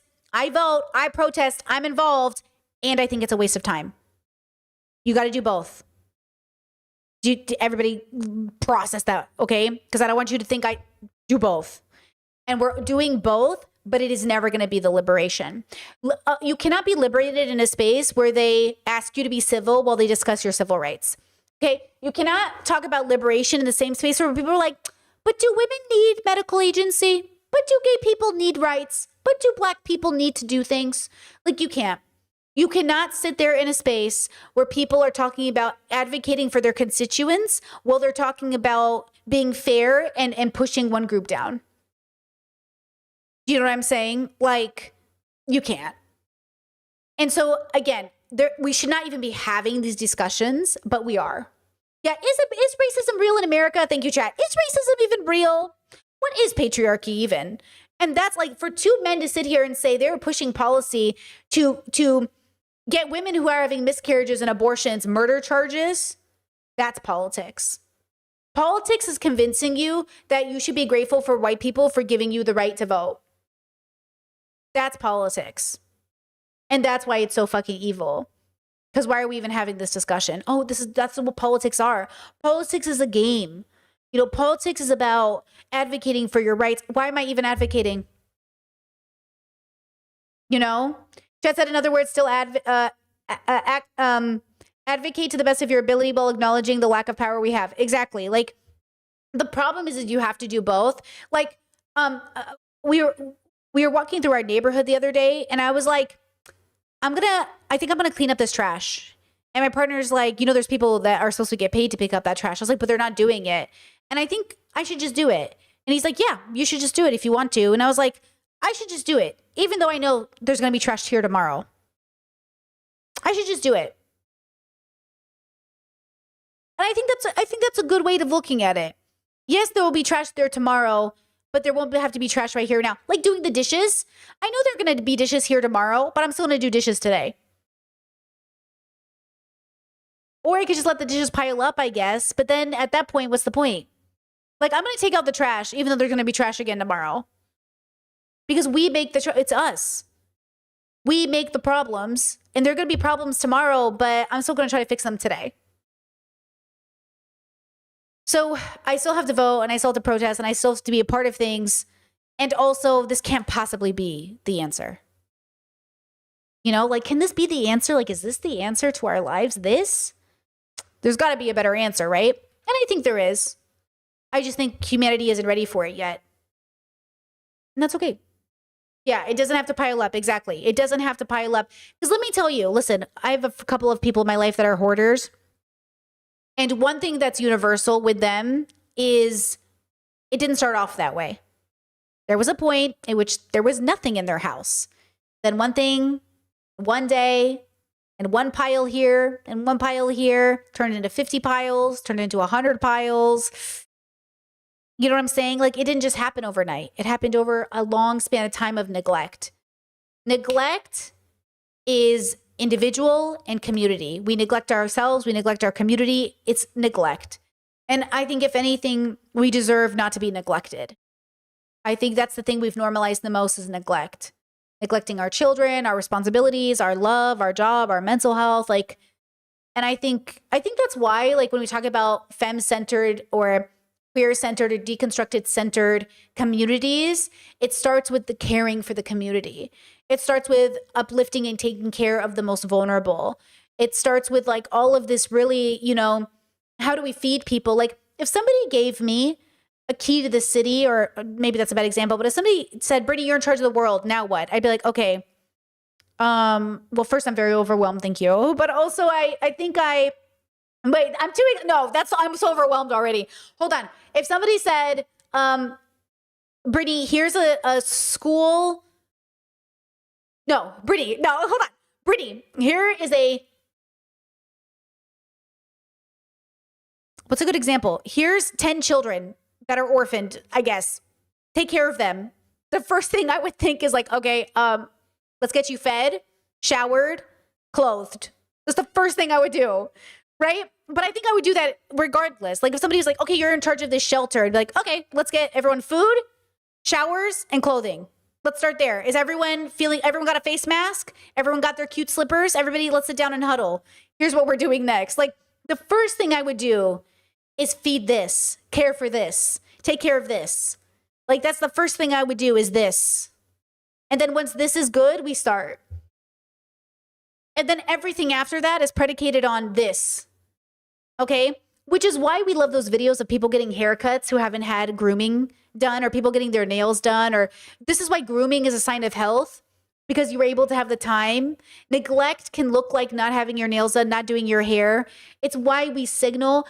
That's why I think it's devastating that we pass by every day and watch people in America die from tooth infections.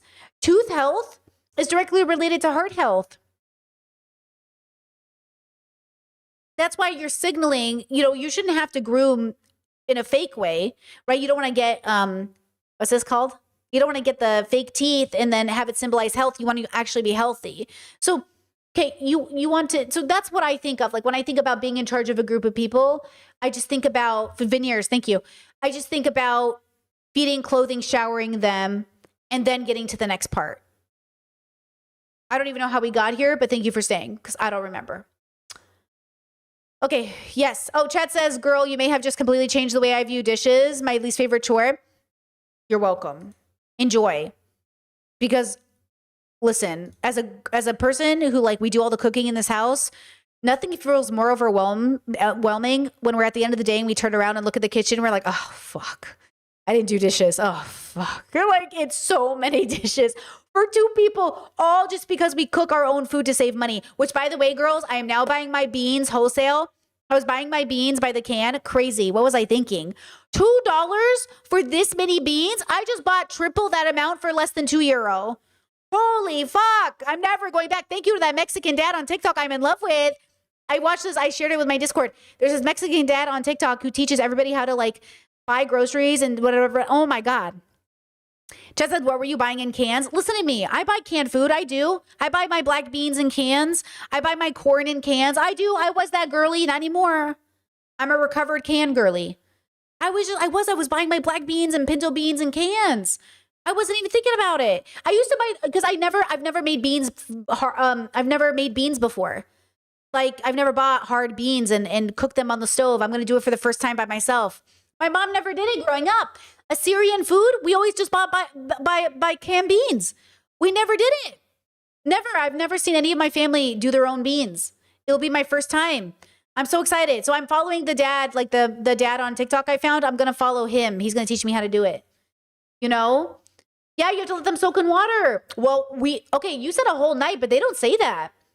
See, all the TikToks I say, they don't say cook them in the night, overnight. They said you put them in water, you clean them. I watched a couple of girlies. Wait, now I'm going to I'm not, it's better? Okay, so do I soak it in water and salt or just water? Yeah, Chad says you should make a batch and freeze them. I know, so smart. I love that. Like, that's my life. Okay, soak them for 4 to 6 hours. Soak them for 8 hours for legumes and beans. I just do water. Okay, just water. Warm water, cold water, does it matter? Depends on the bean. I bought pinto. That's the only one they had in stock. Canadian pinto beans here in Croatia. Literally, I went to the Croatian supermarket. They had Canadian pinto beans. Just water. Okay. Yes, okay. My mom makes the best beans. I'm Mexican, soak in water. Okay, soak in water. Okay, so should I, because I need them for tomorrow. So I should do that. I do room temperature, can refrigerate. Okay. I want them for tomorrow. So I guess I should do them overnight, like when I'm heading to bed, basically. Does it matter? Can it go over 8 hours or 6 hours? Like, what if I leave them in too long? Can I leave them in too long? Jess says, I don't like soaking them because I forget you can't. I forget them, so I use my pressure cooker. You soak them for 1 to 2 hours and cook for 2 hours. Okay, that's what I more or less heard. Maybe is like, maybe you cook them for 2 hours? Okay. Okay, this is very helpful. I'll try it. I'll let you guys know how it goes. I'm a bit nervous, but I'm excited. Yeah, I'm super stoked. I saved a lot of money, girls, and I eat by the dollar or by the euro. Like I'm on a 50 euro budget a week for food. Like every dollar counts for me. So if I save $2, that's an extra protein cookie I can buy. You know what I mean? Pinto beans don't need too much time at all. Ooh, nice. Okay. Soak them for 1 to 2 hours, cook for 2. I do a crock pot or Instant Pot for beans. I'm going to be cooking mine on the stove. I'm going to be doing mine on the stove. I don't have a crock pot. We just do not have the space for all these things. But I am going to do that. Okay. I will let you guys know how it goes. I am stoked. Because I eat a lot of beans, especially as a plant-based girly. I eat a lot of beans, like a stupid amount of beans. And Assyrian food, lots of beans. Green beans mostly. And okra and stuff. But, okay. Yes, beans with pico de gallo. Longer soak means less cook time. Oh, but each bean is different. Okay, noted. See, you see what I say? These streams turn into like we ADHD cooking streams. I love that for us though. Okay, Chad says, please do. I'm curious because I don't cook beans on the stove. I'll let you know. I've also been cooking my rice on the stove. Our rice cooker died. It wasn't our favorite. But I want to get a new one. It's not in the budget yet. Everything is budgeted, girls. Listen, I make pretty good money, but we do not have the money for a new rice cooker because we're budget girlies. So when we save up again for a rice cooker, we'll get one, but we've just been cooking it on the stove. You know what I mean? But I'm excited. Oh, bean cake. I've heard of this, chat. I saw that. It says you should make bean cake. I saw a guy on TikTok the other day make a bean cake. And yes, make sure you rinse your rice, guys. Yeah, my mom always cooked hers on the stove. Yeah, my mom always cooked her rice on the stove. And then one day I remember she called me and she goes, I got a rice cooker. I was like, a rice cooker? The fuck? I was like, but you don't make rice on the cooker. You make rice on the stove. She goes, I switched. I'm modern now. And I was like, damn, my mom got a rice cooker before I got a rice cooker. Okay? Anyways. All right. Let's go ahead and go back. You guys are so sweet. Thank you for all of that information. It was really helpful. I love you. You are being accused of something this heinous? This is not the time to be laughing in 4K in front of TikTok live. Oh God. My Lord. Never happened to mine. Never happened to mine. Ain't nobody could fix them out to say the foreign never touched them consensually. Never happened to mine. But the last thing I would be doing is I would be propping a phone camera up and talking about, so I'm now addressing the, oh God. What? Have you gone mad? Dean and Parker falsely accused me. So assault, harassment. Ooh, what a way to get famous. For no. And I'm still confused 2 years later. Dean and Parker came out and said that I harassed them. The only way I could describe how that felt was like genuinely feeling my brain split in two. Like Sure. It changed my brain chemistry because I mean, if it's false, it would feel really devastating. I could not believe it. Sans the context of why they even said this, but let's address the accusation itself, right? Dean Parker and I used to be friends. We used to be a trio, dare I say. We would go live together every single day. Pre-blow up, this was Dean, Parker, Tashika. When I first started doing debates on here, I wasn't doing Trump debates. I was doing like pro-sexuality debates. I was doing like body count debates and feminism debates. And that's what I was doing. And in this, my entire shtick was that I was like making sex jokes mid-debate and being funny. And that was my entire thing. It's very difficult building community with most white. Listen. I have made plenty of inappropriate sex jokes on stream, thinking I was in a safe space and realizing like, uh-oh, I'm confused. What's happening here? So I am actually very autistically empathetic to when you think the humor is being received properly and then you realize like, uh-oh, not the space to make this joke. You ever see those memes where it's like, I made a suicide joke with the wrong community and now my friends are concerned for me? Oops. It's like, I understand that.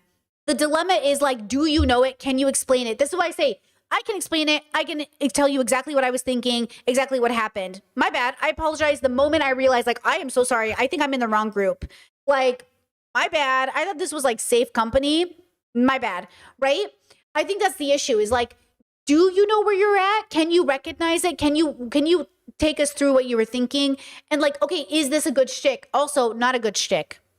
Being the sex jokey person, very millennial, very not funny. You know what I mean? Even making sex jokes with people, like, be very careful who you're making jokes with, okay? Some of these people might be nuns.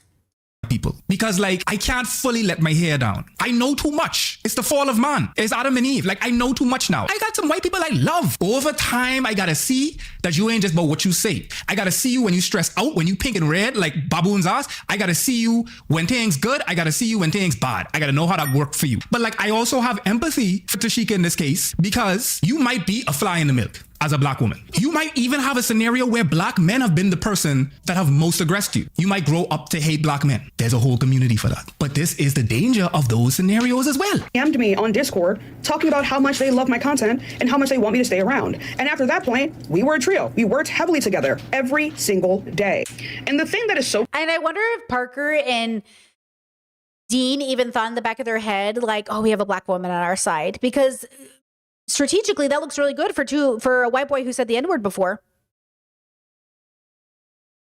You know what I mean? Like, it looks good. Like, they might have been thinking about strategically, like, how good the brand looks. I'm just saying. Crazy about the sexual harassment allegations is that we planned it.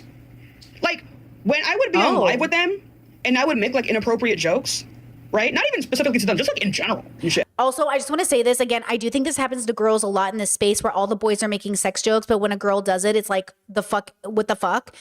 And I say this as somebody who's been in mixed company before. Like, they're all making the joke, but then when you make the joke, they're like, you know, oh, you're the bad person, because like you're supposed to know better. So I would be very cautious about boys who invite you into their space and aren't going to weaponize it against you. I'm not saying she's not guilty. I'm not saying she doesn't have problems. I'm not saying any of those things. I'm just using her example to jump off and say, oh, I can think of like some of these situations, especially as an autistic girly. You think you're one of the boys, you think they're including you, you think they're seeing you, you think they're recognizing you're a boy, and they're not. So like, uh-oh. And then also, do we want to be a part of boy humor? Like, there is a lot of really safe boy humor that I think is really good and great, but I think a lot of the time, a lot of us get stuck in really toxic bubbles because we are boys and we want to be boys, but also like, this isn't our boy space, you know? Like, you really have to find a good group of boys, because if there is misogyny or any kind of patriarchal framework in their mind, they're never going to see you as equal to them. And then you add the compounding factor of being a black woman. Like, I just think there's a lot here that I'm suspicious of as well, where I'm like, So I'm not, again, I think those Discord messages were pretty bad. And I think she should, you know, the way she's reacting isn't the greatest. But I think there might be a lot of layers here. This is planned. Like, when the live streams would end, the three of us would be on FaceTime for hours, literally just talking about money and how we orient the next live streams. And I can't provide you guys proof for this. I didn't have the foresight to record private phone calls 2 years ago. Oh, but people do that. That's crazy. Sorry. And so when we're on these face calls, all I hear from them is glaze. Nothing but glaze. You were tokenized by Dean and Parker, and it was a good business decision to have a black woman to talk about the things and say the irreverent things that they can't say without getting canceled. I do believe that they probably did, you know, laugh up in your face when you were saying these wild things. My mom used to tell me, especially when I go to school, at the end of the day, you can't get away with the same things that they get away with. You can't play the same games as them. White people get dead drunk, go outside, disorderly conduct, they get home safely. That's the end of their story. I wake up in a cell if I do that, at best. I firmly do believe that her behavior was like this from time, and that Dean and Parker probably was cool with it for this whole time while it was convenient for them. Which is why everything is so confusing, because like you guys would explicitly tell me not to stop. Like, you would tell me that we have to keep this up. So when you said that So it becomes a part of the brand, and then it becomes a part of the expectation. And then eventually this shtick does get old, especially as we move into more progressive bubbles. The sex shtick always gets old because it's not funny anymore. It's not safe anymore. Now we're talking about serious topics, and now we're moving into more serious, like, it is a very popular shtick on parts of the internet. Harassed you and you told me to stop.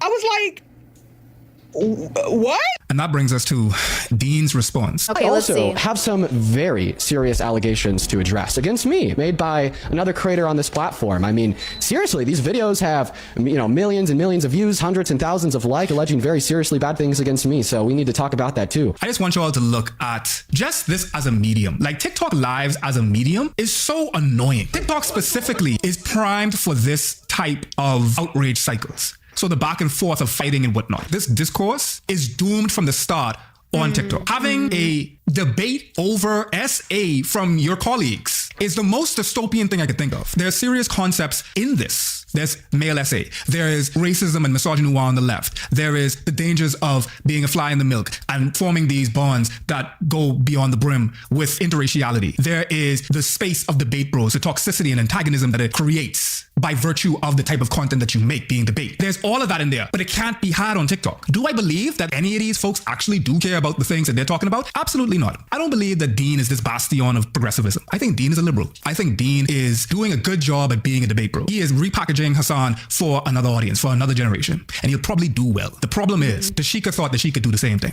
She's a rather small creator, so I have a feeling like a vast majority of y'all just don't know who she is. Which is also something that I keep on, interrupting myself, but that's ADHD actually. It's also worth noting the power imbalance between Dean and Tashika in general. Dean has 5 million gamer keyboard warriors. Tashika barely, 200K maybe? The general idea that we're getting from this creator, whose name is Tashika, it was somebody that me and my friend 200K is not bad though. That's a pretty big following. Parker used to be friends with a handful of years ago, is that me and Parker But nothing compared to 5 million, of course. accused her of harassment. That's what she's saying.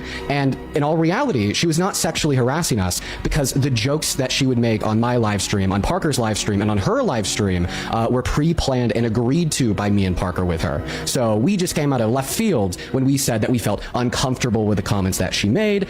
We just came out of left field when we said that she had harassed us, and these claims of harassment that we levied against her were just completely false. And today, I'm here to debunk the out of that claim. You see, this is exactly what I'm talking about. Oh, God. The level of dramatization of it, he is excited. And it's not to say that what he's going to be bringing to us is not valid and absolutely harrowing, but the medium makes it so difficult to absolutely take it seriously. And why would I spend so much time on my live stream focusing around this woman? Why would I spend so much of my live stream talking about this video if it's just so obviously false? I mean, people make false claims about me day in and day out, so why am I focusing on this one? Well, first and foremost, this video right now is sitting at 170,000 likes, over 1 million views. And second of all, Dog just says it. He's farming a very serious situation for content. He's dramatizing a very serious thing that people actually do go through for content. And it's not necessarily even a problem with him. This isn't a Dean thing. This is a debate bro thing. I don't want to just look at the individual. I want to look at the institution. And this as a genre of content on a medium that is primed to farm outrage, this is the logical progression of it. Because it's not just about me and Parker. And that's what we're going to talk about. First and foremost, I want to get a gauge for every single person watching this live stream. If you're unfamiliar with who this is, if you don't know who this is, okay, just take a seat out on this one. All right, you're just along for the ride. But for those that do, I want to get a general gauge. Be honest. Do you believe her? I want to see you in the chat. And I'll tell you why here in a second. I don't want anybody who says that you don't believe her to attack the people that say they do. All right? I don't want anyone to say that.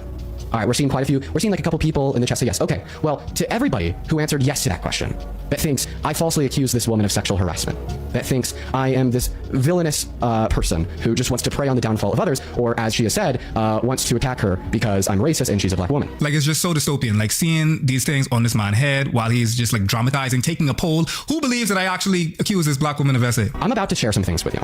And I want to start off by saying that I don't think that you're a bad person if you don't know these things.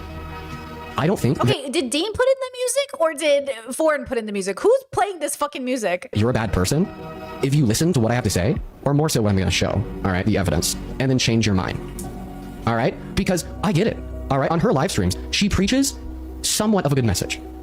She identifies that there are systems of oppression that exist in this country, that racism is real and alive.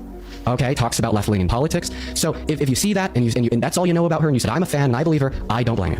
All right. Now on to the refutation. The refutation. With the harassment that me and Parker experienced by Tashika, it wasn't an isolated incident. It is a pattern of behavior. And today we're going to talk about that pattern of behavior. Tashika unconsensually touched herself to an autistic queer woman on FaceTime, and then she threatened to sue that woman if she were to publicize the evidence. And after that woman publicized the evidence, Tashika then spent the next year of her life abusing and attacking that woman, including telling her to unalive herself, saying that this woman's autism is why she can't understand why she's in the wrong, and posting that she hopes that this woman starves to death while that woman was in the hospital getting a feeding tube surgically implanted into her because of her nearly life-ending eating disorder. And while all of this was happening, Tashika was also saying that if she were to see this woman in real life, she would beat them. You're not going to believe this because you believe me. You're going to believe this because I'm going to show you irrefutable evidence. Anyways, that woman's name is AG. AG, as I just stated, is an autistic queer woman with a severe eating disorder. She maintains her physical health with the use of a feeding tube for caloric intake. And by the way, earlier today, I spent 3 or 4 hours on the phone with AG, making sure that everything is correct and that I have her express consent to share everything that I'm about to share with you. So before we get into the receipts, here's the story of what happened. 3 people who were friends at the time were on a phone call. Those 3 people were AG, another individual by the name of Sam, and Tashika. While they're on that phone call, they had a long conversation. Towards the end of their conversation, they started talking about G-spots, sex life, etc. But this was a quote-unquote girl talk between 4 friends hanging out. This was not a sexual conversation. Sam then looked at Tashika on FaceTime, and she asked her, Tashika, are you touching yourself? Tashika responded by saying yes. Sam responded by suggesting that she take it off the phone before Sam then left the FaceTime. At that point, there were only 2 people on that call, being Tashika and AG. Tashika then continued to touch herself, while AG responded by repeating 3 to 4 times, quote unquote, I think you should take this off the phone. Now, let's get into the evidence. The first thing that we're going to look at here is a text message that was sent from AG's girlfriend to Tashika after this occurred. Now, the individual words on this text message are going to be rather small. It's what comes next that's important. On this line of text, in the middle, AG's girlfriend says to Tashika, like when you were trying to find your G-spot on FaceTime, I was uncomfortable as I felt there was no consent in this situation and what felt to be a quote-unquote informative lesson. In response, as you can see at the bottom of your screen, Tashika then sent a multiplicity of voice messages back to AG's girlfriend. Let's go ahead and take a listen to those voice messages now. That my behavior on that phone call was okay. I genuinely wasn't even thinking of it in like a sexual thing. I had genuinely compartmentalized that entire conversation as like fully like an anatomy conversation. But I very much should have asked for your consent, and I'm so sorry that I didn't. I genuinely don't know where my mind was. I'm really just fucking stupid. And I clearly got entirely too comfortable on that phone call. You heard it from her. I do not like this as much as y'all don't like this. A quote that we just heard from Tashika. And I quote, my behavior on that phone call was f***ed up. I very much should have asked for your consent, and I am so sorry that I did not ask for your consent. I genuinely do not know where the f*** my mind was. This is a statement from Tashika acknowledging and confirming that she did indeed unconsensually touch herself to AG. Well, not to be a lawyer, but technically that is not what he proved. He just simply proved there was a voice message and a thing, but I actually don't have the full context of that. She could have been saying, I agreed, I did pick my nose and I eat my boogers, and I'm so sorry I did that. I actually did not hear her say explicitly, so I just want to point that out. So we are relying very heavily on this narrative coming from Dean and the people who gave evidence. And I have a very strict requirement of my receipts given on the internet because we know how easy it is to take things out of turn, out of context. So technically, not to be a lawyer, but that didn't prove as much as he thinks it did. It proved something, but I would have preferred to hear it in full context. And I would have preferred to see it in great detail. Like, give me a 10-hour stream giving me every detail, just because I know how easy it is to, you know what I mean? So, okay, so far really bad. Obviously, this community would never support any version of this. This reminds me of, what was that comedian's name who was masturbating while people were on the phone with him? C.S. Lewis? No. CK Lewis. Louis C.K., that one. Louis C.K. was doing that very bad. Not cool. just ridiculous. You know what I'm saying? Like, absolutely not, you know? So I would just say, like, all of it is bad, but I'm being a little bit picky because we know how information gets twisted, but okay, really horrible. But what comes next? AG then went public about this, but she hadn't released evidence yet, like the voice memos I just played for you. Tashika then said to AG on a live stream that she's being falsely accused, and she called AG harmful because, according to Tashika, AG was quote-unquote falsely accusing a black woman. AG then tells Tashika that she had the voice memos of her admitting to it, the ones you just listened to. Okay, because this is not the time, but this is exactly what I'm talking about though. Like anytime, like when a black woman is actually a malefactor. Hold on, what is this? We need to talk about the length that some black women would go to for attention from white men. That was on, I guess, foreign stream. This is not the time, but this is exactly what I'm talking about though. Like anytime, like when a black woman is actually a malefactor in a situation, niggas is jump on that type of situation, which makes it extremely difficult to actually talk about this with sense. Black woman is definitely doing something heinous, and then be all like, okay, well now actually everything that a black woman has ever done to me, we need to talk about now. If you're saying this, you don't care about the situation. You don't care about male essay. You don't care about her telling people they're dead. You don't care about none of that shit. And then she asked Tashika if she could play those voice memos. In response, Tashika then threatened to take AG to court if she were to play the voice memos. Well, can I ask you how I'm harmful? Right, you accuse a black woman of a violent sexual crime, you deviant. I mean, you... Like Shorty started off by you making it hard for me, man. Admitted, okay, I didn't... They can go watch the video. Well, they don't have the voice recording, which I do have the voice recording of you admitting to it. Me admitting to it? Correct. Yeah, do you want me to play it? Do you want to go back to court? I won't go to court for that. Yes, you would. Are you serious?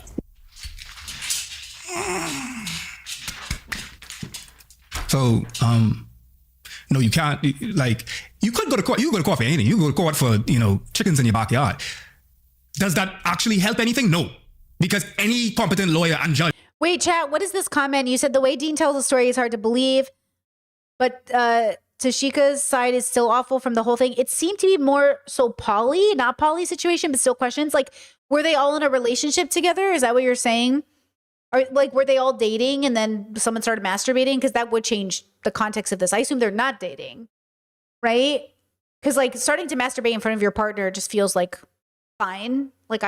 Or is that okay? Keep watching. Okay, I'm locked in. We'll throw your shit out with no prima facie. So I'm positive that she is smarter than that. And I know that she's just saying that to intimidate her as a victim. That sucks. No, that's not a phone call. That's you. That's in your text message. So let me make this clear. Tashika unconsensually touched herself to AG on a FaceTime. AG goes public about it, tells the world. Tashika knows that AG has undeniable evidence that Tashika did this to her. The voice memos that I just played of Tashika admitting to it. And in response, Tashika says, I'm going to take you for court if you publicize them. So what comes next? Tashika then denied that evidence, the voice memos that we just listened to. Tashika says that her apology does not amount to an admittance of guilt. And rather, Tashika says the only reason why she apologized for it is so she could AG. Let's go ahead and take a look at that screenshot too. Tashika says, so when I apologized to AG's girlfriend, even when, referencing the voice memos by the way, even when I think what she was saying doesn't make any sense, I can also mean the apology and also be motivated to apologize because I really want to be on her good side so I could her girlfriend. Hold up. And also, like, isn't the entire point of apologizing to maintain relationships? So when I apologize to Jaden, is that EG or whatever? Even when I think what she's saying doesn't make any sense, I mean the apology and also be motivated to apologize because I really want to be on her good side so I can fuck her girlfriend. Like, yeah, it might sound shitty. It might make you feel weird, but no one is about to tell me exactly what's wrong with that. That is literally why people apologize.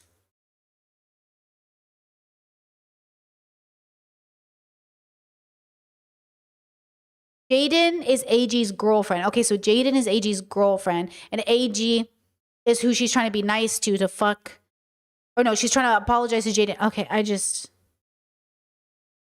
she a bit of a fuckboy, isn't she? She's a bit of a player. She's a bit of a... Is that what she's doing? Is that what's happening? Can I just say something a little uncouth? Is our girl a bit of a... Is she a bit of a sociopath? A bit of a lack of an empathy? Is that what's happening? Am I looking at a person? That is literally why people apologize. That is not why people apologize, girly. Yeah. she may be a bit low empathy. You know what I mean? Like, who, like, is that what's happening? Just missing context? Okay, we'll keep watching. It just feels like a weird idea that to think that's why people apologize. But okay, let's keep watching. So she then started trying to convince everybody and anybody who would listen that the only reason she admitted to unconsensually touching herself to AG. I see like a lot of defense inside here talking about, okay, they were dating, this was that. And this. I'm sorry. I just need to stop for a second to talk about something really important. I'm so sorry. Everybody lock in. Foods as a dad, I don't buy at the grocery store. Canned black beans. Let me show you why. When money's tight and I'm standing in the grocery store, every choice matters. I get it. Black beans in a can look easy, but you're paying $1.50 for water, metal, and convenience. So for my family of 5, I buy dry beans. 1 cup of dry black beans will only cost me 50 cents. You heard me correctly, 50 cents. It's easy. I sort them, make sure there's no stones or bad beans. Give them a little quick rinse. If I got time, I soak them overnight. But let's be realistic. How many of us are that productive? He's right. Okay, I love him. He's the guy I've been watching, Benjamin's Kitchen. He's not vegan or plant-based, but what I do is I watch his videos and then I kind of I kind of figure out like how to make it vegan or plant-based. So love him. He's like my new, just like I've watched so many of his TikToks. I just went like down a rabbit hole. I just love it. So Benjamin's Kitchen. You're welcome. Okay, sorry. That was like, that takes priority. And he's right. You know what's, don't I tell you all the fucking time, if they make it convenient for you, you're paying extra on that meal. And here was I buying canned beans. I didn't even take my own advice. The fuck? It's because I was nervous. Honestly, I was intimidated by making my own beans. That's what it was. I was intimidated. But Benjamin gives me faith in myself. He convinced me. He changed my brain. I watched this TikTok and I was like, I could do it. I can do this. And I went straight to the store and I bought me beans off it was like in a big thing, guys. The beans here, they're in these big bins. And then you put the beans in the bag and you weigh it. And I did it because Benjamin believed in me. And then I believed in myself. Listen, please just stop. It look bad, man. You look bad doing that. You gotta stop. You ain't getting laid nor paid for this. There's nobody that you need to ride for like this, not even your mom, blood. So she could AG by appeasing AG's girlfriend with the apology. But that's not it. Because this is where Tashika then started to spiral. Okay? Because these lies of hers, they started to contradict one another. AG's story started to become more public. So then this is what comes next. On Discord, somebody asked Tashika straight up, I'm also confused. AG said Tashika did non-consensual stuff on FaceTime with Jaden. Was this true? In response, Tashika said no, that was straight up a lie. Tashika, you can't call that a lie. You forget that we have you admitting it recorded. Let's go ahead and listen. Can I pause? Guys, are these all voice messages from her? Is this not crazy? If somebody sent me 10 voice messages, they're not though, right? Somebody must have DM'd Parker the voice messages. There's no way she sent like 20 in a row, right? That's what I'm assuming I'm looking at here. To that one more time for the record.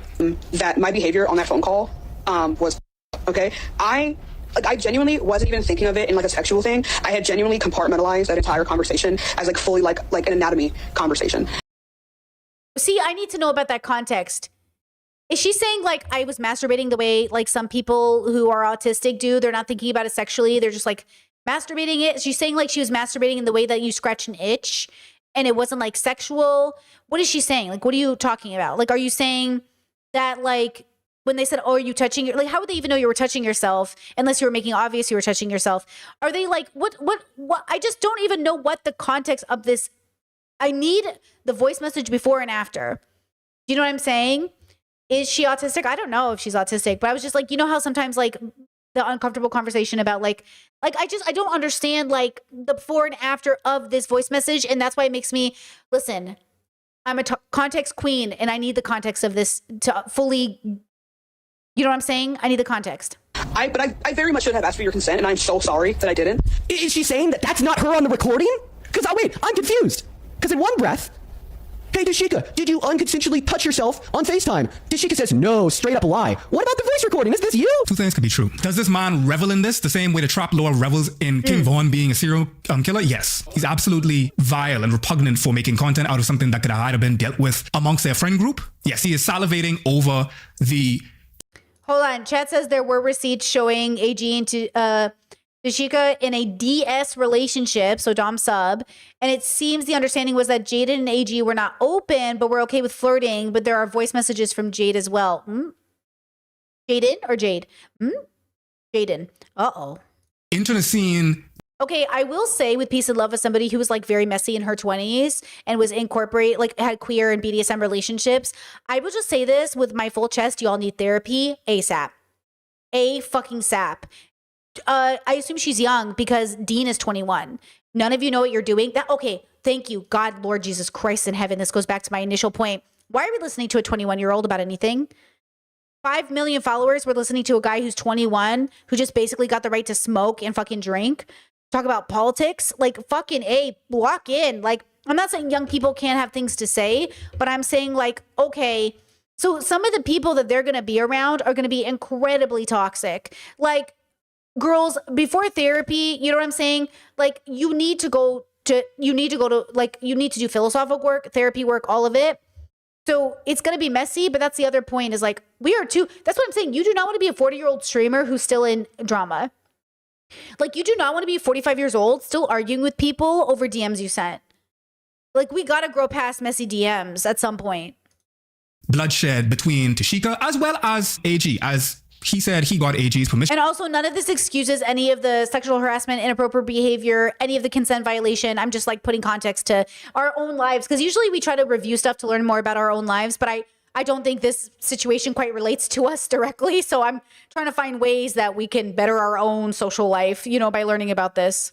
That's the only way that he could have gotten access to these recordings and whatnot. That's fair. So he isn't just appropriating what happened to AG. He is, of course, breaking the story on AG's behalf with her consent. That being said, the dramatization, while he can probably make the argument that it's necessary in order to get the story out, this is a problem with the medium itself. This is a problem with creating and fostering an environment where this is the type of thing that your audience asks for. And this part, exactly. This part really fucks with me, guys. I'm not gonna lie. Now, do I believe that it fucks with him? Not really. This part fucks with me. AG continued this thing about the cry to corroborate the fact that Tashika unconsensually touched herself to AG on that FaceTime. Tashika loses it, and then she posted this as an announcement on her Discord channel. And I quote, "White queer liberals are the literal KK." Hold on. Where's he even reading from? Oh, right here. Okay, it's kind of blurred. Okay. K. You are not less white because you are an FAG. A black strap. Oh, come on, man. Come on, man. Strap-on is not equivalent. Stay far away from me or jump IDK. And for the record, keep in mind what's underlined in red is specifically referring to AG and her girlfriend. I hope those specific, non-consenting, dirt, codependent, lesbian, SKANKS end up alone like the degenerates they are. Oh my God, come on, man. You can read the rest to yourself if you'd like to. Wait, I want to read the rest. You're perfect for each other. Have fun with your racist moms. I hope you stay broke. And I still have half a mind to take your asses to court and take the last $100 you didn't have and use it to buy a Zephyr. Is that a Zephyr? More toys? Who's Zephyr? You morally unencumbered infidel. Die. Wow, bringing out the infidel.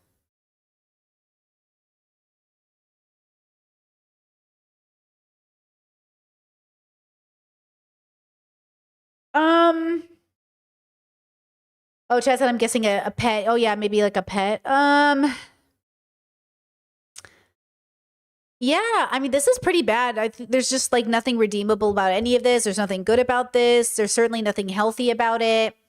It's deeply unhealthy and deeply unkind, deeply unwise. There's a lot going on here. I will assume probably mental health, if I'm going to be honest. I do think that there are some underlining layers here. I think it's true that we can still be dealing with some racism or internalized bigotry. I'm not internalized, sorry. Prejudice.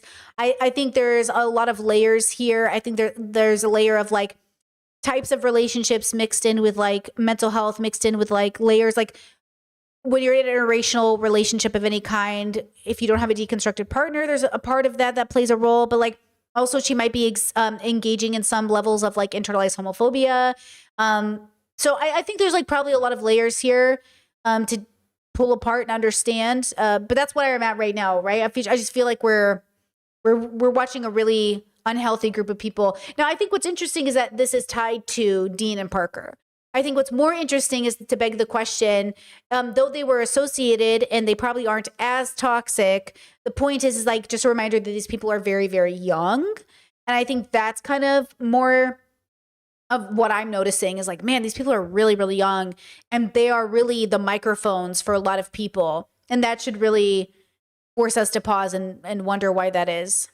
They are. Oh my God, come on, man. You could read the rest yourself if you'd like, to once again corroborate the fact that Tashika unconsensually pleasured herself to AG on live, on FaceTime. Tashika again loses it, and then she went on somebody else's live and said, quote unquote, in sexual situations, you are unable to communicate what you want. If you are unable to communicate what you want, she's referring to her way of how AG explicitly never said no on the FaceTime call. Then you shouldn't be having sex. Remind, I'm quoting Tashika here, quote unquote, you should not be engaging in any type of sexual interaction.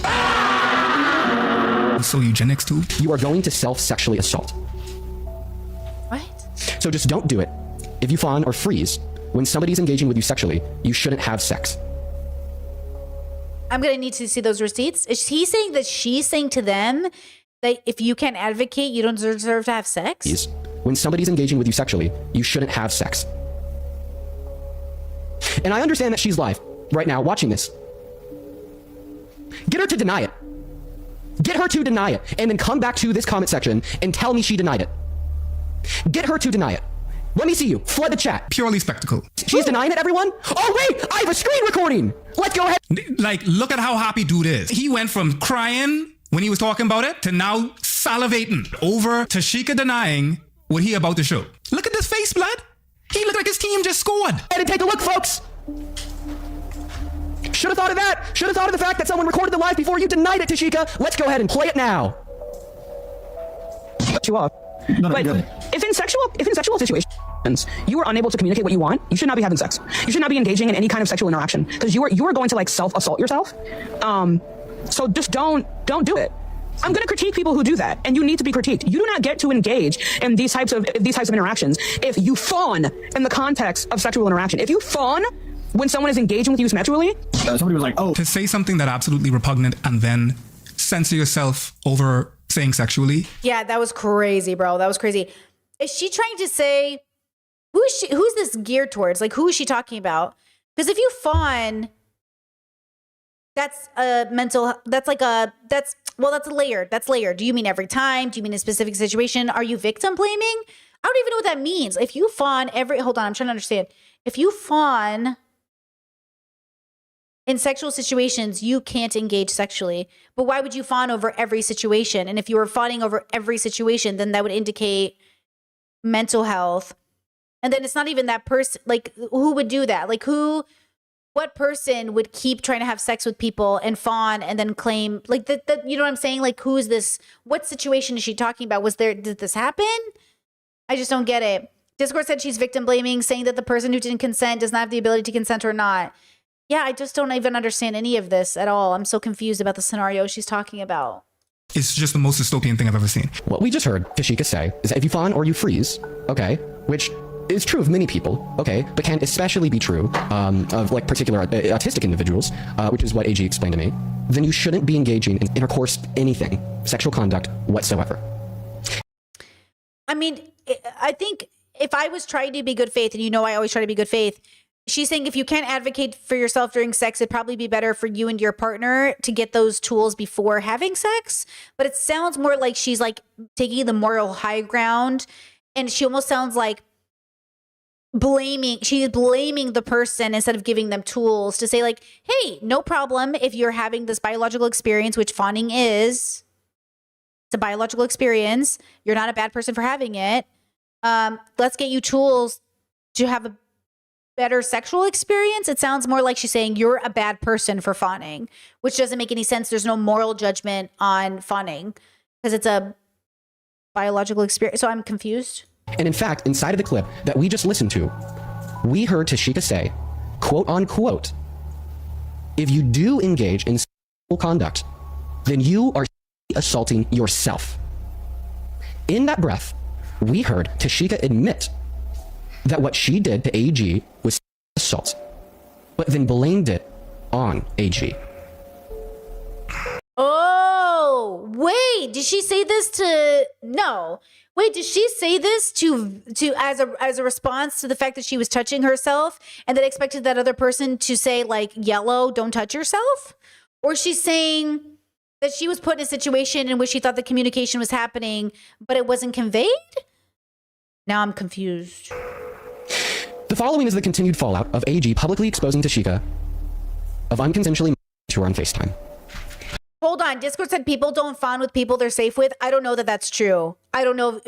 I think that's really dangerous, actually. Hold on. Pause. Yellow. I'm safe wording now. I don't think that's true.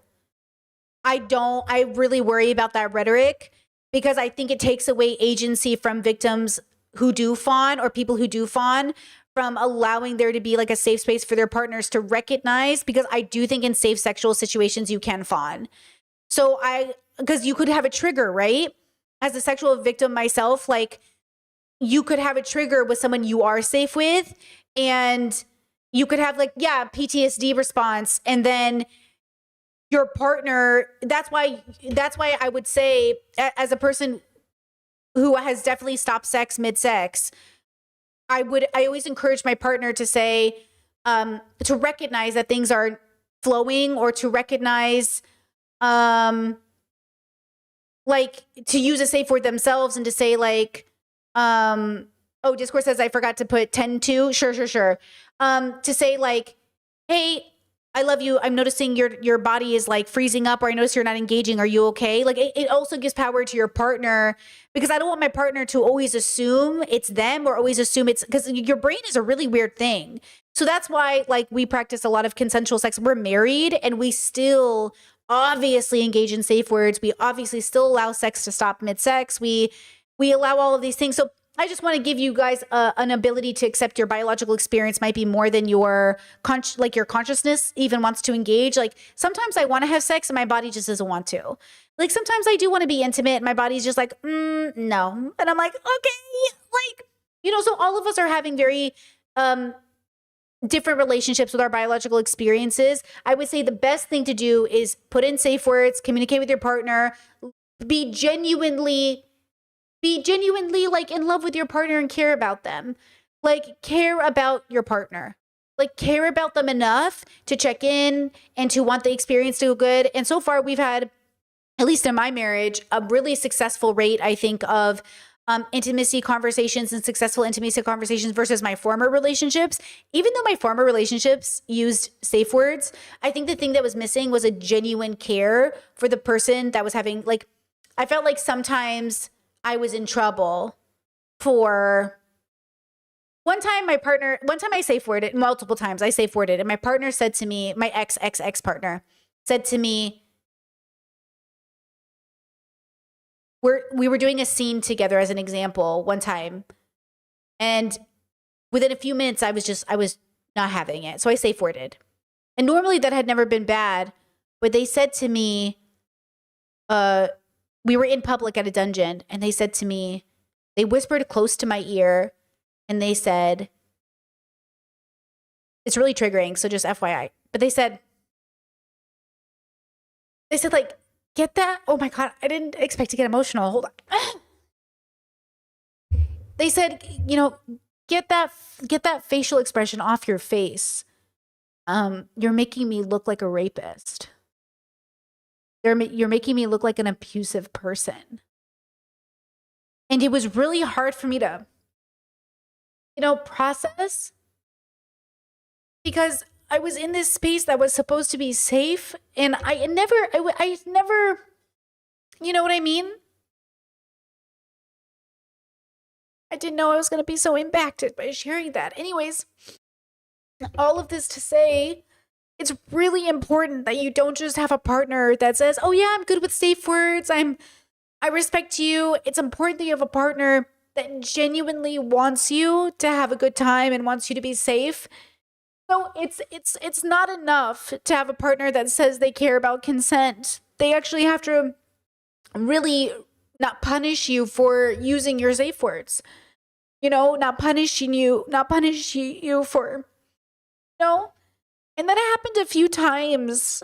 And then I finally realized that, like, okay, I gotta get out of this relationship. My 20s was really a mess, you know? So what I learned for my 30s was to make sure the person I was with really liked me and loved me for a person and I loved them. And we were not going to punish each other for expressing a safe word. Anyways. Oh, girl, I did not know that was going to impact me so hard. But now you know, okay? During this time, Tashika was acutely aware of AG's rapidly declining health due to an extreme eating disorder. October, she was told by doctors that if she would die and didn't seek one moment. I'm noticing something here before I continue. Everybody in my TikTok chat is spamming invite her. Stop centering the perpetuator of this violent, heinous act. Ali friggin' oop, bro. Like, Ali friggin' oop, bro. I'm out of dogs for barking. I expect this is a debate, bro. A debate bro could do it what a debate bro does, bro. I'm mad for this gal Ali ooping this door. I'm mad for her literally saying, Allen Iverson, y'all setting this boy up for success, my God. Leading assist. MVP. Center the victim. Stop centering Tashika. Why are you telling me to invite the person that perpetuated this violent, heinous act when I'm trying to tell you what the victim of this violent, heinous act was going through in that time? Now I'm gonna go back to what I was saying. In October, AG was told by doctors that she would die if she didn't seek immediate help. She was severely malnourished. She was then hospitalized at 5'6" and 83 pounds, inpatient, outpatient, and then received a feeding tube surgery late December. The afternoon of New Year's Eve, AG's heart stopped, and until mid-New Year's Day, they were in the hospital trying to get her vitals to a sustainable place. All of Tashika's comments and attacks were targeted towards these events, specifically the ones I'm about to show you. Oh, man. All right. Photo number 2. Tashika referred to AG as Jack Skellington by saying she will... how do you do this, though? To AG as Jack Skellington by saying she will remain as Jack Skellington in my phone. Ooh, she's just mean, bro. She's just mean. I'm okay. Thank you guys so much for the support. We really went through that. Thank you for being here and witnessing. I didn't expect that to happen. I didn't expect my body to be like, oh, girl, we're going to go back there. You know, one of the dilemmas of being a very imaginative / embodied person is that, like, it felt like I was back there all of a sudden. And I was like, oh, no. Anyway, sorry. Thank you for witnessing me. She's mean. She's hurting my feelings. She will remain Jack Skellington in my phone. That's so mean. Oh man, yeah. This next one is really hard. This is photo number 3. Tashika says, since all is going to shit, I'm going to publicly say again that I hope AG starves to death. Photo number 4. I will make you homeless, AG. Bro, everybody pissing me off. This gotta be a psyop, dog. Photo number 1.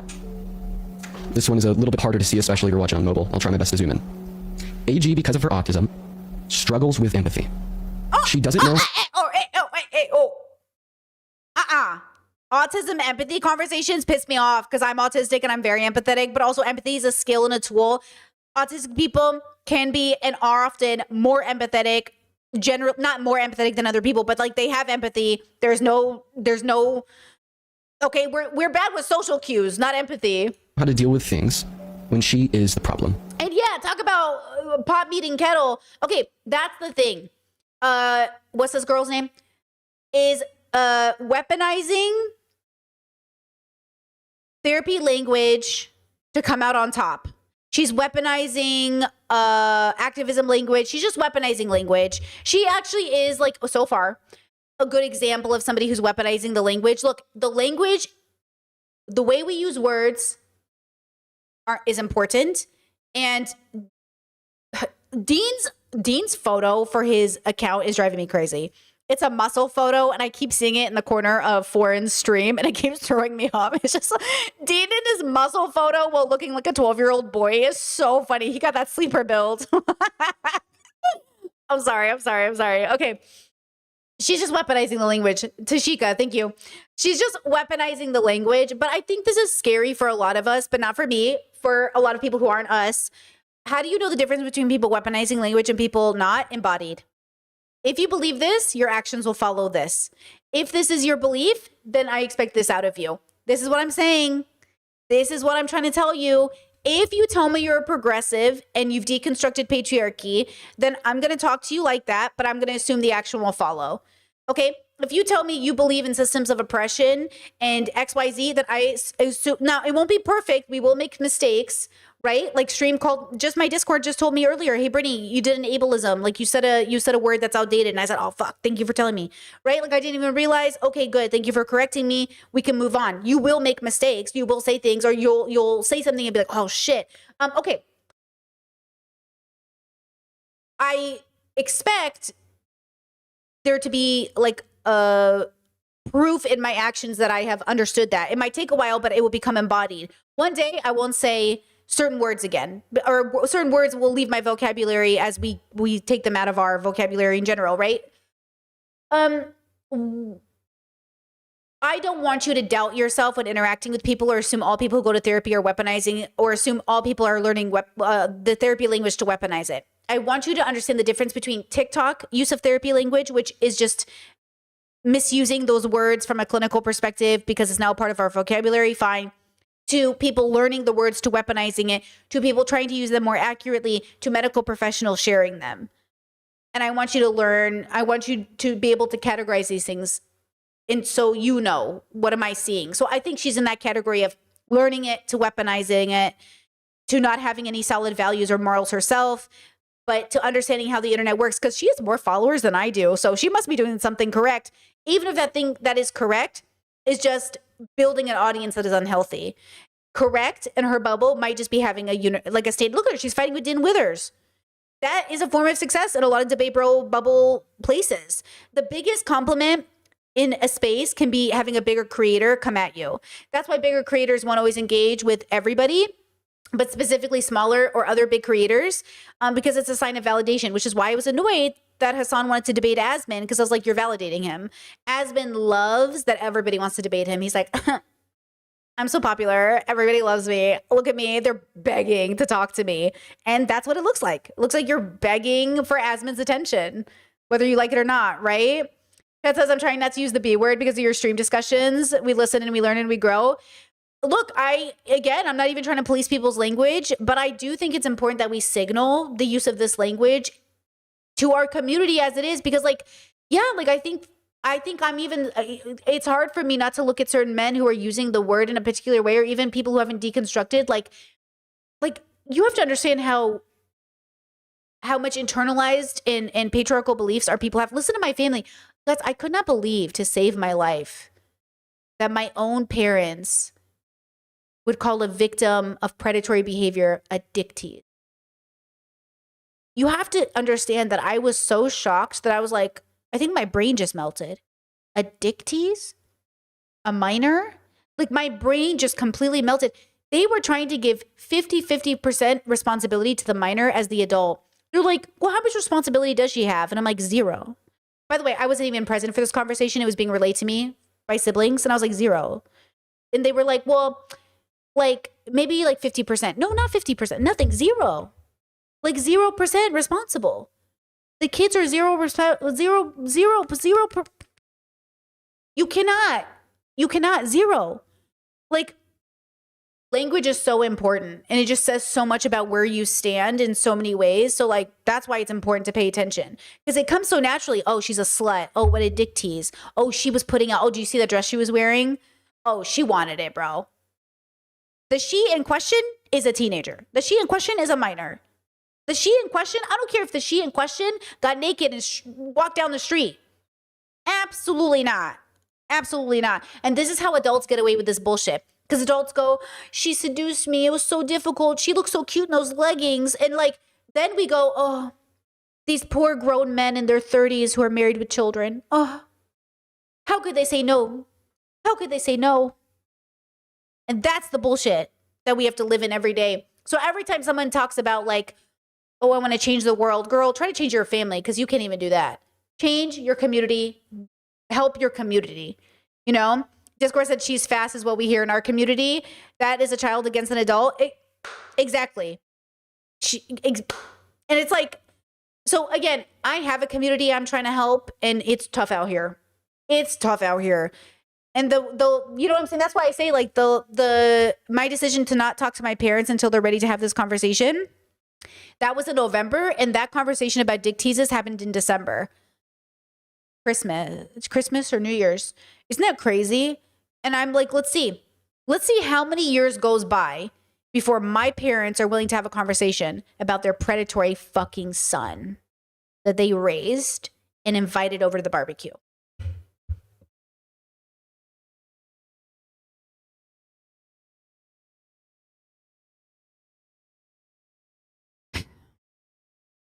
So much for protecting the kids, huh, conservatives? I am absolutely bereft. I didn't watch this before, and I am just overwhelmed with the repugnance of it for sure. The absolute insidity of it. To make matters worse, Tashika was live streaming Dean's live stream. Here's the story of what happened. 3 people who were friends at the time were on a phone call. Those 3 people were AG, another individual by the name of Sam, and Tashika. While they're on that phone call, they had a long conversation. Towards the end of their conversation, they started talking about G-spot, sex life, etc. But this was a quote-unquote girl talk between 4 friends hanging out. This was not a sexual conversation. Sam then looked at Tashika on FaceTime, and she asked her, Tashika, are you touching yourself? Tashika responded by saying yes. There's no way he just lied. Suggesting that she take it off the phone before Sam then left the FaceTime. At that point, there were only 2 people on that call, being Tashika and AG. Tashika then continued to touch herself, while AG responded by repeating 3 to 4 times, quote unquote, I think you should take this off the phone. Whoa. I might have to take it to court. Let's get into the evidence. The first thing that we're going to look at here is a text message that was sent from AG's girlfriend to Tashika after this occurred. Now, the individual words on this text message are going to be rather small. It's what comes next that's important. That's not what happened, like at all. He's showing text receipts. Go ahead. In the middle, AG's girlfriend says to Tashika, like when you were trying to find your G-spot on FaceTime, AG had expressed that maybe you should figure it out on your own. I was uncomfortable as I felt there was no consent in this situation and what felt to be a quote unquote. Hold on.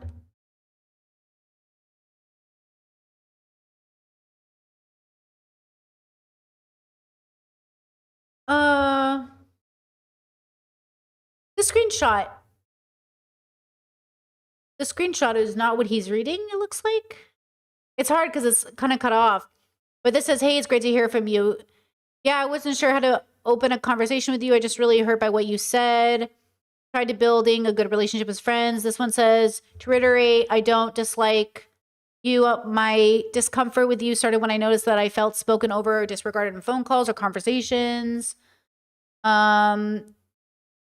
One example is when Allison asked me to share a term I use for underwear because I felt judged by your response. This could be because I don't know you well later. Allison told me you weren't having a great day, but I don't want to get caught in those crossfires. Another example is not crossing boundaries but pushing on them felt disrespectful. Like when you started, oh, there it is, trying to find your G-spot on FaceTime. Allison had expressed that maybe you should take this off. Let me see.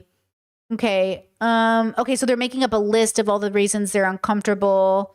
So they're having the conversations. That's interesting. Okay. Informative lesson. In response, as you can see at the bottom of your screen, Tashika then sent a multiplicity of voice messages back How many? to AG's girlfriend. I want to know how many. Let's go ahead and take a listen. Oh, that's a lot, bro. Oh, but they're 40 seconds, 21 seconds, a minute and 30 seconds. They're not too long, but that is I see like multiples. To those voice messages now. We're gonna have to go to court, or we might have to, actually. That my behavior on that phone call. Oh, hold on. That's like 30 minutes, bro. That's a lot. Look at that. That's a lot. Maybe she wanted them to hear her tone. Was okay. I genuinely wasn't even thinking of it in like a sexual thing. I had genuinely compartmentalized that entire conversation as like fully like an anatomy. Oh, okay. It says, do you want my response or text in a voice message because I have a lot to say? And then it says whatever you're most comfortable with. Okay, that's why the voice messages. I feel like this should have been a phone call. Do you know what I'm saying? Rather than this. Because this is kind of a big deal. Like, I can see a world where they're saying, hey, like, you're acting kind of weird, honestly, across some boundaries. Can we talk about it? Because I was, like, really uncomfortable with what you did.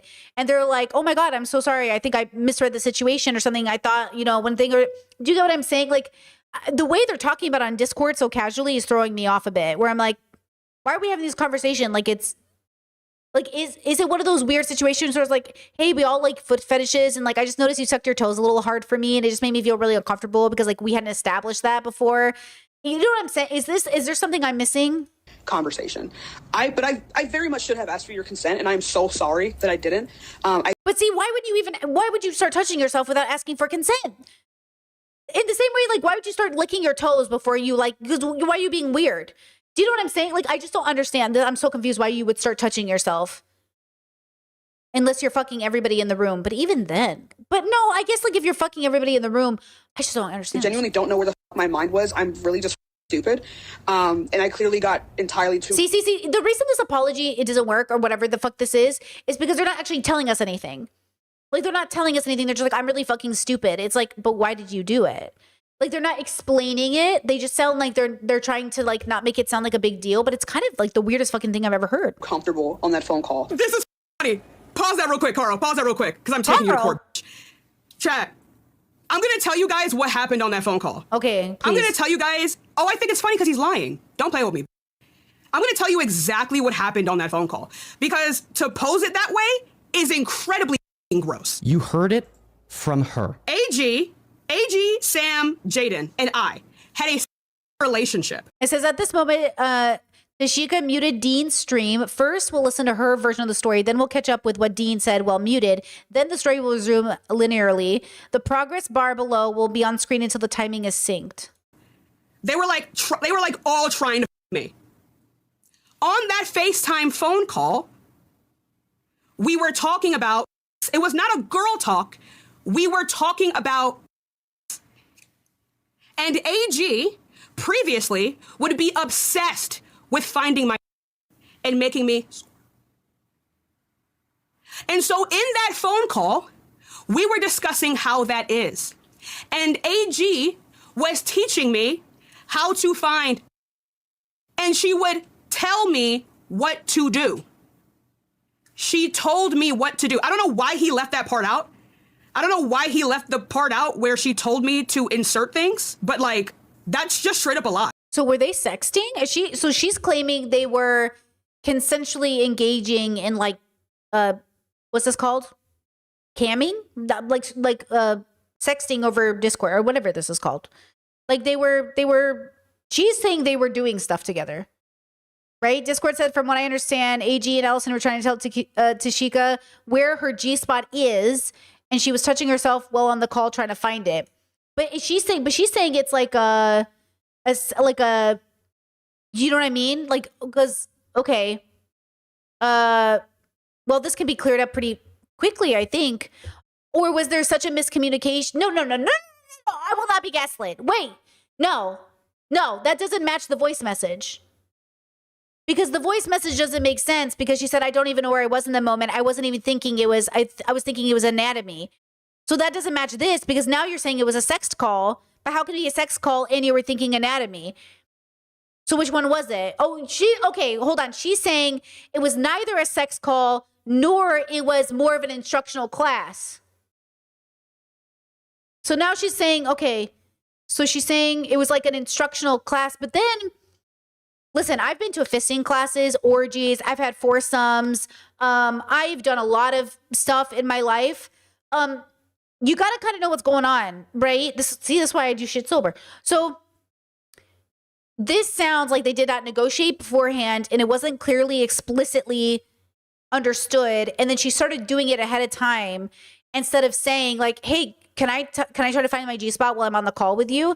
Which would have been informed consent. And then AG could have said, oh, no, I don't want to do that with you right now. Right? So it was like the assumed. Did she assume? Tashika was like, oh, they must be okay with this because they're all trying to fuck me. So this is the mistake men make a lot of the time. If they think they're on a date with a girl that's going well, the girl wants to see their dick. Pause. She did not ask for a dick pic.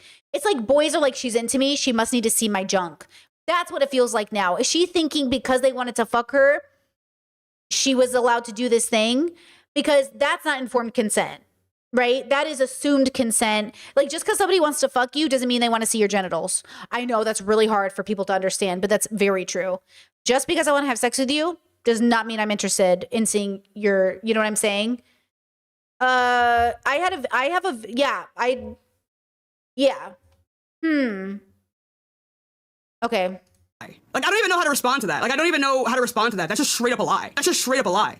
And then a couple weeks later, AG and I were on the phone. And AG goes to me. She says, I'm going to be honest with you. My girlfriend doesn't like you. And I said, well, hold on, chat. I want to talk about this. You said, Lord, also a big part of this story is these people are grifters. Tashika said off stream that her Parker and Dean would talk about how much money they were making. They're grifters. Well, okay. So let me just tell you this. I don't know if they're grifters, but they're strategic. And that's interesting to me. So that's just capitalism, right? It would make sense if they were strategically thinking about the ways to make the most money. That's capitalism. That's what a lot of YouTubers are doing. A lot of YouTubers are sitting down and thinking of the best ways to make money. I'll tell you from a progressive autistic perspective, when I talk to my friends that are YouTubers, most of us are thinking, most of our conversations are, how can I make money without selling out? How can I maintain my income and make sure I'm giving my audience stuff that's worth watching without burning out or having to take a break? So I do think, like, depending on what side of YouTube you're on, you're either having the how do we make the most money possible, how do we go the most viral possible, or how do we make money without selling out? And I'm in that bubble. I'm always like, how do I make money without betraying my values? Because I think it's okay for people to talk about how to make money behind the scenes, but how you're talking about it matters. And so I do think a lot of these debate spaces are so toxic because they're always having the how do we make the most drama, the most clickbait, the most intense debates in order to make the most money, because that's what sells. why? And she goes, I don't know. And so I scheduled the phone call with Jaden, right? And in that, not phone call. Wait, was it a phone call at first? I don't remember. But either way, in those memos, she says that she specifically was uncomfortable with the impromptu conversation about my. I don't know how, personally, because she was actively engaging in the conversation because she was there, which is confusing. But when AG and I were engaging in that conversation, that's how that happened. This is where Tashika then started to spiral. Okay? Spiral? Because these lies of hers, they started to contradict one another. AG's story started to become more public. Tashika said no, that was straight up a lie. Because it was. Tashika, you can't call that a lie. You forget that we have you admitting it recorded. Let's go ahead and listen to that one more time. Okay, wait a minute. Oh my God, wait, pause it again. Why would I need to I didn't make the accusation against myself. This is ridiculous.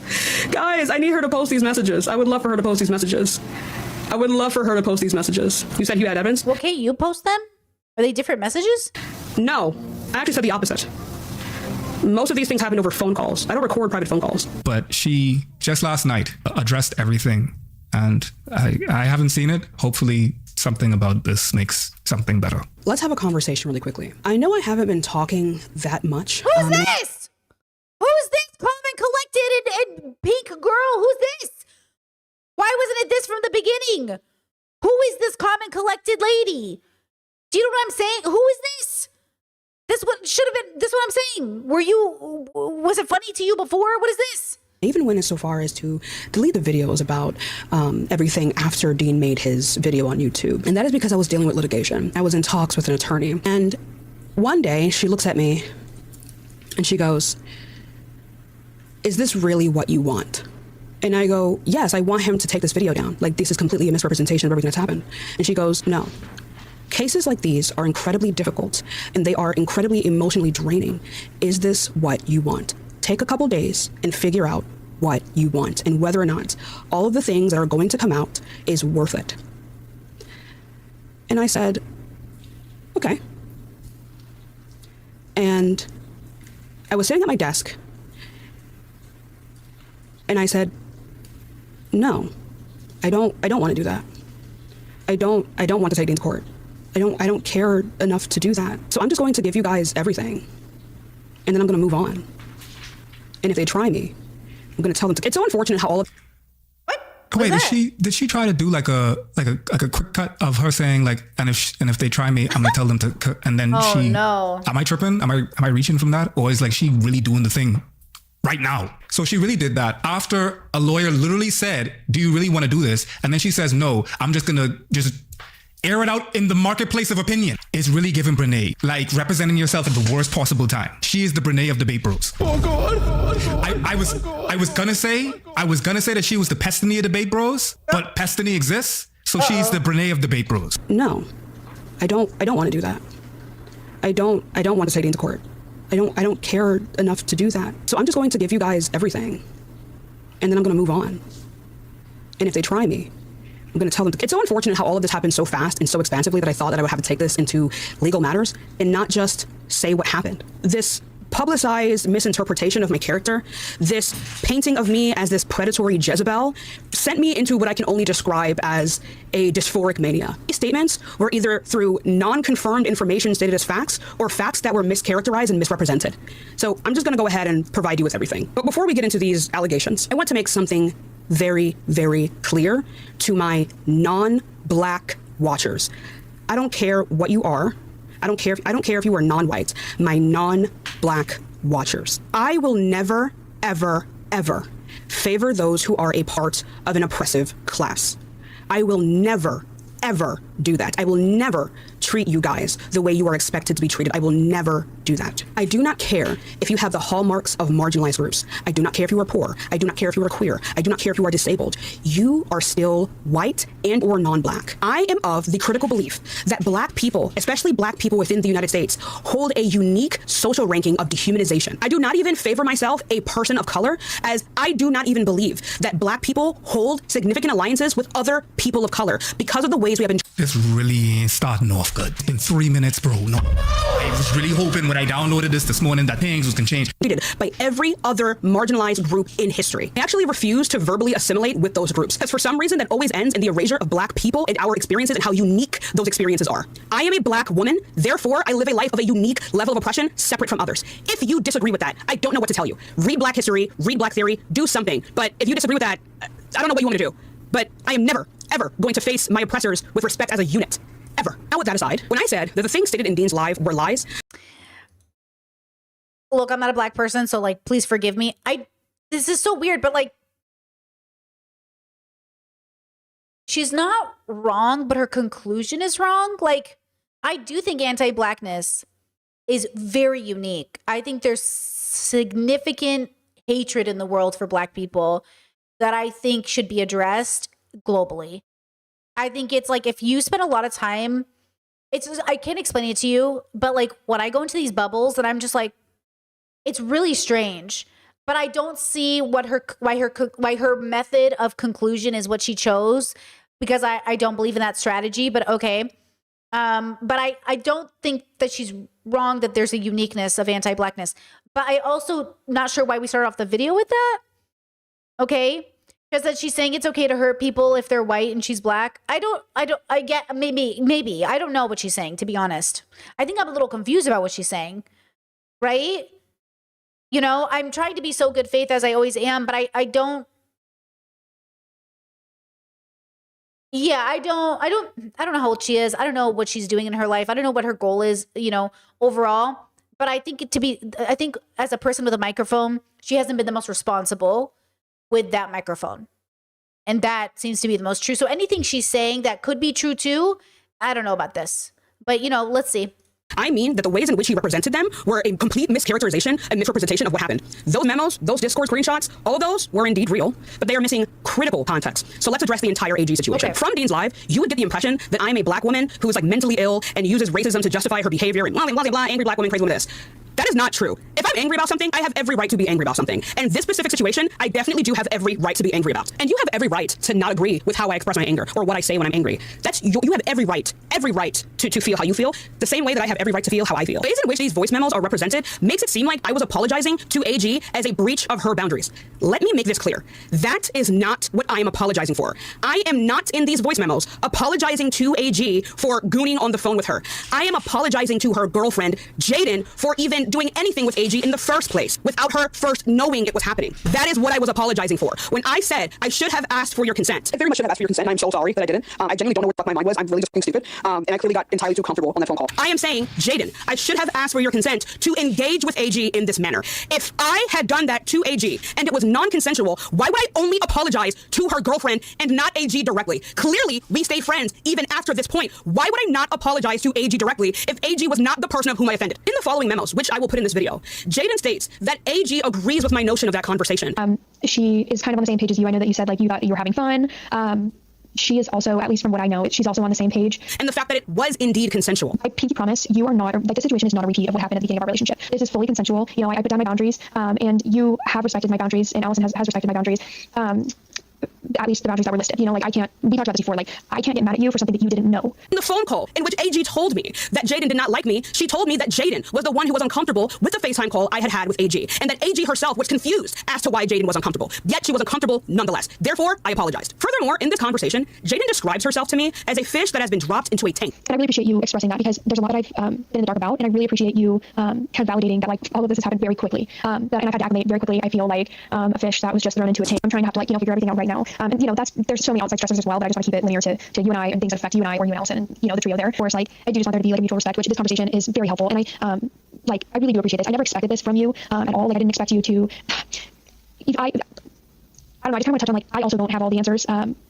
That's true. Like you said that earlier, that's true. Her and I are still exploring openness with this month and all of three that has happened this month. It's just been something that we're taking day by day, and it hasn't been the most fun. But like that is outside of you. Okay, like you are one of like the least stressors, I guess. Kind of. Now I'm losing my train of thought, dude. Because she herself is a monogamous person. She may not get jealous, she may flirt with other people, but emotionally, in a relationship, she is a monogamous person. I fail to understand how this changes anything. If anything, just exacerbates the harm that's already been done. She states herself that polyamory or having separate sexual partners was a non-negotiable for AG. I love AG. And I love you. And I love AG as a person. I love him as a friend. But it seems like, at least from reading this, that there has been more going on. Like the flirting was fun, sex talk was fun, but it seems like there is something beyond even what AG has told me. If I'm reading this correctly. It was obvious via our entire relationship that she was not always on board with it. AG. Okay. I've seen this 1,000 times in my poly days. I did polyamory for 10 years. I'm not anti-polyamory. I think it can be very successful. Some of my best friends are polyamorous. They're doing great. Their life is wonderful. Young people, messy old people who haven't gone to therapy, people who do polyamory make one classic mistake that monogamous people also make, which is they lack informed consent. So now we're in a blurred line of maybe like cheating, not cheating. It's a blurred line of like consent violation, consent.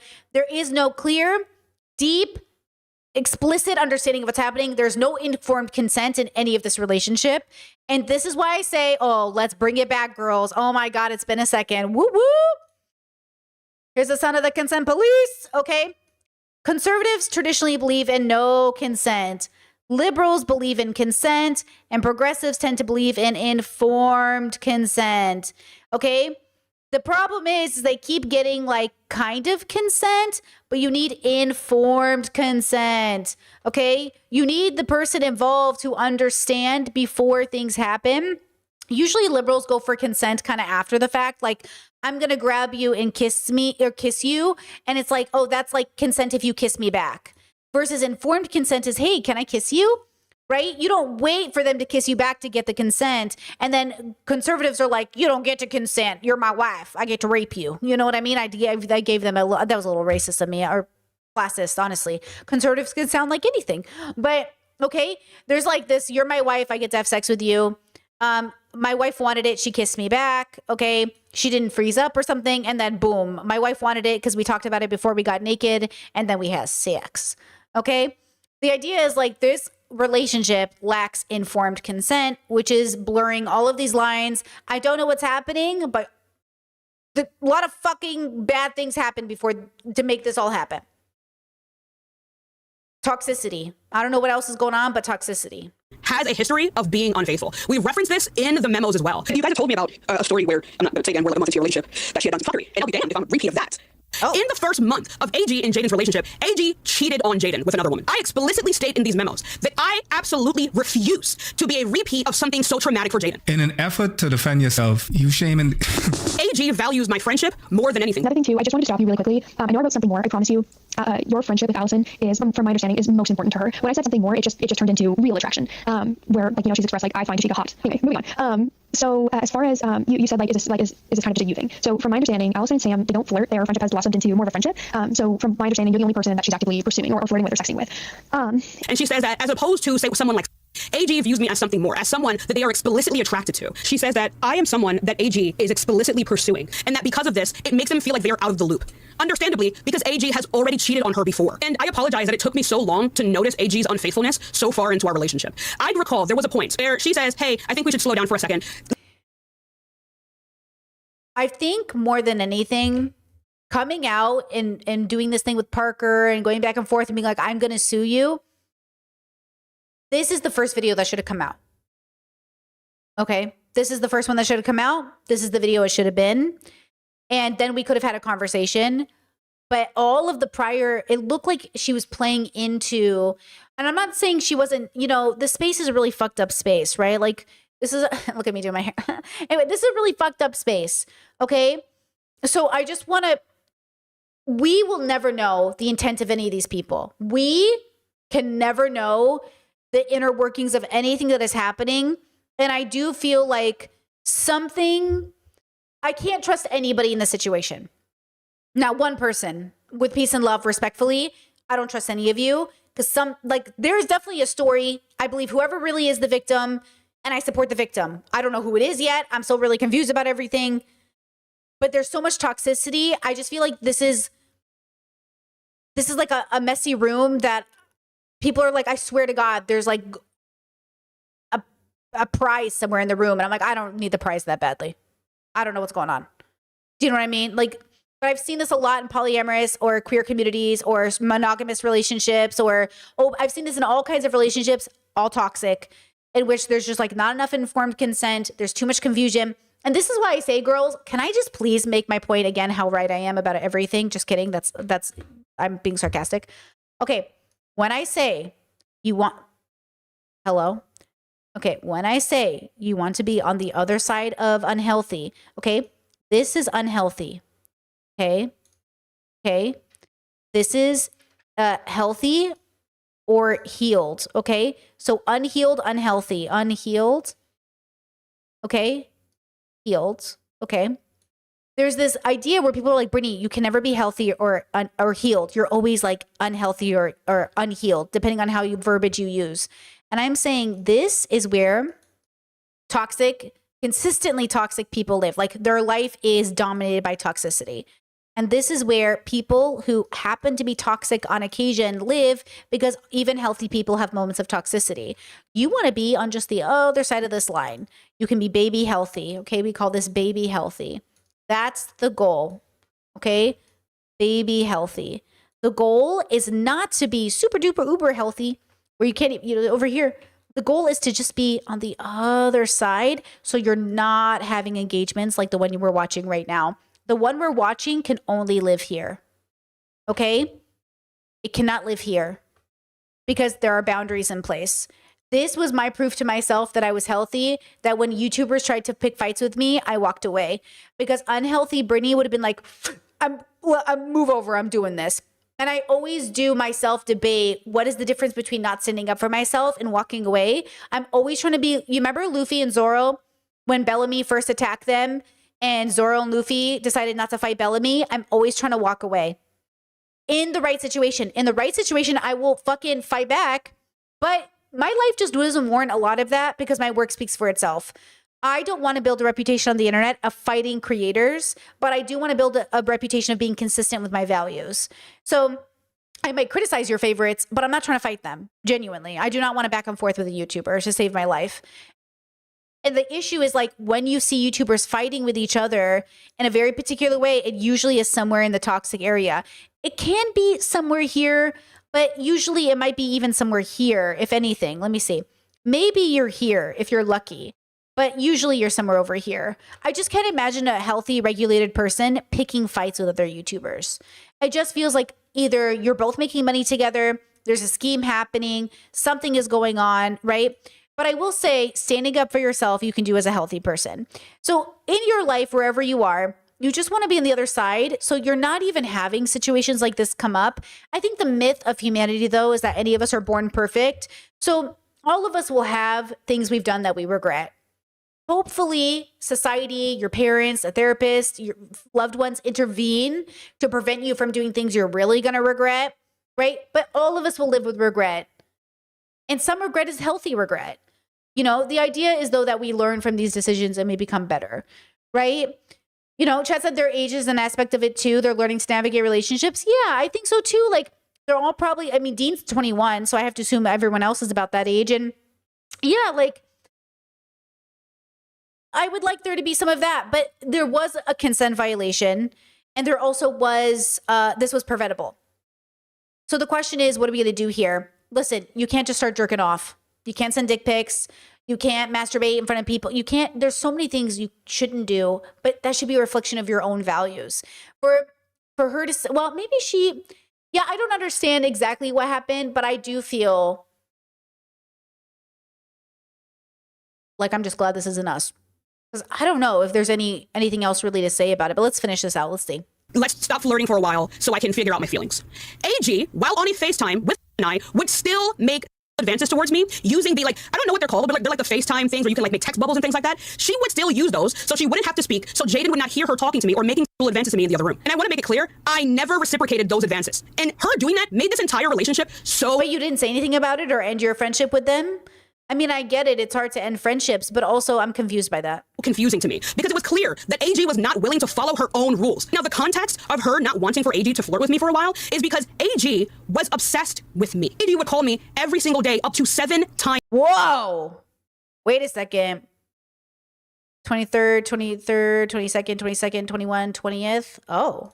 A day, to the point where she was barely interacting with her own girlfriend who she lives with. They had an entire argument about this. Don't lie about this, I swear to God. Which is why I now fast forward to the conversation that I'm having with Jaden, that this relationship is incredibly isolating to her. I believe even at one point she told me that she has to get permission from AG to be friends with her friends. It was just, you know, also wanting Allison to have her own autonomy outside of me and not wanting to necessarily push myself into friendships with her friends. I just so happen to, unfortunately, love you and Sam, and like I wanted to pursue that friendship. And so that's kind of a slippery slope for me, where it's like I'm not sure if I'm able to do this or not because Allison's expressing that she wants her own autonomy. I completely agree with that. I think because we live together and because we're so enmeshed right now, her and I need to separate. Like friendships are to be earned.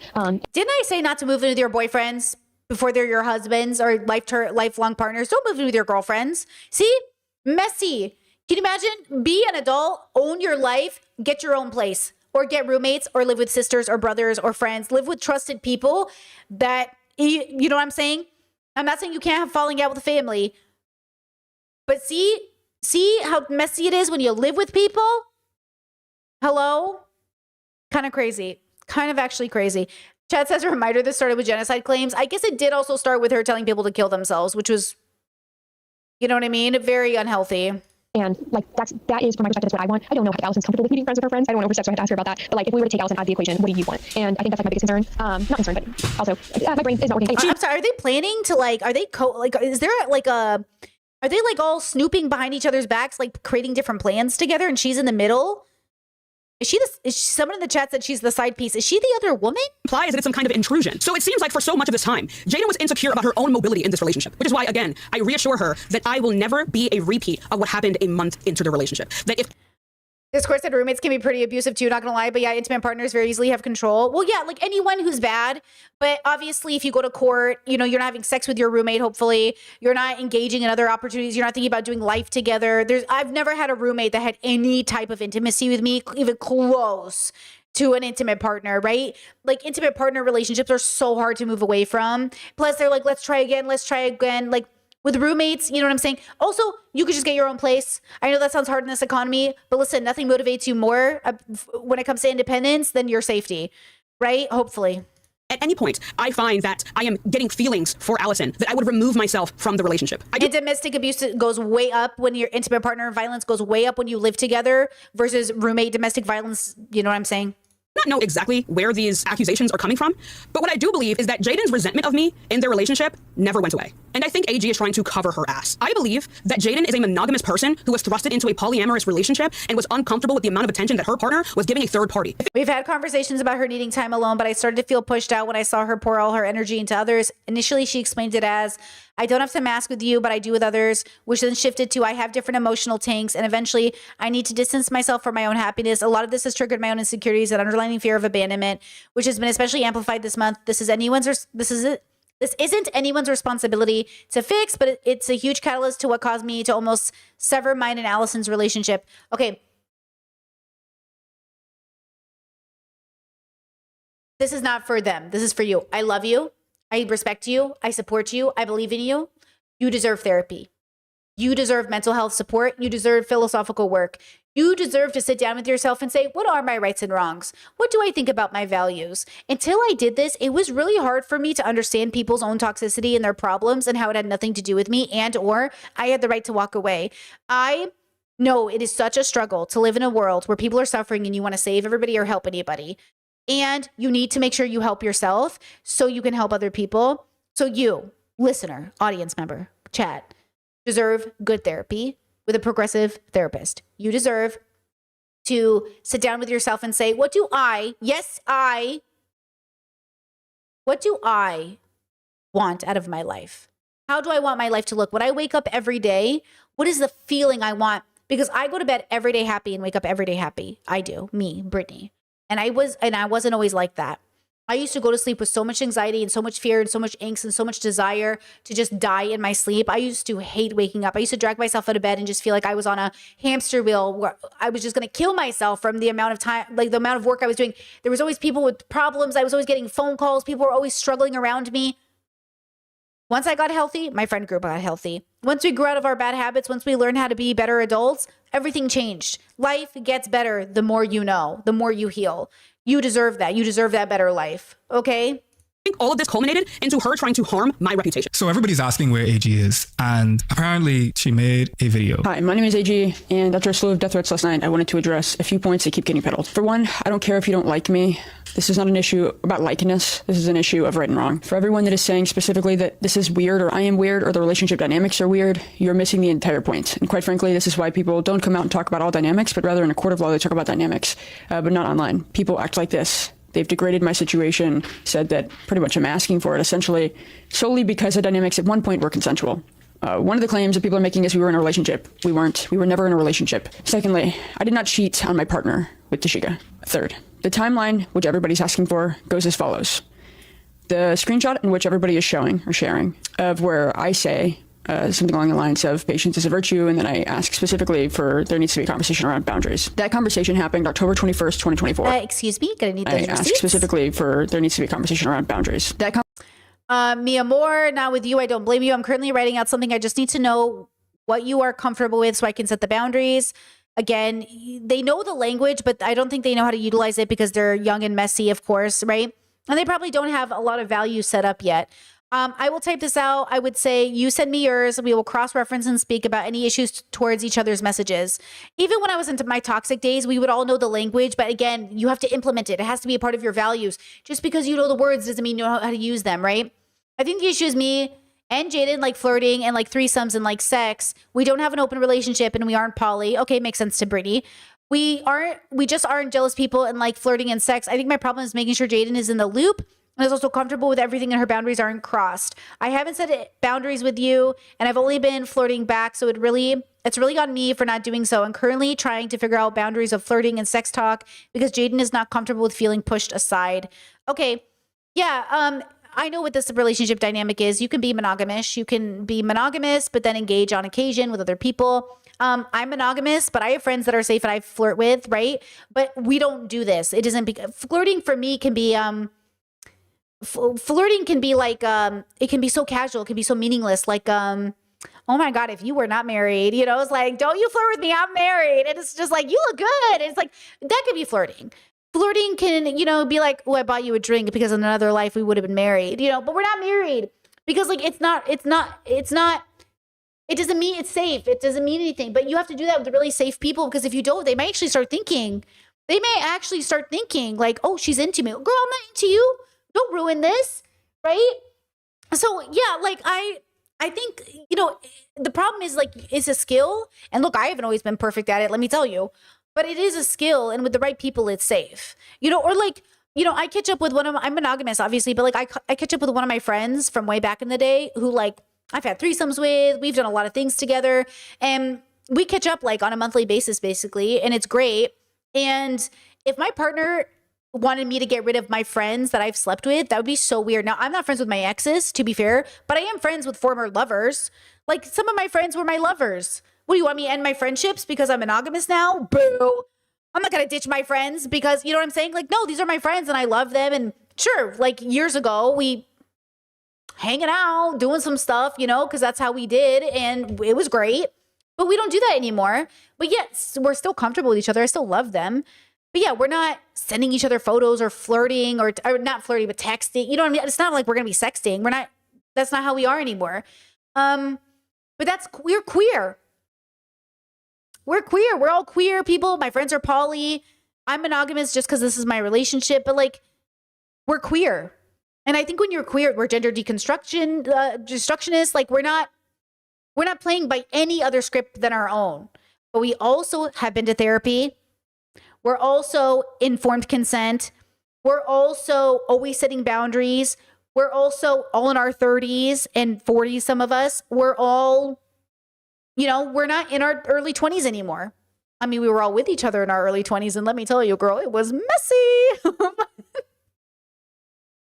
Some of the people in the friend group survived and some people didn't. But like, we survived. And yeah, we look back and think like, man, we were messy.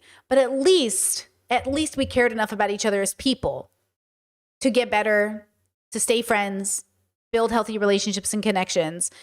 Not all those people are still friends. I banned a lot of people from back in the day too. So like, that's the thing too. Like, even people we used to know, like, oh man, those people got toxic. They got worse as they got older. Like, that's the problem. You got to be healthy. The friends who get healthy with you, those are the friends. Everybody else, blocked. Conversation happened October 21st, 2024.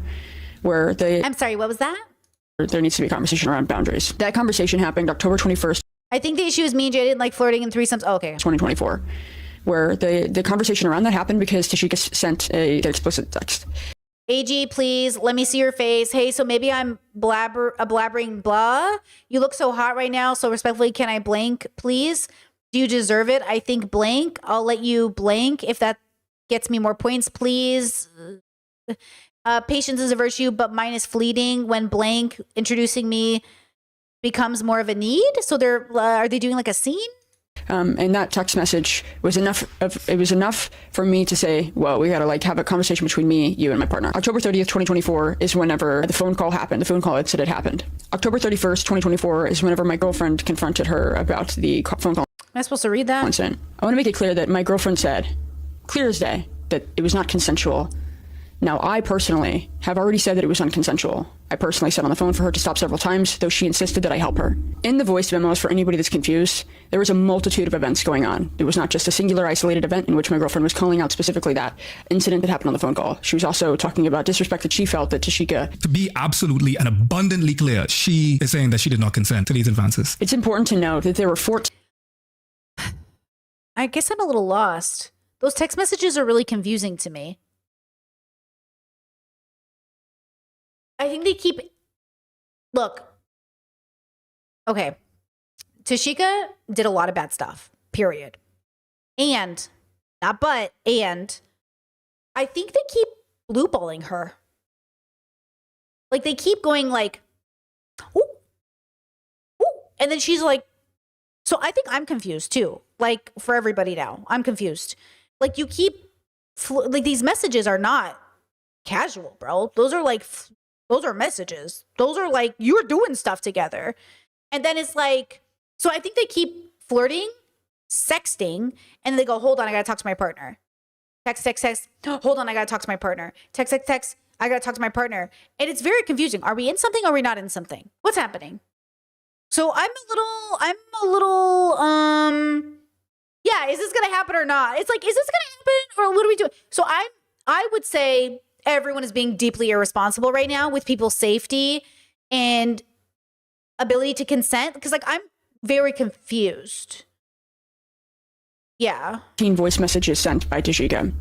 Only the first one references the FaceTime call, where Tashika states, before we continue with any conversation, and acknowledges her behavior in the phone call, and stating that it was... up, and that she didn't ask for consent and apologizes for not asking for consent. The next three focus on her apology toward her behavior and how she has been interacting with Jaden. The second memo is going over personal issues, interpersonal relationships. The third memo is also going over interpersonal relationships. None of these have to do with the claim that I am making. The fourth memo does the same thing. Jaden's response via voice memo connects directly to those communication concerns. Pause. Is this person the top? And is Wait, who's the bottom in this? Who's the submissive in this relationship? Who's the D? Who's the S? Oh, wait a second. Is Tashika the submissive? Because this adds a layer. This adds a layer if she is. Is she the top or is she the submissive? Because, hold on. Be clear, she is saying those insisted that I take October 31st you and mentioned of where point were consensual. One of the claims that people are making is we were in a relationship. People act like that. People don't come out and talk about all dynamics. We should. It follows the screenshot in which everybody is showing or sharing of where I say something along the lines of patience is a virtue, and then I ask specifically for there needs to be a conversation around boundaries. That conversation. Hold on. Explicit. So AG, please. So that's a begging, please. Let me see your face. Yo, let me see your face. And then, so this is Tashika, right? In the black. And then blue is AG. AG, please, let me see your face. The fuck? Hey, so maybe I'm blabbering something? You look so hot right now, so respectfully, can you please something? I don't know, do you deserve it? Like, hello? Ma'am? If Tashika is the submissive bottom, then both of you are deeply responsible, but the top should know better in many ways since, hello? And then you're engaging. Is this not a full affair? Is this not cheating? I'm so confused. What do you mean, let me see your face, bro? Hello? This is, guys, we just got dropped in an affair. And now they're trying to be like, oh, sexual assault. And then there's so many layers to this.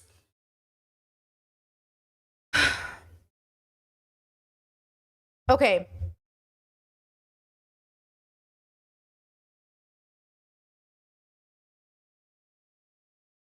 In the BDSM community, when there are rarely Black participants, because it's often unsafe for them to participate because white people are racist, and there's Dom-sub dynamics, there is a level of racism you have to talk about because white dominance with Black submissives can very quickly become racist because the white person hasn't deconstructed.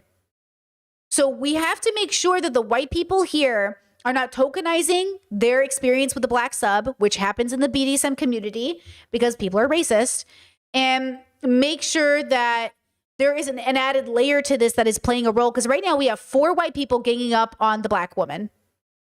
So now we have to just make sure and deconstruct that that's not actually at play here, because it still could be, even subconsciously, right? Because now we have 4.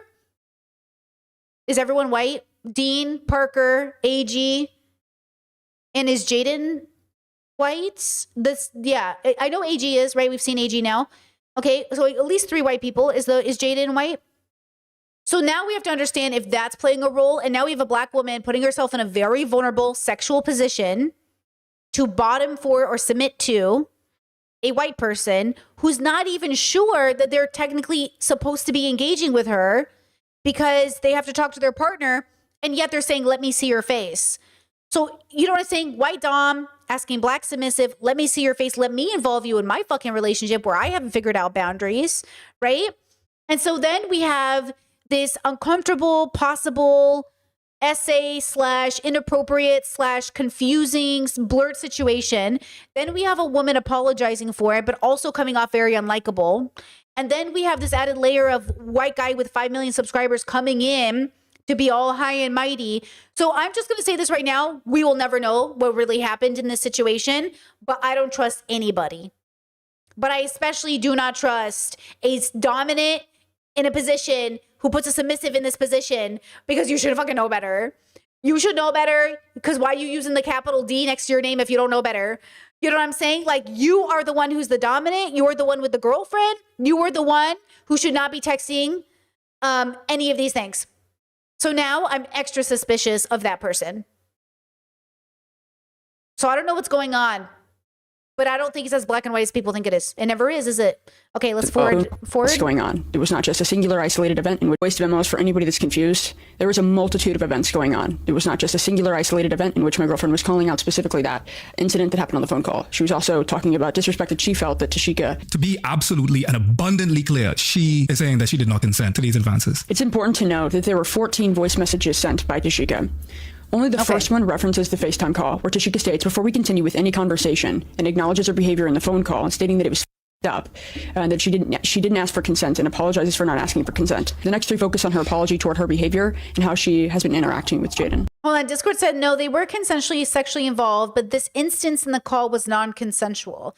Okay, those 2 things can be true though. Like, you can have a consensual situation where everyone feels sexually involved, and then one person thinks, hey, we're all involved, so it's not a violation for me to touch myself because like we're in a relationship, which is a wrong assumption to make in an informed relationship. But that's the part that's interesting and confusing to me. How much of this is informed consent, and who's the most responsible for that informed consent? Again, it differs. It's dependent. Did we negotiate? Again, I'm in highly negotiated relationships. I've been in them since I was 21. I'm 36 now. Ever since I was introduced to BDSM at 21, I have been in only queer, mostly. Well, I guess there was that 2-year stint I did with that monogamous vanilla man, but it was heavily negotiated, boundaries put in place, birth control put in place. Like, I've always been in highly negotiated relationships. Okay. BDSM or not, vanilla or not, they have been sit down, let's talk about details of what we're doing, and they still could end up toxic. You can have a really, because the problem is like you have to know why you're advocating for what you're advocating for. This is why I say when you're the other side of healthy and you have your values in place and then your morals, you actually understand why you're asking your partner certain things. You're not just making up rules on the fly. You have to understand a lot of these people are making up rules on the fly. They don't know why they're doing what they're doing. They don't know why they're engaging. They don't know why they're interested in people. They don't know what's going on. And I'm saying, if we want to prevent sexual assault, we have to educate people to understand you don't know what you're doing. You don't know what you're doing. And it's not about experience sexually, it's about experience educationally. Okay? And there's feelings involved, and there might be alcohol or drugs involved. I don't know. And there might be all these layers. But the reason most of the sexual predators you know are just your nice guys from down the street is because nice people rape people. Good guys rape people. That's what we just discussed on stream the other day. Because you think all rapists are monsters, you have to understand society raises rapists. We raise a society that says, oh, your favorite hit show called How I Met Your Mother, the best person you love on the show is called Barney Stinson, and Barney has a playbook of ways to get women to sleep with him, including but not limited to using his friends to do it, alcohol, lying, deception, right? So if you want a world where this happens less, you must engage with the world in an informed, consensual way that says, hey, I don't want to be like Barney Stinson, even though he's the most beloved character and everybody wants to be him. I want to be a person who says, what are we doing here? Let's all talk together. Okay. Example. One time I was talking to this man, and this man goes, I want to be with you. And I said, oh, don't you have a wife? And he's like, yeah, but my wife's cool with it. I was like, can I talk to your wife? And he's like, oh, no, we have a don't ask, don't tell policy. I was like, I'm not interested. He's like, what do you mean? I was like, I am not willing to engage with anyone unless I've talked to their partner and we're all involved. And they were like, he's like, what do you mean? I was like, well, I just need to know she's cool with it. And he's like, well, she's cool with it. We have a don't ask, don't tell. And I was like, yeah, but I don't want, this is in the 90s and I'm not Bill Clinton and I'm not gay. Well, I am gay, but you know what I mean? We're not gay. Like, this is not don't ask, don't tell. I only want informed consent. I'm not interested. And he just didn't get it because he was like, well, I have like 4 other girls. I was like, okay. He's like, my wife, again, I don't tell her, but she's cool with it. But like, she doesn't want to know. And I was like, I'm not interested. I don't know what you're not getting. I'm not interested. Either we're all going to be friends / cool with each other or whatever, but like, I'm not interested. I don't need to fuck your wife, but I need your wife to know we're fucking. Do you get it? And he was just like, no. And I was like, okay. Do you see the problem? Like, do you see the problem? And like, he didn't see the problem. And that's my point. I'm not interested. That's why I liked being in Seattle, because in our BDSM dungeons and our poly groups, everybody knew each other. Like, hey, I'm Brittany, I'm dating so-and-so, and they're dating so-and-so, and they're dating so-and-so, and we all know each other. We all hang out the same places. We all know the same people. Yeah, breakups were messy, but we got through them, for the most part. And we all knew each other. There was no fucking, you know what I'm saying? Like, cheating occurred, but it was like, you had to work really hard to cheat in those circles. And then people did, of course, but I want to know that you're cool.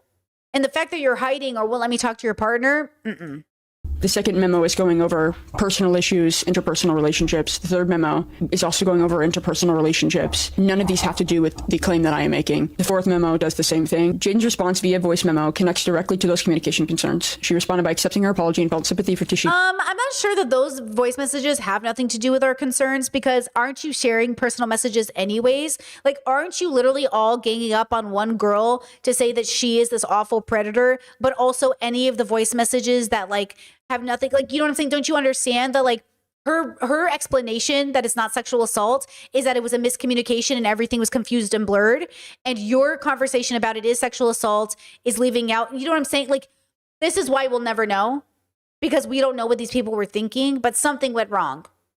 Okay. And you can violate consent, and it doesn't have to be sexual, and you can violate sexual consent, and you can recover from it, because not all sexual assault is rape. Not all sexual consent violations are like, I mean, there are consent violations you can come back from, but not all consent violations are the same. Does that make sense? You have to understand, but without informed consent, it's all very confusing, It's all very like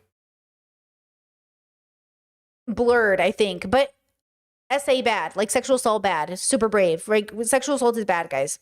And followed up with saying she didn't need to apologize for struggling to mess. And actually, tomorrow on stream, we're going to talk about liberal forms of consent, like kissing a guy spontaneously, and explaining why that's still a violation of consent as we move forward into it, and also talking about how misogyny plays a role, because there's another story going viral on the internet. We'll talk about it tomorrow, about why it comes to these situations. You cannot raise people under patriarchy and tell men to kiss women to see if she'll kiss back, and then expect women not to mimic that behavior, and then men go, what, consent matter now? Consent matter now? In these bubbles, that is not the script. You cannot, again, yes, in an ideal world, we'd all ask before we kiss somebody, but you cannot hold women to the same standard you do not hold men in the bubble to. Okay, so when men do it, it's okay, but when women do it, it's sexual assault. Do you see how that works? It's either sexual assault or it's not, and this is why I say even sexual assault is a construct. We have to agree on the construct to move the world forward, and or within our smaller communities, advocate for a sexual assault standard that makes sense. I personally think we should go for informed consent. It's a little bit more work, but the payoff is great. Don't do anything until we've talked about it. Hey, before we even take off our clothes, before we're even naked, before emotions are high, would you like to have sex with me? Is that something that's on the table? Would you like to do birth control? Would you like to do condoms? Would you like to do STI testing and panels? Before any of this is happening, before kisses are done, or even like if alcohol is going to be present, everyone be like, hey, set boundaries. Who's our DD? Okay, if we're all going to be intoxicated, somebody's got to be sober to watch the clan. Okay, to watch the group. Let's not say clan here. To watch the group. Who's going to be DD? I was often DD. Okay, I know. I've taken keys out of a lot of my friends' hands. Okay, I've had to hide keys from a lot of drunk people, let me tell you. Her because she could express how she struggles with making friends. It does not affirm consent to the October 30th FaceTime call. So that is the timeline. For everybody upset with the language in which I'm using, or any of the language anybody else is using, I want to give you something that's a little bit more nuanced for you to understand, because I think everybody's looking at this in terms of like rape, when I am not. Because specifically people are telling me I should have hung up the phone. So I want to give you an analogy as to why it doesn't matter, and why that's grape culture. The analogy goes as follows. A man walks up to your car, you roll down the window, and he starts talking to you. He then asks to shake your hand. As you go in to shake his hand, you realize the entire time he's been pleasuring himself. You stay for a minute trying to figure out what to do, freezing and coming up with a reason to not shake his hand. How would you personally classify that? I think to the most people... let's listen to it again. Coming up with a reason, you realize the entire time car, you roll down the window, and why that's grape culture. Okay. The analogy goes as follows. A man walks up to your car, you roll down the window, and he starts talking to you. He then asks to shake your hand. As you go in to shake his hand, you realize the entire time he's been pleasuring himself. You stay for a minute trying to figure out what to do, freezing and coming up with a reason to not shake his hand. How would you personally classify? Sexual assault. I would classify that as sexual assault. What do you guys think? So you're in your car and a man approaches you, masturbating, but you don't know. You shake his hand at his request, only to realize then he's masturbating. Sexual assault. right? What else is that? Indecent exposure, sexual assault. It's sexual assault. By that, I think to the most people with common sense or anybody in law, I don't believe in common sense. Would tell you in that situation that was some form of harassment, assault, yeah, or another. Definitely. So for anybody telling me to end the phone call, I would like you to think about the situation. You could have left the situation. I want to make it abundantly clear. I did not consent to what happened on that phone call. Right. And neither did my girlfriend. Okay. 8 minutes later, when my girlfriend was asked for consent, and I was asked for consent, I never answered. Okay, so I definitely agree that there wasn't a consent given, and therefore it was some form of sexual harassment or sexual assault, or because you can sexually assault somebody without intending to. So you unintentionally sexually assault somebody, you make amends because it will happen. You can kiss somebody without their consent because you were raised in a bubble that says you're supposed to kiss first. That could be sexual assault in another bubble. And if that scares you, if you are terrified, you know what you can do? Use informed consent. Ask before you engage. That's why I'm a fan of informed consent. It's the only form of consent that guarantees a conversation before anything happens. Every other form of consent requires you to take an action before getting consent. That's why you have to do informed consent, okay? And my girlfriend said no. But throughout the conversation, there was 3 or 4 times where I specifically said to take it off the phone call. That didn't happen. I was coerced to stay on the phone call and help her find explicit parts.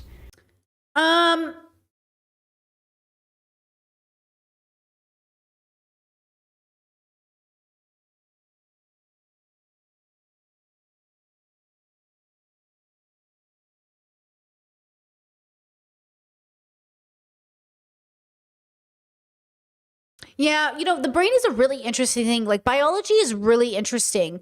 I don't believe in free will. I mean, I do believe in somewhat of free will, but I think you have to have the introspection to have it, and you have to be able to engage with it, and it's not a guarantee. So I do believe that human beings have very limited free will, though it exists sort of. So I do believe that as much as these situations seem obvious, unless you have the tools, unless you've built up the skill, unless you have the right ability to do you it's not as easy as it sounds, though it sounds pretty easy, right? Just hang up.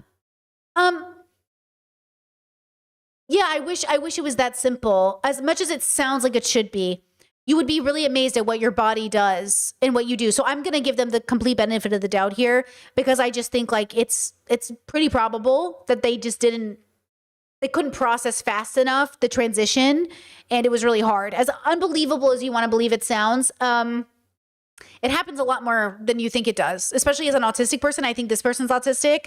Like, your brain, my brain can sometimes it takes so long for the things to go. So it takes even longer for you to defend yourself, because you're processing like, what is happening? What is happening? What is happening? What is happening? And then you're socialized to think, and especially knowing how I am in social situations, I tend to almost like, I have to fully tell myself to engage in order to really stay vigilant. Otherwise, like, things become almost like background noise. So I'll give a lot of empathy here to AG. This is AG, I believe. A lot of empathy to that struggle there, even though it's really hard to imagine. I think it's a really real phenomenon, and not to weaponize it too against people, right? Like, look, at the end of the day, false accusations are like nothing. It's like almost no one falsely accuses people. And most people who are accusing people really feel that way in the moment. And I think we have enough evidence here to say that whether it was intentional or not, sexual assault happened. Okay, sexual harassment happened, if that's an easier word for you to digest. Something happened. You can't be touching yourself without explicit consent from the people you're touching yourself around. You can't do that. Okay? There's just no exception. Every time I said take it off the phone. If you blame people for their trauma responses, pick up a book. Go read. I don't know how to help you. It's disgusting. It's vile. Some people play into things whenever sexual harassment is happening, assault is happening, rape is happening. It is what your body deems as survival in the moment, or even if you're just confused. Some people don't even know they're being assaulted at the time. Putting the blame on me is disturbing. The only blame should be towards the person who didn't ask for my consent. AG shouldn't have had to do this. She shouldn't have had to come out to clear things up. She shouldn't have had to endure a public shaming campaign from someone that at one point was her friend. It really just makes this even more reprehensible when I think about the fact that as a means to deflect from the situation, not address her wrongdoing, and Hold on, this TikTok is 22 minutes long and his video is almost done. So I don't even know if he gets to the rest of her video. We might have to watch it. save face, she found it fit to further malign someone that she's already assaulted. All of this started here, where Dean making content out of the marginalized people in his life, whether it's the queer woman or the black woman, black queer woman, and turning that into spectacle. Let me tell you though, I wouldn't trust Dean with nothing. I would not trust him with anything, especially my marginalized status. That only exacerbated what AG has to ultimately clean up at the end. That, spoiler, won't be cleaned up at all. It'll spawn other lives. But it's just like the Sabermen, you know, like you spring off these other lives that will essentially implode wherever they land. What was once a bit of shade that Dean started here snowballed into Tashika clapping back, and then this coming to light, the things that she actually did say, ultimately ending up in Parker then coming out to defend himself, after which she gets even more outraged, tries to go and do damage control for herself, and then Dean turns everything into spectacle for his audience of millions of people who are foaming at the mouth for this type of content in the first place. And then it lands on the lap of the marginalized people that have to then deal with it. So the victims end up having to be the cleaning crew True. of their own crime scene. The casualty of a lot of this is that the things that she's talking about are real. And there are real black women that Like, this is just going to make Dean more popular and gain him subscribers. This is not going to be beneficial to any of the women involved. create or that go through this on a regular basis, that are in close quarters with progressive white folks, that they still get misogynoir from. In progressive spaces, black progressive people still endure quite a bit of racism, and black women specifically endure misogynoir.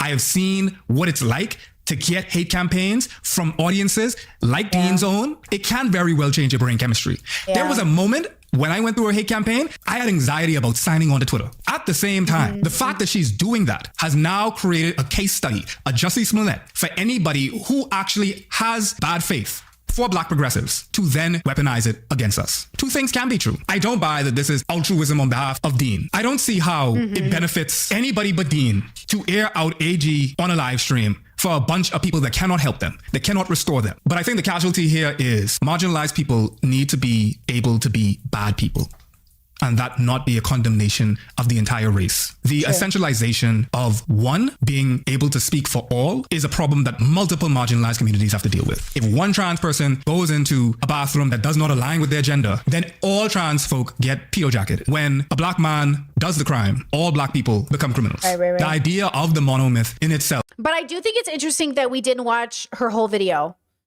right? Like, isn't it weird that she put out this whole 22-minute video and we just kind of like moved past it and didn't watch it a little bit? Is that not weird?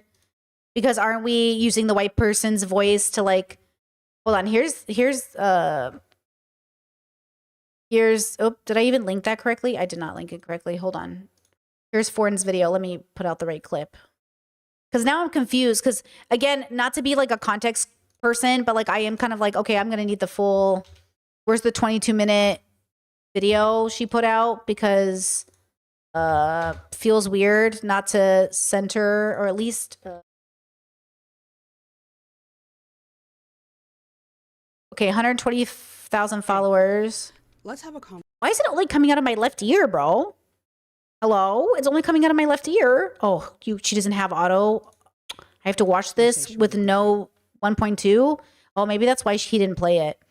Not being able to post this at 1.2 is crazy. Like, not being able to speed it up is nuts. 22 minutes? I know I haven't been talking. Is this on YouTube? Does she have it on YouTube? Hold on. Is she just a TikToker? Making me watch this without it. Oh, she does have a YouTube. Hold on. Nope, that's not the right one. That's Discord. Fuck, did that just add me to her Discord? I clicked on it. No! I don't understand how things work. I didn't, right? Oh my God, I'm such a boomer. I clicked on her Discord link. It didn't add me, did it? No. I'm so stressed. I just sweated. Okay, great. It's on YouTube. Oh my God, she did not title it this. Oh, she's just fighting it, bro. Okay, it's literally called Fuck You. Fuck you very much. It's literally called "fuck you." Hey, let's have girly. She's a person here. 1.25. a conversation really quickly. I know I haven't been. Why is it coming out of my left ear? Is it coming out of everyone's left ear? Talking that much, and I even went so far as to delete the videos about everything after Dean made his video on YouTube, and that is because I was dealing with litigation. I was in talks with an attorney, and one day she looks at me. Okay, ready to watch this? I'm forwarding, and then I'm gonna move on. Okay, forwarding as a dysphoric mania. She remember for the first 3 minutes she like talks about being a black woman and how black people are the priority. You are still white and or non. And she's saying if you're queer and white, like I'm not interested in like, you know, with those groups. Because for some reason that always ends in the erasure of black people and our experiences and how unique those experiences are. I am a black woman, therefore I live a life of a unique level of oppression separate from others. If you disagree with that, I don't know what to tell you. Read Black history, read Black theory, do something. But if you disagree with that, I don't know what you want me to do. But I am never, ever going to face my oppressors with respect as a unit. Ever. Now, with that aside, when I said that the things stated in Dean's live were lies, I mean that the ways in which he represented them were a complete mischaracterization and misrepresentation of what happened. Those memos, those Discord screenshots, all of those were indeed real, but they are missing critical context. So let's address the entire AG situation. From Dean's live, you would get the impression that I am a black woman who is like mentally ill and uses racism to justify her behavior and blah, blah, blah, blah, angry black woman, crazy woman, this. That is not true. If I'm angry about something, I have every right to be angry about something. And this specific situation, I definitely do have every right to be angry about. And you have every right to not agree with how I express my anger or what I say when I'm angry. That's you have every right to feel how you feel, the same way that I have every right to feel how I feel. Ways in which these voice memos are represented makes it seem like I was apologizing to AG as a breach of her boundaries. Let me make this clear. That is not what I am apologizing for. I am not in these voice memos apologizing to AG for gooning on the phone with her. I am apologizing to her girlfriend, Jaden, for even doing anything with AG in the first place, without her first knowing it was happening. That is what I was apologizing for. When I said... So she's apologizing for cheating, or engaging in cheating, or being the other woman. I should have asked for your consent. I very much should have asked for your consent, and I'm so sorry that I didn't. I genuinely don't know where the fuck my mind was. I'm really just fucking stupid. And I clearly got entirely too comfortable on that phone call. I am so sorry. I will make sure that does not happen again. That doesn't make sense. Why would you say I was getting too comfortable on that phone call for engaging with your girlfriend? I don't think that makes sense. I am saying, Jaden, I should have asked for your consent to engage with AG in this manner. If I had done that to AG and it was non-consensual, why would I only apologize to her girlfriend and not AG directly? Clearly, we stayed friends even after this point. Why would I not apologize to AG directly if AG was not the person of whom I offended? In the following memos, which I will put in this video, Jaden states that AG agrees with my notion of that conversation. She is kind of on the same. Okay, we heard this page as before. you. I know that you said like you thought you were having fun. She is also, at least from what I know, she's also on the same page. And the fact that it was indeed consensual. I pinky promise you are not, or like this situation is not a repeat of what happened at the beginning of our relationship. This is fully consensual. You know, I put down my boundaries, and you have respected my boundaries, and Allison has respected my boundaries. At least the boundaries that were listed, you know, like we talked about this before, like I can't get mad at you for something that you didn't know. In the phone call in which AG told me that Jaden did not like me, she told me that Jaden was the one who was uncomfortable with the FaceTime call I had with AG, and that AG herself was confused as to why Jaden was uncomfortable. Yet she was uncomfortable nonetheless. Therefore, I apologized. Furthermore, in this conversation, Jaden describes herself to me as a fish that has been dropped into a tank. And I really appreciate you expressing that, because there's a lot that I've been in the dark about, and I really appreciate you kind of validating that like all of this has happened very quickly. And I've had to acclimate very quickly. I feel like a fish that was just thrown into a tank. And you know, I knew this person once who was in a confusing poly situation. It happens, you know, you're young, you're in your 20s.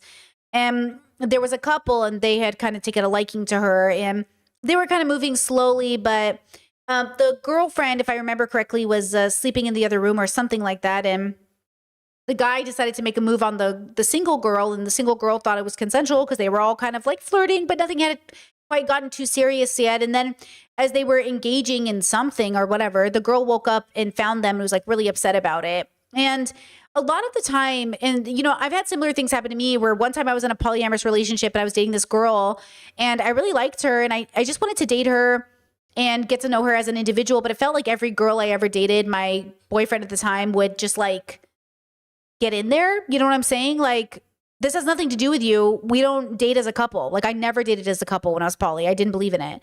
I was like, we're dating as individuals. Like, I don't want to date as a couple, right? Because that feels so icky. It feels like unicorn hunting or something. I don't like it. So it would frustrate me when every girl I would bring home, he would try to do something. Now, of course, a lot of the girls I brought home or a lot of non-binary people were just like not interested in him. They're like, no, like I think you're a loser, basically. It was a very complicated, young 20s, messy relationship. One girl I brought over, she kind of liked him, I guess. And so I took a nap one time and I thought she and I were kind of sleeping together, like in bed. And then I woke up from my nap and she was like basically engaging with him in some aspect. And I got so upset that I was like, I don't want to go anywhere tonight. Like, I'm very upset. And they're like, oh, this is Brittany's like mental health. Brittany's kind of crazy. Like, Brittany just shuts down. Now, in hindsight, I understand that like, I'm autistic, I'm neurodivergent, like I'm upset. That's an upsetting situation. Like, but they were like, oh, Brittany's mental health. And I was like, I feel like, and I was right eventually, I realized that this person I was dating was more focused on being the main character in every aspect of my life. They're the same one who, when they're like, let me help you with your YouTube channel, but I want 50%. I was like, what? They're like, I want my name on the channel and I want 50%. I was like,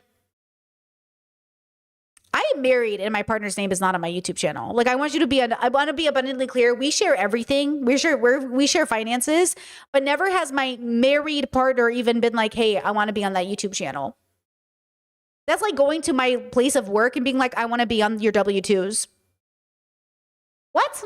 You want to be on my W-2s? Like, what is that? That doesn't even make sense, bro. Anyways, so messy situations can occur. You can also be just dating toxic people. There's a lot of things that are at play here. And, you know, it's not that you're mentally ill if you're poly. A lot of poly people are very successful, very healthy, going to therapy. You know, life is good for them. It's just that there is a pattern of young, online, dysregulated, unwell, you know, polyamorous. You have enough money to be poly, but not enough to go to therapy. Like, girl, how do you have enough for 2 girlfriends, but not a therapist? You know what I'm saying? It's like, oh, I'd go to therapy, but it's too much money. Oh, but having 2 girlfriends isn't. Lock in, girls. Spend that extra money on a therapist, not on a girl. You know what I'm saying? So there's a lot of layers out here that I think are at play, definitely, right? Trying to have to like, you know, figure everything out right now. And you know, there's so many outside stressors as well, but I just want to keep it linear to you and I and things that affect you and I or you and Allison and, you know, the trio there. Where it's like, I do just want there to be like a mutual respect, which this conversation is very helpful. And I really do appreciate this. I never expected this from you at all. Like, I didn't expect you to, I don't know. I just kind of want to touch on, like, I also don't have all the answers. That's true. Like you said that earlier, that's true. Her and I are still exploring openness with this, you know, month and all of the shit show crazy fuckery that has happened this month. It's just been, you know, something that we're taking day by day. And, you know, it hasn't been the most fun, but like that is outside of you. Okay. Like, you are one of like the least, stressors, I guess. Kind of. Now I'm losing my train of thought, dude. Because she herself is a monogamous person. She may not get jealous, she may flirt with other people, but emotionally, in a relationship, she is a monogamous person. She states herself that polyamory or having separate sexual partners was a non-negotiable for AG. I love AG. And I love you. And that came out weird. I love AG as a person. Like, I love them as a friend. But it seems like, at least from reading this, that there has been more going on. Like the flirting was fun, sex talk was fun, but it seems like there is something beyond even what AG has told me, if I'm reading this correctly. It was obvious via our entire relationship that she was not always on board with it. AG has a history of being unfaithful. We referenced this in the memos as well. You guys have told me about a story where, I'm not going to say it again, where like... Okay, conspiracy theory. What if AG is a dominant top who goes around collecting submissives and bottoms and serial cheats on them / pits them against each other?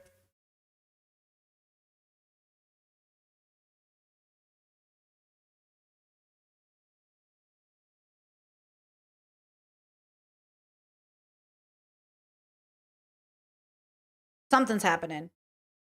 I don't know what's going on, but something is happening. How do both your bottoms not know what's going on? Both your bottoms are confused? Now I'm seeing a pattern. Both your bottoms are confused about what's going on? A month into your relationship that she had done some fuckery. And I'll be damned if I'm a repeat of that. In the first month of AG and Jaden's relationship, AG cheated on Jaden with another woman. I explicitly state in these memos that I absolutely refuse to be a repeat of something so traumatic for Jaden. In these memos, Jaden had made clear to me that AG values my friendship more than anything. Another thing too, I just wanted to stop you really quickly. I know I wrote something more. I promise you. Your friendship with Allison is, from my understanding, is most important. Yeah, Chet said fuckboy top behavior. Yeah, kind of fuckboy top behavior. It's giving, I don't know if it's true, but I just think if you're a dominant in your position of being a top, submissives and tops have equal say. Obviously, they're both responsible. And there is something to be said about top behavior and dominant behavior. Look, BDSM is practiced differently in different bubbles, but the bubble I come from is kind of a big deal. You should be like actually paying attention to what you're doing, and you should consider the power you have as a dominant and the power you have as a submissive. It's both. But if you're young and you're unwell and you have two confused bottoms and one top, you know what I'm saying? There's like, and there's an affair and there's cheating. There's like a lot of layers, but I will say, you know what I'm saying? We'll never really know. We'll never really know as strangers. Important to her. When I said something more, it just turned into real attraction. Where like, you know, she's expressed like, I find Tashika hot. Anyway, moving on. So as far as you said like, so she just said my partner lied to me. Jaden is saying when I asked AG about Tashika, I was told she's hot. That's it. She's hot, but that's not it. Because is this before or after she said, send me a picture? That's what I want to know. Is this kind of just a you thing? So from my understanding, Allison and Sam, they don't flirt. Their friendship has blossomed into more of a friendship. Sam? Wait, fuck, who's Sam? So from my understanding, you're the only Sam was mentioned before by Foreign. person that she's actively pursuing or flirting with or sexting with. So from my understanding, you're the only person that So now AG is pursuing. She's actively pursuing or flirting with or sexting with.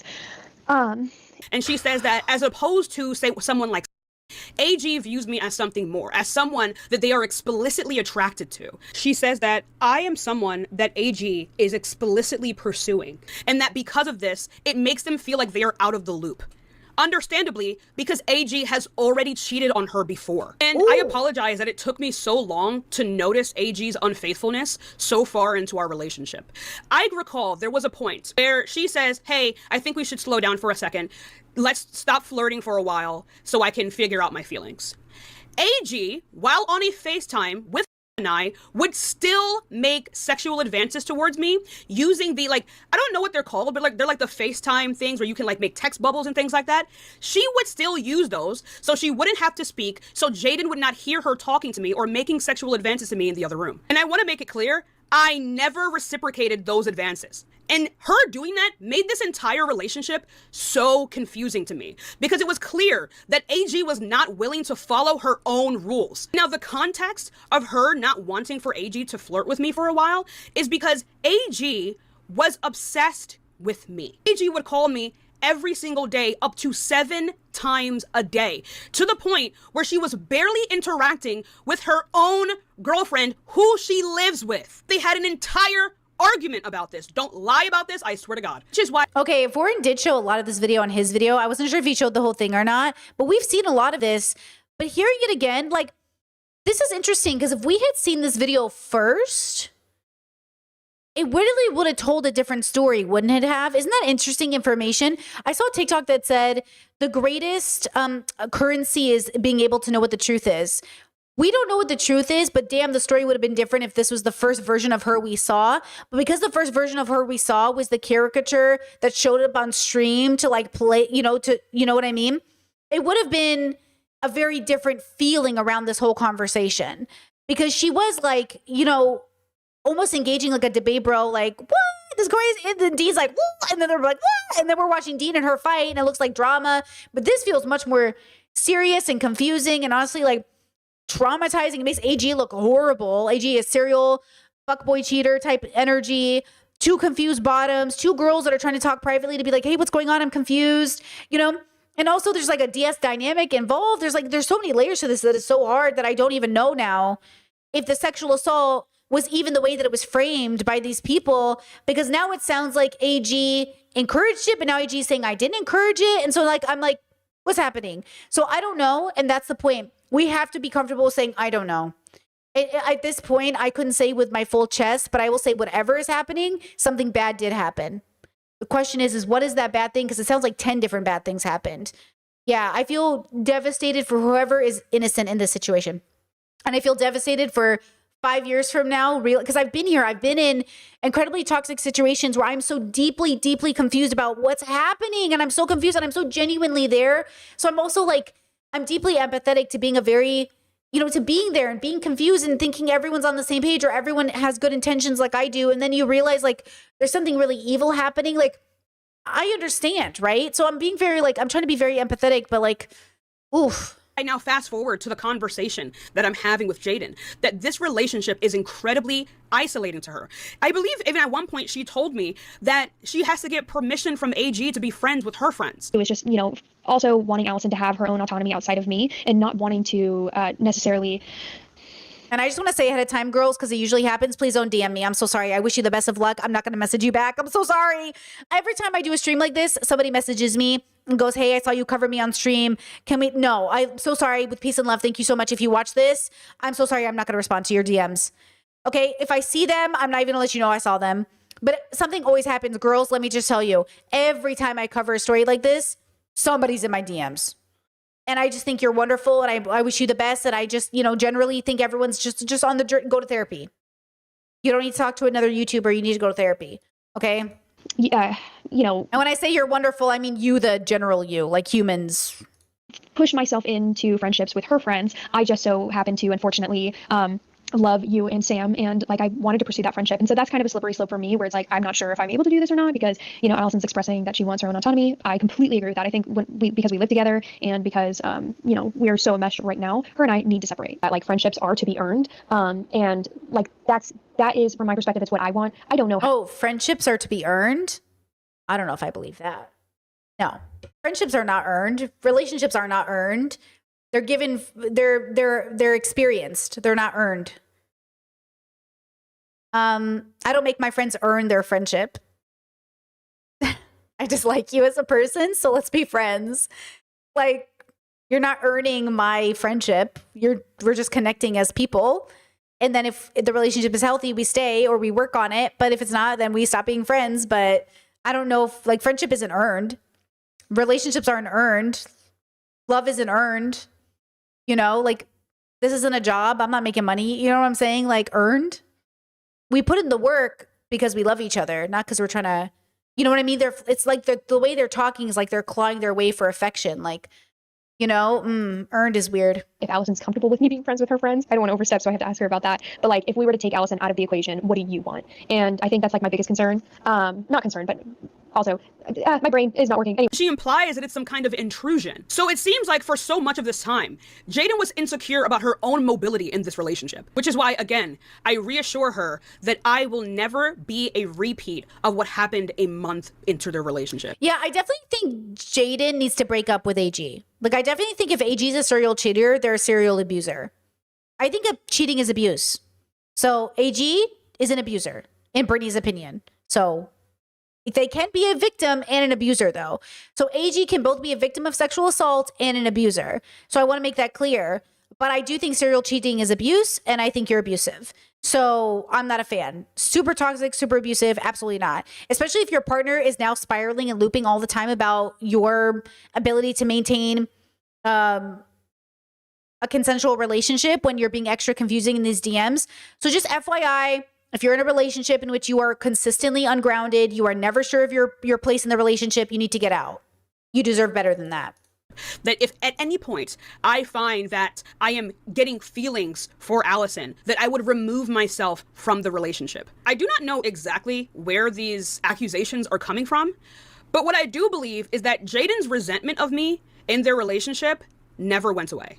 And I think AG is trying to cover her ass. I believe that Jaden is a monogamous person who was thrusted into a polyamorous relationship and was uncomfortable with the amount of attention that her partner was giving a third party. I think all of this Yeah, I think that might be true. and was uncomfortable with the amount of attention that her partner.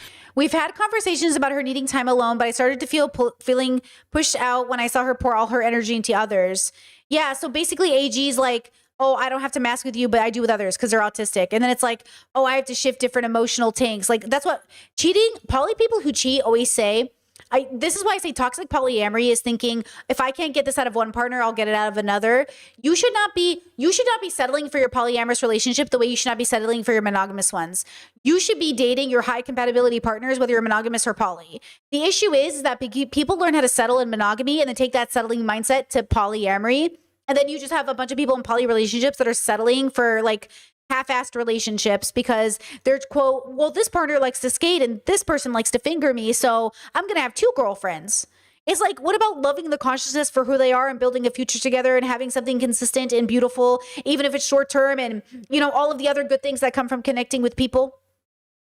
Was giving a third party. I think all of this culminated into her trying to harm my reputation. And AG, the reality is that you cheated on your girlfriend twice.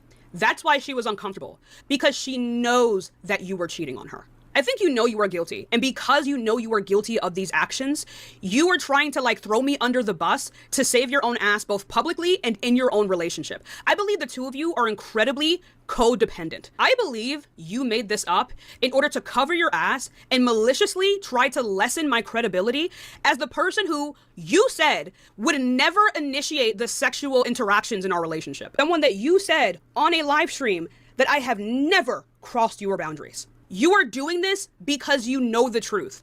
Tell Jaden the truth. Tell everyone the truth. This campaign to paint me as a predator, as a Jezebel, as a narcissist, to weaponize my mental health, to call me a liar, which I want to say, all of this does indeed have a racial and gender significance. It very much does. Me being a Black woman is indeed relevant to the way that I am being treated. No one on this planet is intelligent enough to think beyond the white supremacy, the slavery, the harm, the genocide, the social structures that are the context of your birth. You're not smart enough to do that. No one is. These accusations are curious. I disagree with that premise, but I agree also with I always agree with the first part, never agree with the second part. You can deconstruct, introspect, and meditate yourself past constructs. It takes a lot of work and most people will never do it, period. 2, I do think her being Black has a huge part of this. And I do think AJ being white and a dom has a huge part of this. And I do think the infidelity is a big deal. And I do think regardless of how you feel about anything else, something is up with AJ because nobody serial cheats and is a good person. I said what I said. By people who seek to harm me because I know the truth about their character. I have witnessed them in intimate settings and they want to harm my credibility before I even have the ability to speak. Because I am so open and honest about so many parts of my life, it makes it so that people are just more likely to tell me things about themselves. I have seen all of these people in incredibly intimate settings. I know what they haven't told their partners. I know what they do with their partners. I know things about them that their partners probably don't even know. I know things that their audience doesn't know. And I guess because I am so honest, they think I probably can't keep a secret, so they wager these heinous accusations against me. They do this to try and destroy my credibility before I even get to speak because I know that in real life, these people are wicked. And I was wicked for ever being associated with them. Oh.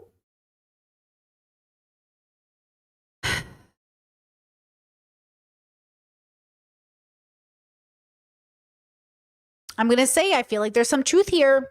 I do. I'm telling you, something about what she's saying is true. I think her,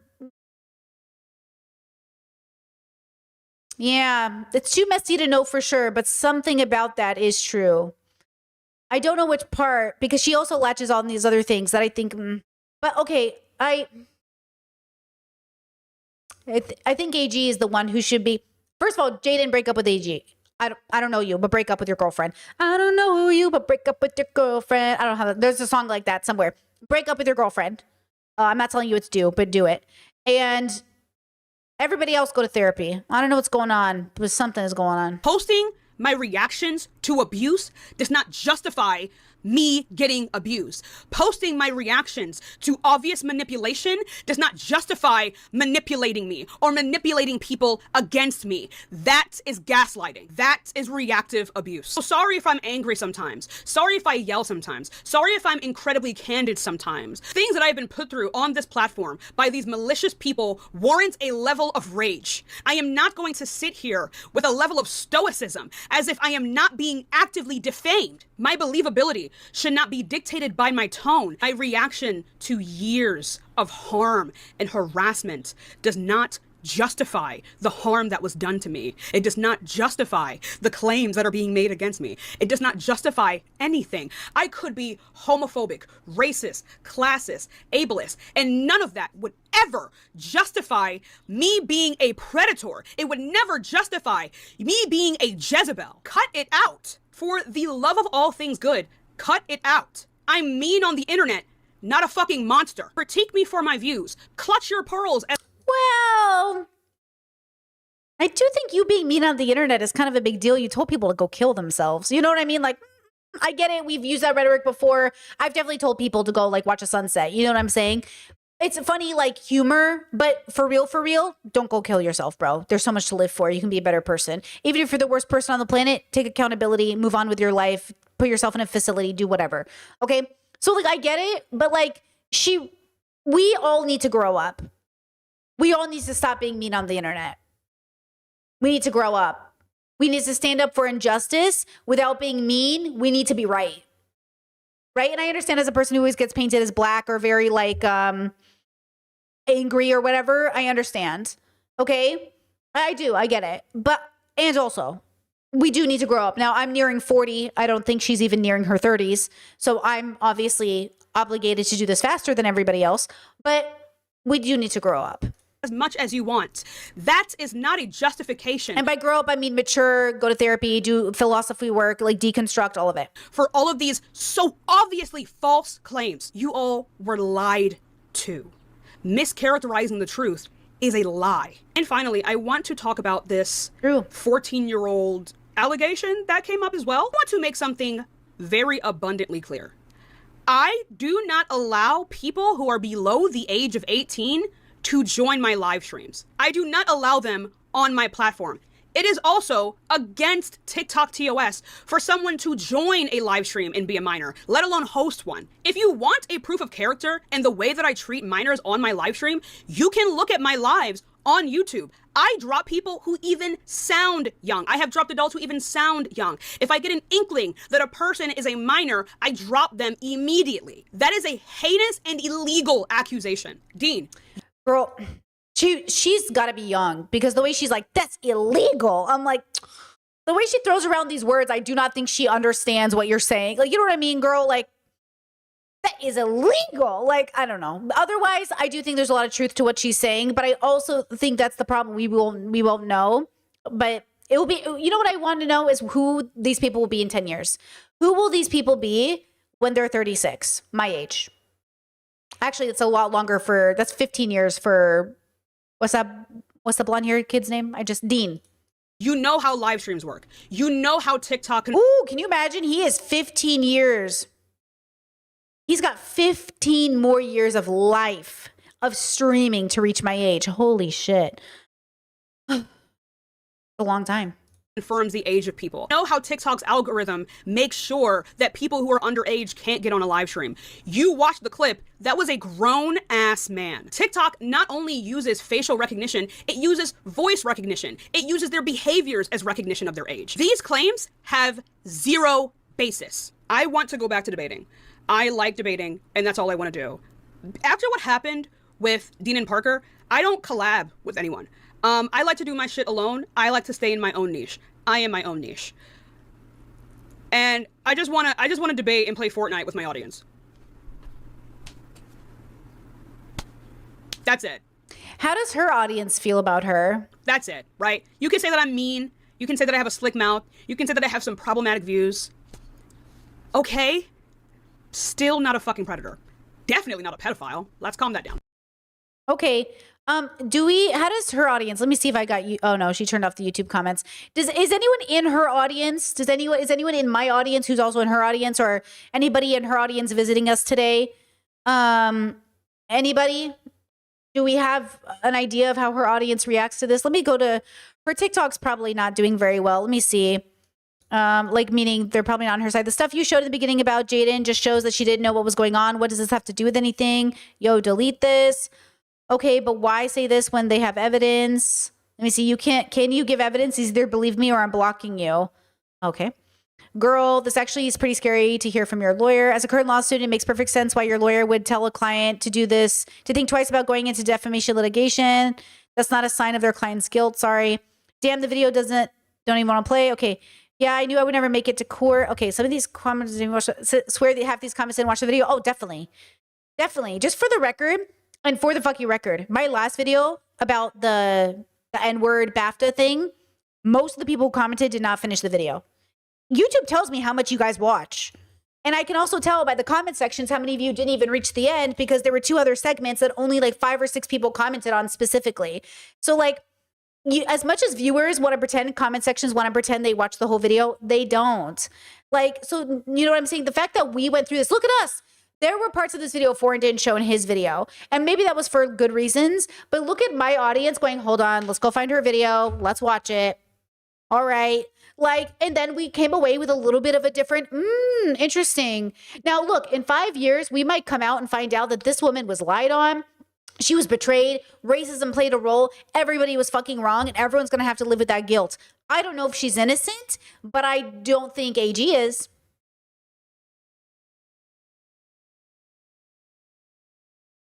So the only person I can 100% say is 100% at least abusive and toxic, AG. Because cheating on your partner twice is crazy. I do not know exactly what happened in that essay situation, but if it played out the way AG says, then I would say she is correct and it was sexual assault.